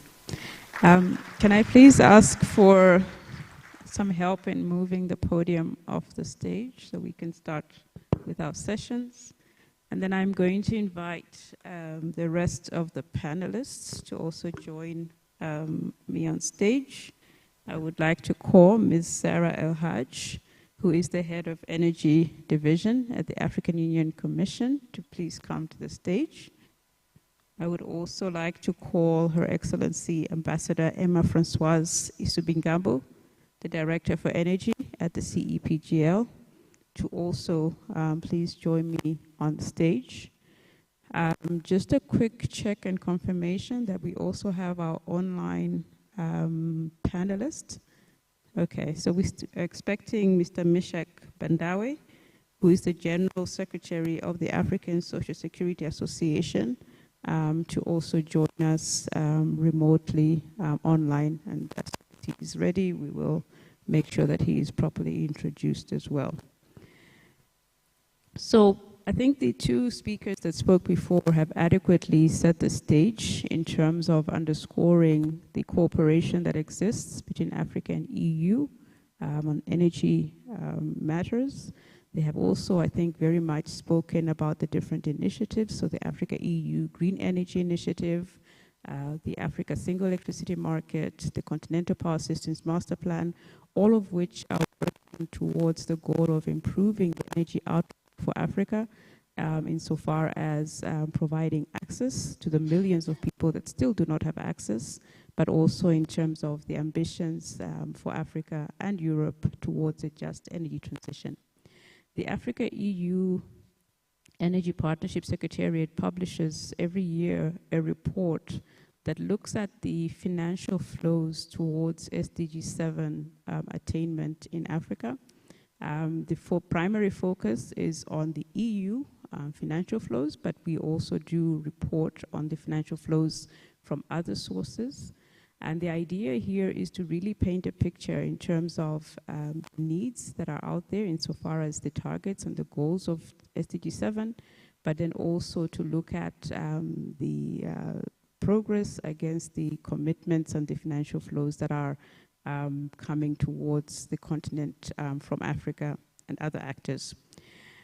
So what I want to do by way of context setting is just to share with you very quickly slides that will just paint a picture in terms of the findings of the most recent report, which we will launch in the months ahead. And that will also provide some context for this discussion, because we want to talk about the cooperation that exists. We also want to talk about progress, and we want to talk about financing, because that is really one of the key elements when we start talking about the SDG 7 and energy issues on the continent. So just very quickly, we can move to the next slide.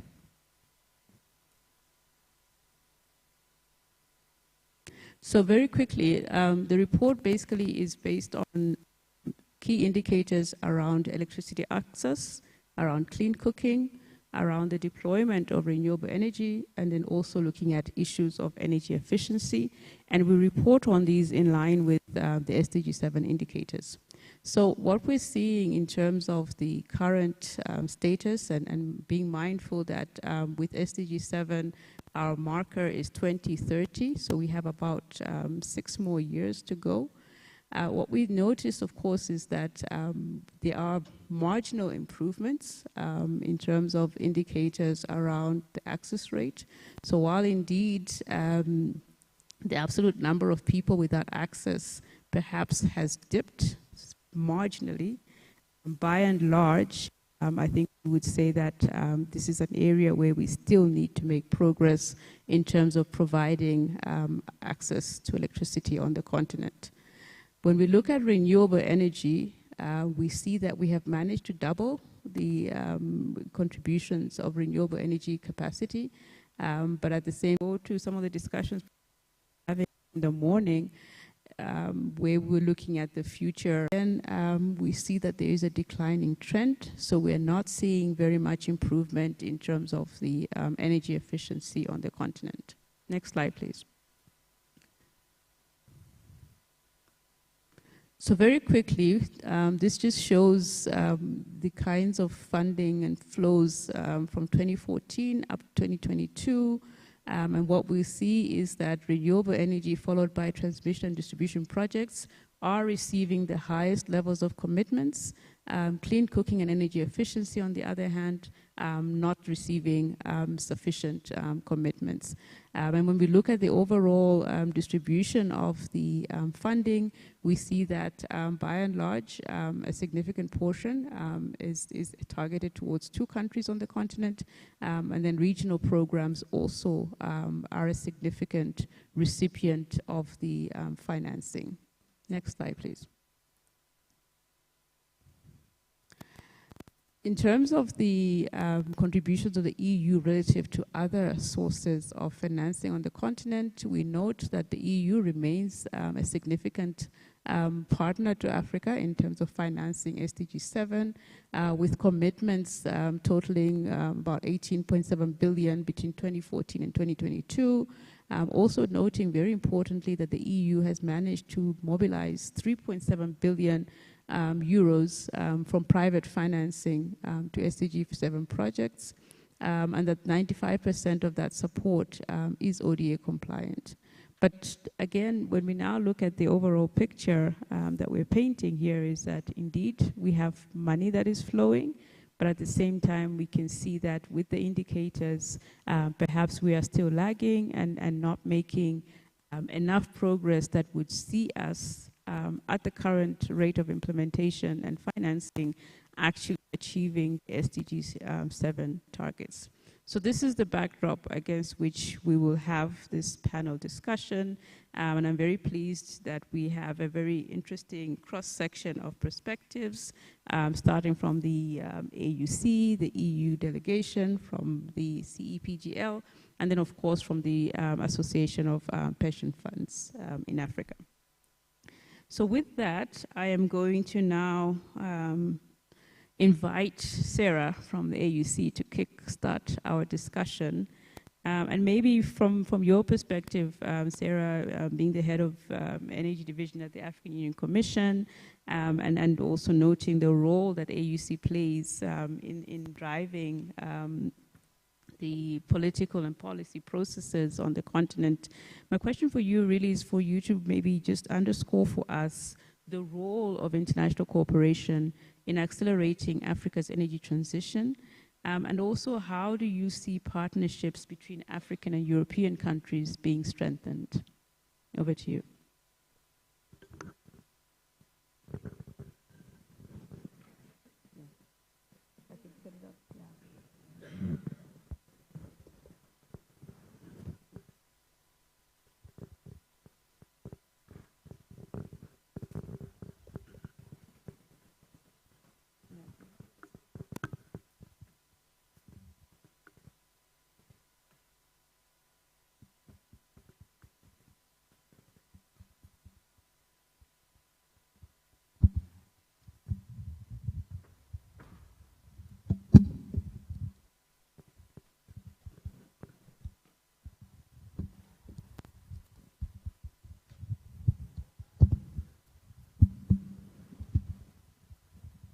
I hope now it's working. Yes. Thank you very much, Tawila. This is my pleasure to be here in this very interesting panel. I thank all participants for joining us today for this panel. Basically, when talking on international cooperation, I would just refer to the slides that have been made by Tawila, that although there have been a lot of investment, a lot of efforts being done, however, the remarks and the parameters shows that we're still lagging. So this is just increases the volume and the importance of collaboration, the need for collaboration. I mean, in Africa here, we all know that, I believe that all of us here in this room know that still there are 600 million Africans, they are not connected.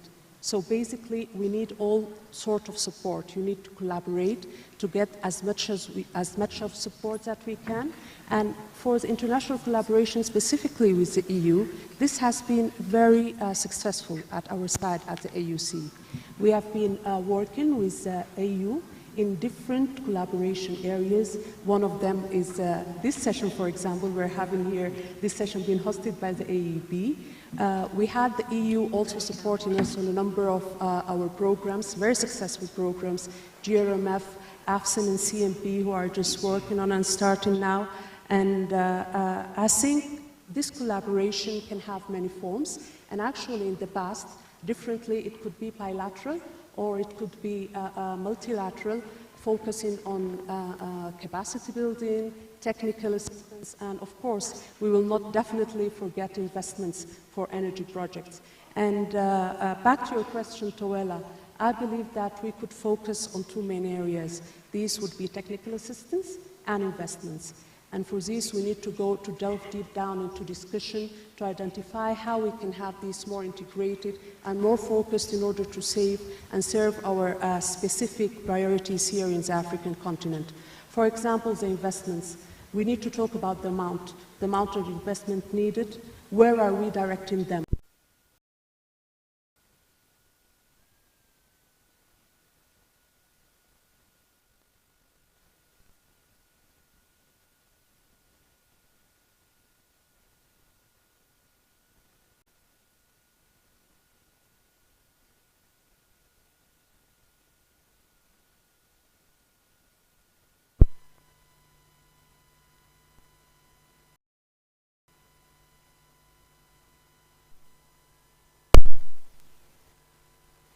So I think we just need to continue on what we're doing because it has already been a proven success. But what we need to do now is to go deeper into communication, into discussion and dialogues to see how we will direct this cooperation where it's really needed. Thank you very much, Sarah, for that. So I think in every session that I've been in PIDA Week, we always get one reminder about the importance of power and access to electricity. So this was the reminder for this session. We will not have any more of those reminders. I'm going to turn now to you, Gianluca, and maybe just pose the same question to you. And I mean, I know you've spoken a little bit about what the priorities are in terms of the EU's collaboration with Africa, but maybe just to hear from you as well, your perspectives on the partnerships between African and European countries and how we can strengthen them, especially when we start talking about the attainment of SDG 7. Yes, thank you, Toela. I think my colleague has already mentioned some important elements, the need to strengthen our partnership. This is clearly a priority for us, but already starting from, let's say, our own European Union team work. It's true that a lot has been done. Perhaps the results are not commensurate to the efforts that has been put in place up to this point. This is why we are convinced that it's now important to concentrate the efforts on scaling up the positive work that we have carried out, the positive investments that we've been able to mobilize. So bring those investments to scale so that they can, in fact, bring about the transformational impact that we are all looking for so that we can see faster change towards faster progress towards the achievement of SDG 7.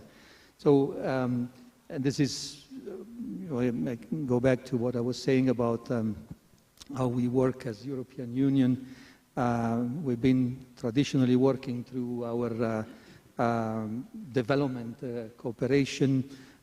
We've been working as European Union, sometimes in partnership with other partners, European Union partners, but also other international partners. Now, we would like to work much more systematically with our European Union member states, so work more systematically as Team Europe, so that we can, in fact, together put together the resources and that are needed to achieve the level of investment and the level of impact that we are looking for. So this is Team Europe, the way we want to go for the future. We've already started to do this. This is not entirely new. We are working through this approach already. We've been doing this already for the past few years.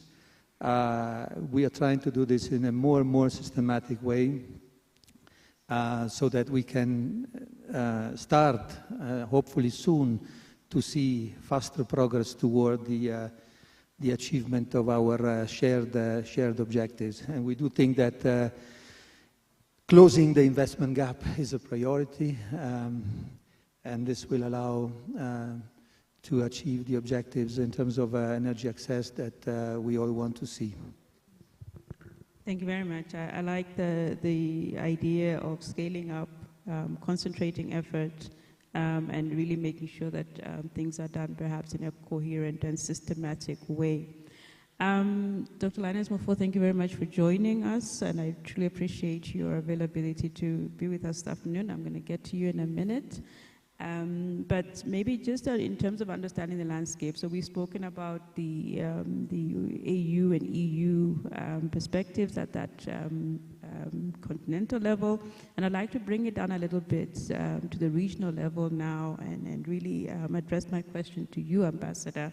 In your responsibilities in the Great Lakes region, I'm curious now to hear from you how you see it from the perspective of CEPGL and how CEPGL contributes to the development of regional energy infrastructure and the promotion of cross-border electricity trade.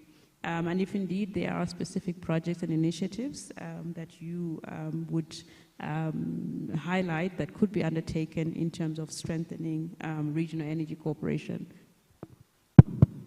Thank you very much. I will start by saying whom we are, because we haven't really been having this stage for long. We are from EGL. EGL was an idea in the 70s. It was created by ambassadors of Rwanda, Burundi, and DRC when they left the region and went back to Europe. So they just wondered, seeing the difference, they wondered, what can we do back home in order to promote electrification and give electricity to our people so that they can also prosper. So that idea was proposed back home and was adopted. And in 1974, EGL was born as Énergie des Grands Lacs. And in 1976, EGL started its operation.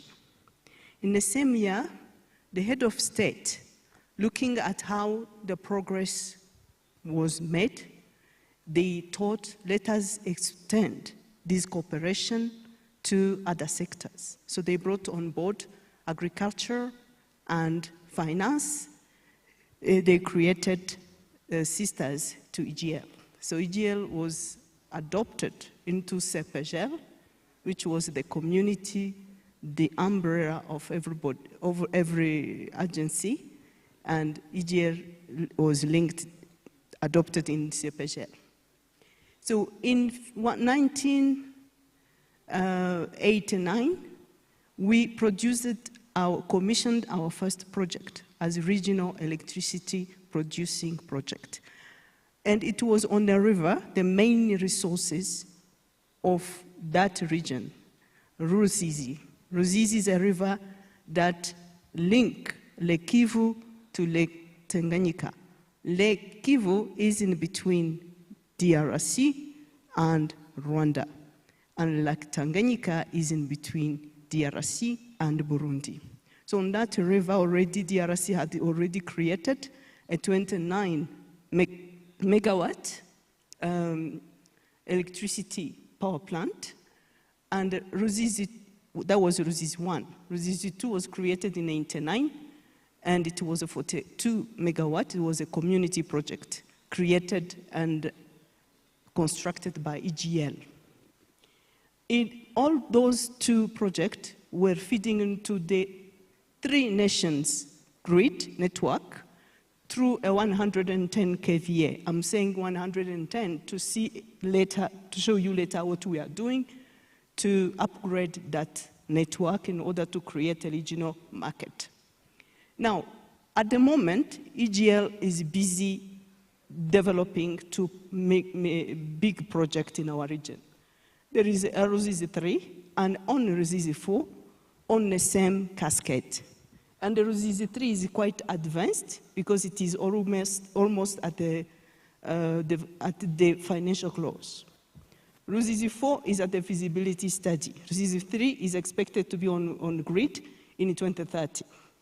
4 in 2033, if everything goes well, and since we are here as partners, we are going to work together to make sure it happens.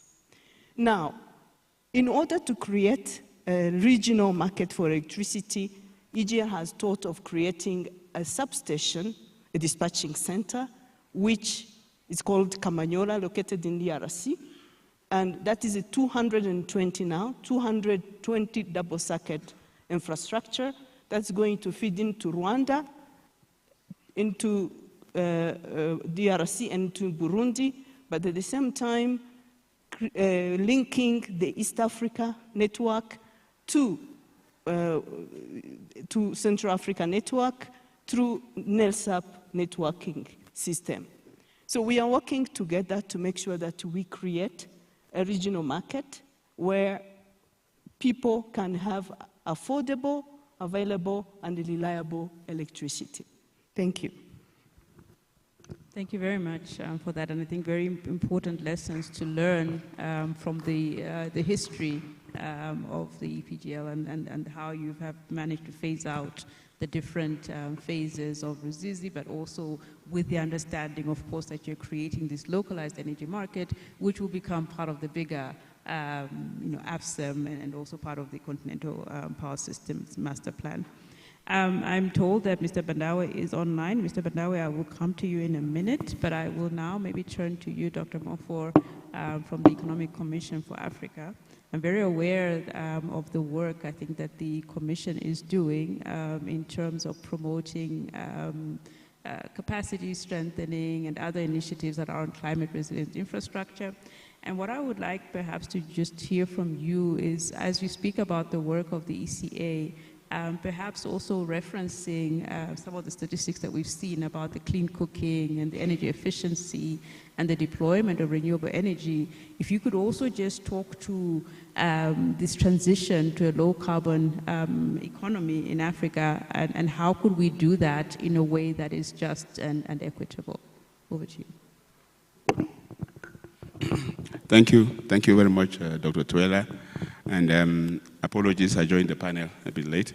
No, but also let me start by congratulating the AEEP because it has done quite a lot in shaping the narrative about the energy transition in Africa. I recall the conversations when EU ministers and African ministers started discussions in Vienna in 2010 during the Vienna Energy Conference, and to see that this partnership is progressed to this level, but there's still quite a lot that has to be done. And I think the colleague was talking about Team Europe, and this is important because I recall that when Mr. Timmermans was at the EU, my former boss, Dr. Songwe, and I were having a meeting with him, and he was saying how they want to build on this partnership, and they will come to Africa with Team Europe. So she said to him, no, you will come to Africa with Team Europe to meet Team Africa, so that Team Africa can work with Team Europe to develop this energy agenda. And I think this is really important. And we actually did start the process of setting up Team Energy Africa. That was supposed to be launched at COP27, but it didn't happen for various reasons. But the idea was that you have a big private sector in Africa. You have private enterprise, captains of industry that have made a big change in Africa, in telecommunications, in construction. How can we leverage those captains of industry to do the same in the energy transition? Given that we have this big deficit that we have to close on the continent, given that we have the huge potential for renewable energy resources, but we don't have the infrastructure. So it's good, Dr. Tuwela, talk about the Continental Master Plan, because then you could envisage a situation where a partnership such as the Africa-Europe Energy Partnership leverages and supports the investments in the underlying infrastructure that is needed so that we can now have the private sector investing in generation instead of having countries investing in generation but they invest in the infrastructure. That can make a very, very big change in what happens. And then also the cost of finance, right? So we have all these big agenda. We estimated from the ECA that if you're really going to make a big change in electricity access, you need to at least double the capacity to 500 gigawatts and to more than 5 times increase it by 2050. So you're talking about investments of about 500 billion to 2 trillion.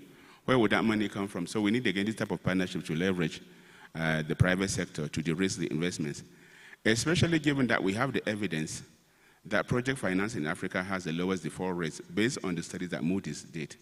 So why is it expensive to bring investments in Africa? So how can this partnership also make sure that we can have lower investments coming to Africa? And then, of course, we also do have the opportunity to say, if you bring in foreign investment to do the transition, to drive the transition, make sure it's just and so on, how can we make sure, or how can we leverage catalytic instruments like, say, making this financing to be in local currency and so on? And that is how we at the ECA worked with PIMCO, the Pacific Investment Management Company that has over 2 trillion assets, with the Development Bank of Southern Africa to do a local currency green bond of 3 billion rand for renewables in South Africa. We need to do more of that. But most importantly, let's ask the question, how can we ensure that if we're going to bring the private sector to invest in Africa, they will cherry pick the easy places, right? So how can we leverage this partnership to ensure that investments are made into a development vehicle that can then ensure that investment goes to the places that the private sector will normally see as difficult? So these are some of the things that we've been working on at the ECA to say, we have a big agenda, we have a continental master plan, we have the AU and AUDA, NEPA leading on a lot of these things, including through the interconnections and ensuring a single market. But how do we make sure that the investments will happen, particularly from the private sector, but even more particularly from Africa's own private sector? So we now need to revamp the idea of Team Africa so that Team Africa can partner and leverage with Team Europe as equals with a common agenda of driving the transition in Africa. And I think if we do that, we're going to make a very big change. Thank you. Thank you very much. So Team Africa, I think that AUD and NEPAD, working together with AFDB and UNECTA and other stakeholders, are on that, and I'm sure that we will see the fruits sorry, of that. Dr. Tuwela, one more very important thing, just in case it doesn't happen. And again, I was in an event where President Orama of the Afrexim Bank made a very important statement that Africa has got to stop being chorus singers of songs that other people compose and pose. And green hydrogen, for example, is one. We know that green hydrogen is important for Europe, but it's also important for Africa. But we're just singing hymns because we're not doing what is needed. I had the opportunity to visit the ULICH, a research institution in Germany. That's just one institution. Their research budget in 1 year is close to €1 billion. Do we have a research institution in Africa on green hydrogen, on the green technologies and so on?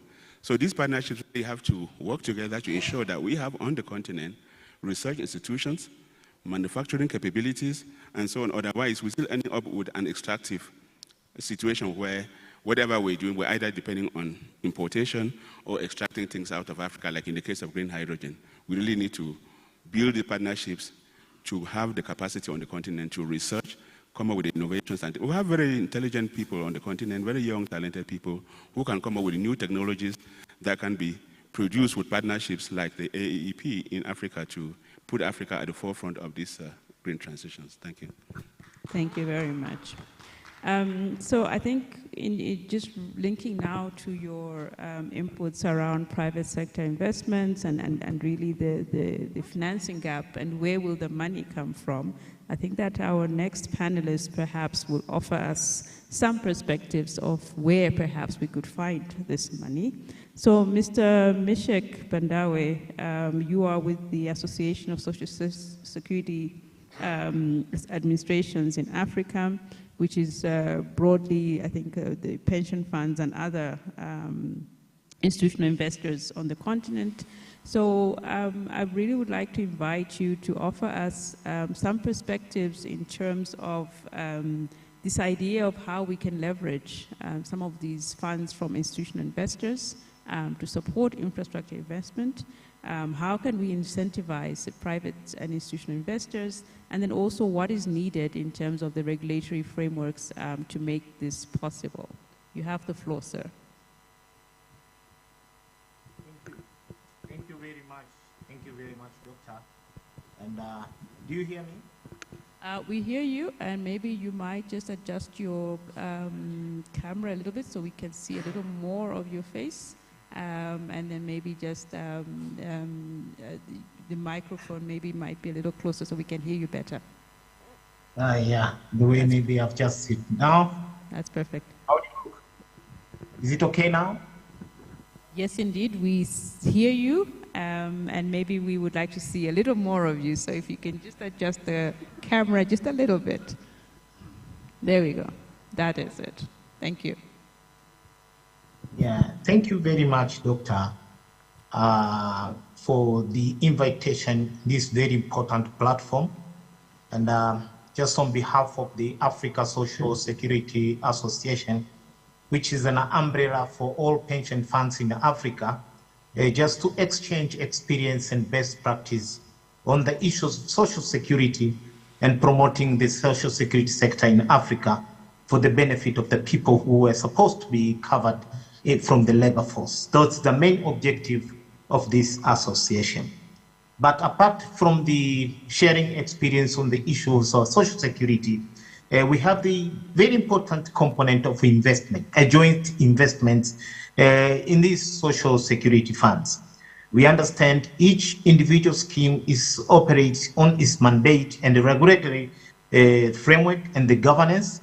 But now, let me see, we are still in premature stage, but we want to unify all this regulatory framework to make sure that all pension funds in Africa, we are trying to organize ourselves to invest in infrastructure development for Africa.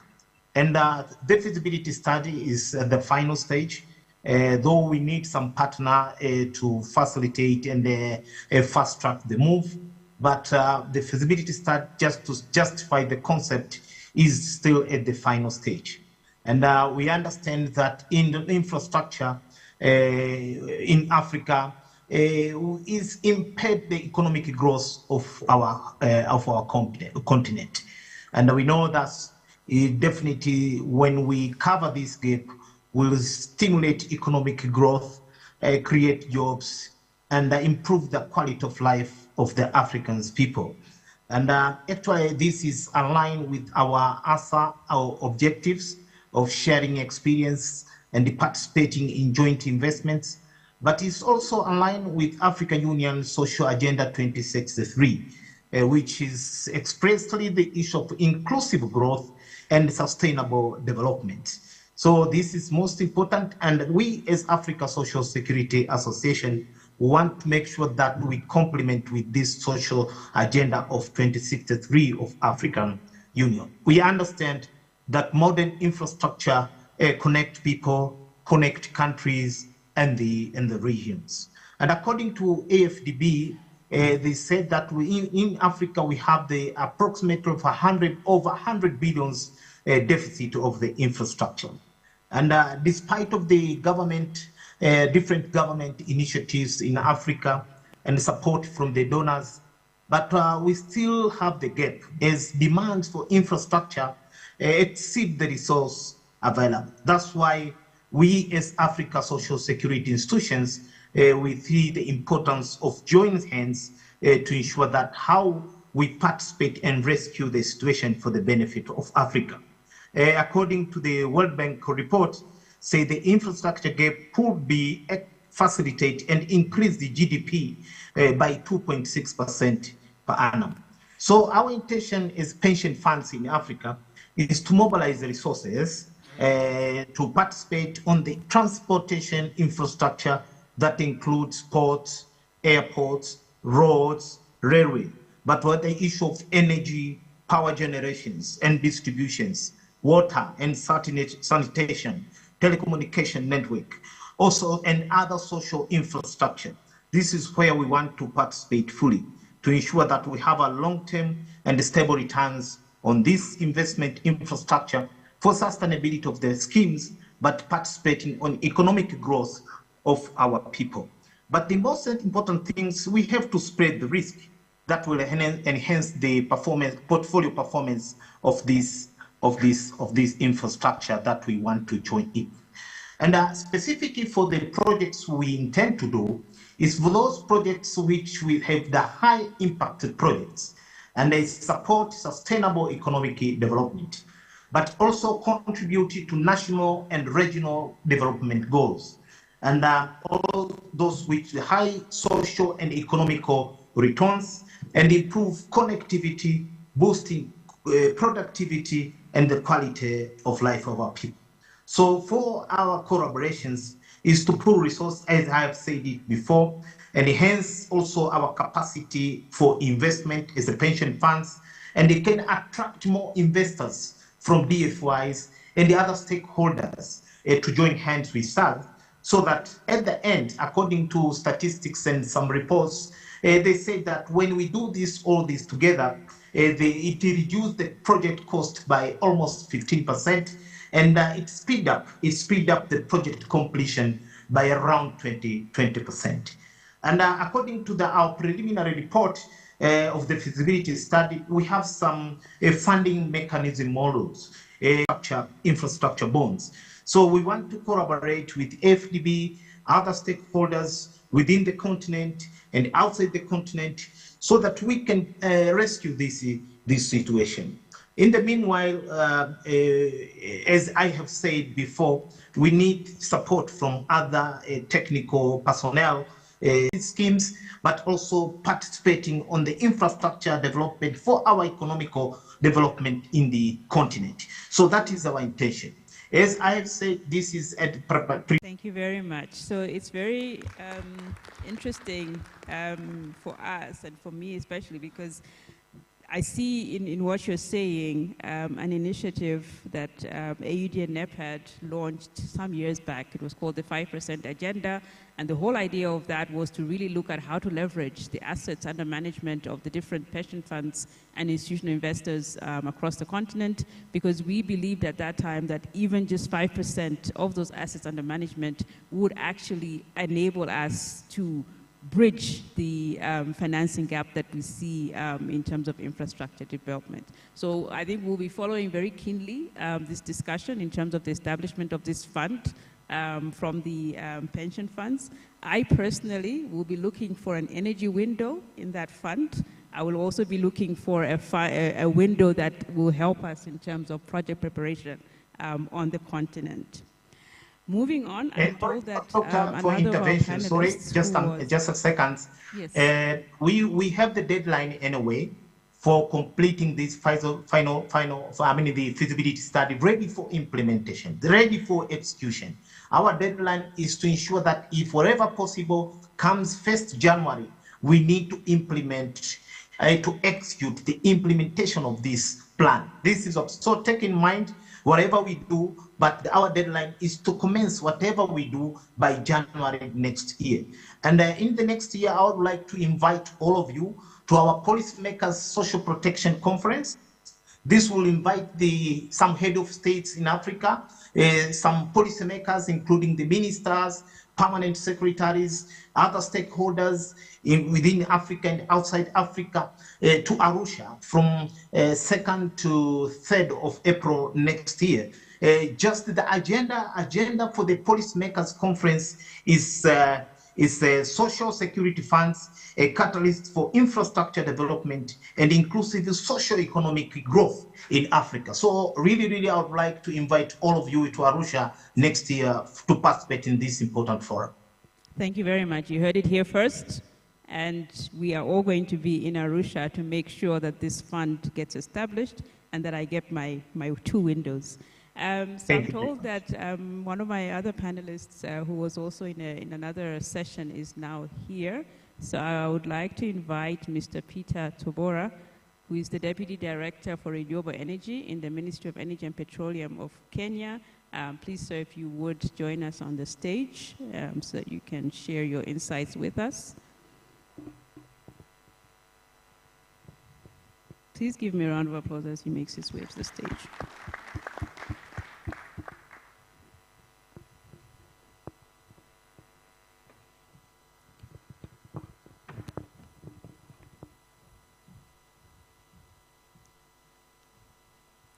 Thank you very much, sir, for joining us and welcome.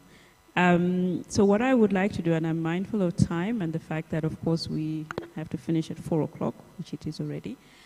If you would perhaps just speak a little bit briefly to what is happening in Kenya in terms of the energy sector, but also in terms of what you see insofar as the participation of private sector, but also some of the issues that we're talking about here in terms of the SDG 7 and the different indicators and the progress that we're making, and maybe also how we can better stimulate that progress. If you would also, and this I'm sort of putting you on the spot a little bit, but I know that in Kenya, I think the pension fund is really enabled to fund infrastructure projects on the continent, in Kenya. So if you're able to speak to that as well, then that would also be an interesting insight for the audience. Thank you for having me on board. My apologies, I'm coming from another meeting to join this one from the Energy Commission. Maybe you can mention the Kenyan case on infrastructure financing, and especially the innovative financing mechanisms in Kenya to bridge the universal access to gap to the energy. We have been working with the private-public partnerships. For example, the Lake Turkana Wind Power, where the partnership have leveraged private capital and expertise while ensuring government facilitation. We also, for this one, we are also looking at how to expand the PPP models to rural electrification and mini-grids. We also have financing on green boards. Kenya launched its first green board in 2019, focusing on renewable energy and sustainable projects. And this is a tool that is scalable for financing energy infrastructure, while it is also attracting environmentally conscious investors. These green boards, we hope will have tax benefits or credit guarantees for growth. We also have blended financing models. We're leveraging funds from institutions like the African Development Bank, the Green Climate Fund, GCF, Kenya Energy Sector Recovery Program to de-risk private investments. We have been working to see how to develop more risk-sharing facilities to support energy access initiatives in remote areas. We also have what we call the revolving fund, pay as you go, where the Kenya's off-grid solar market is leading the continent, largely driven by pay as you go systems that allows access. We are hoping to scale this one to other sectors in the renewable energy, like biogas and clean cooking solution. We are also incentivizing the private sector in cross-border energy infrastructure, where we have been working on regulatory harmonization across borders to ensure energy policies, tariffs, and frameworks among regional blocs like the East African Community and the Commercia to reduce investment risk. Under this, we look at how to also the issue of fiscal incentives and de-risking instruments through tax breaks, investment credits, and risk guarantees for the private sector players on cross-border projects. That's we are hoping to access that. For example, you have the Kenya-Ethiopian interconnector that benefited from this scheme. We are also looking at the institutional collaborations, like the Africa 50 Infrastructure Fund that provide technical and financial support for cross-border projects in Kenya. Also, market integration and aggregation also being considered in Kenya, as well as leveraging carbon markets. That is how we are moving on the issue of financing.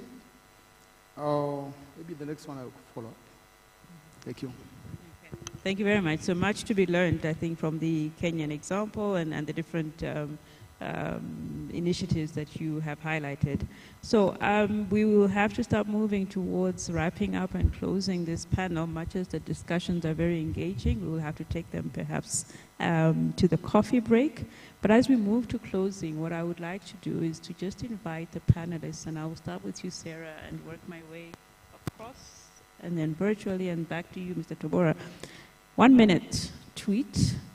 What is the main message in terms of where we stand with SDG 7? What can we do to get there? What needs to change? And what do we need to do? Thank you very much, Toela.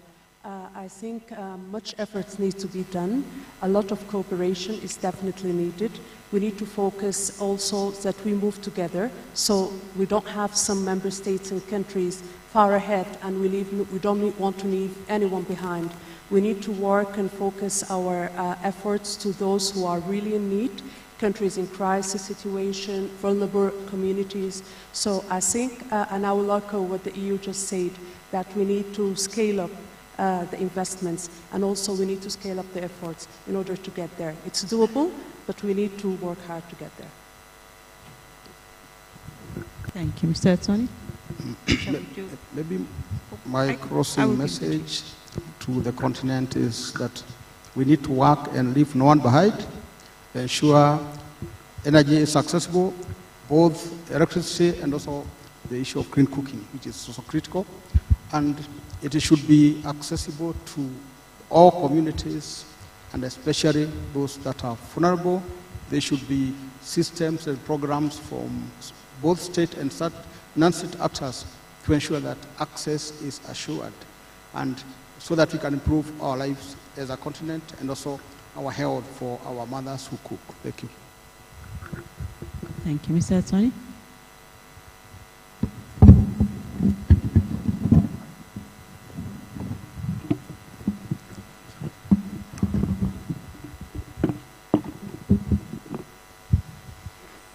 No, on my part, I would like to say the message is that the European Union will remain committed to working together with Africa, and I like that reference to Team Africa because it shows the way. So for the future, for the years to come, we will continue to work together again to try to address some of the stumbling blocks to help to contribute to doing this. And we all agree on what needs to be done. I was very pleased that for me it was interesting to hear about plans to mobilize domestic resources to support the efforts. This is definitely the way to go, according to my modest point of view. And on our part, we will continue to use all the tools that we have available in our toolbox. We have the traditional tools, the grant funding, of course, far than enough. It's certainly not in itself sufficient. That's why we want to work more and more and use more and more the other tools that we have in our box, which include, of course, you're blending grants with loans, soft loans, concessional loans from our European development finance institutions, and we want to continue also. Of course, this blending is certainly not new. What is certainly newer is the use of financial instruments, equity, but even also guarantees to the risk investments and mobilize and facilitate private sector investment. And let me also say I think it's an interesting offer, our offer, because it also contributes to making these investments more sustainable also for African government, and they do not add in a considerable way to public debt. That's why we consider that the offer that the European Union can bring under the Global Gateway banner is an interesting offer for Africa. Thank you. Thank you very much, Ambassador. Thank you very much. I think for providing access to electricity to each and everyone, we need first to understand the resources we have got. After understanding them, and we need to see what is the offer new technologies of transformation, we need ourselves to work on them, make bankable project, de-risk the project, then call for a competitive bidding to include the private sector, because we cannot do it ourselves. Create very stable legal framework in order to create a conducive environment for private sector investment. And to do so, we need first to strengthen our bond as all of us players on the African continent in order to use the public fund in a very effective way. Thank you very much. Thank you. Dr. Moko, your 1 minute wrap up. No, thank you. I think when we do these conversations, we tend to be too biased on electricity, and we say very little about energy efficiency, cooking, and so on. So I think we really need to also do that. But I think I go back to my quote of Professor Rama, that Africa needs to now take the lead based on the common position that the African Union has produced on the energy transition, to define its energy transition plans based on its national circumstances, capitalizing on the continent's abundant clean energy resources, and so on.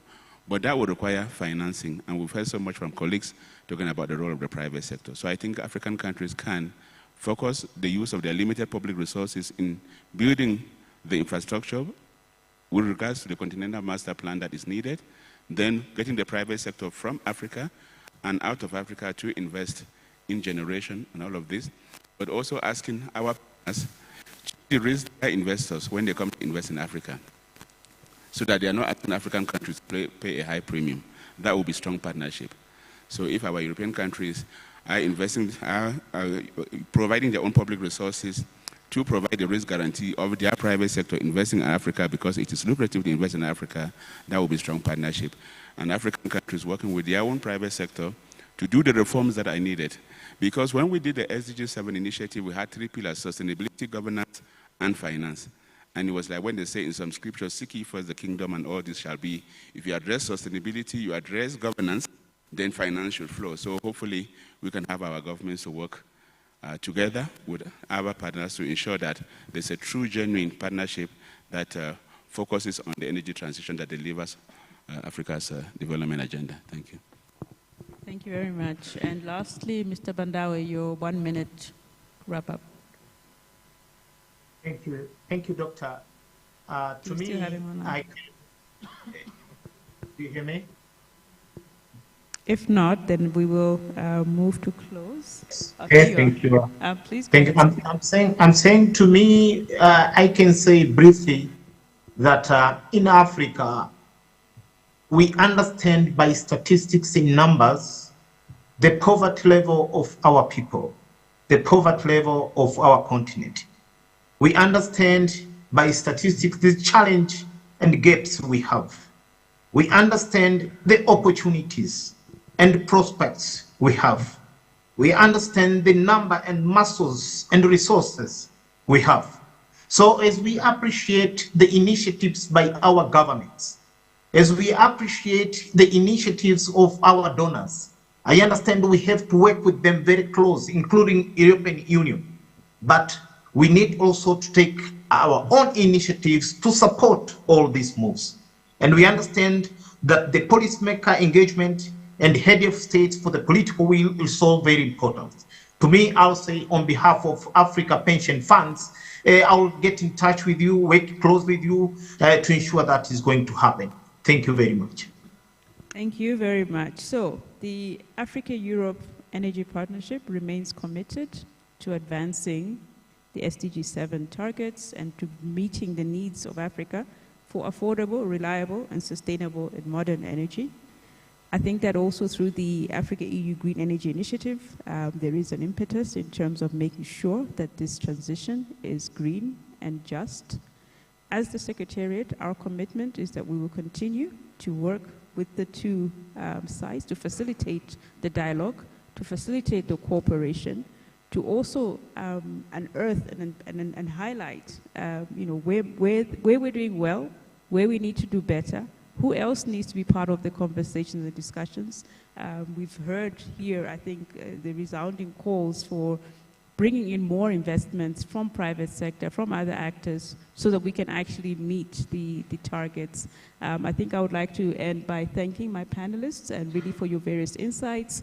Mr. Tobora from Kenya, Sarah from the EUD, Mr. Atoni from the EUD, Ambassador from the EPGL, Dr. Mofor, and Mr. Meshek Bandawe. This time next year, when we meet again, the story will be different.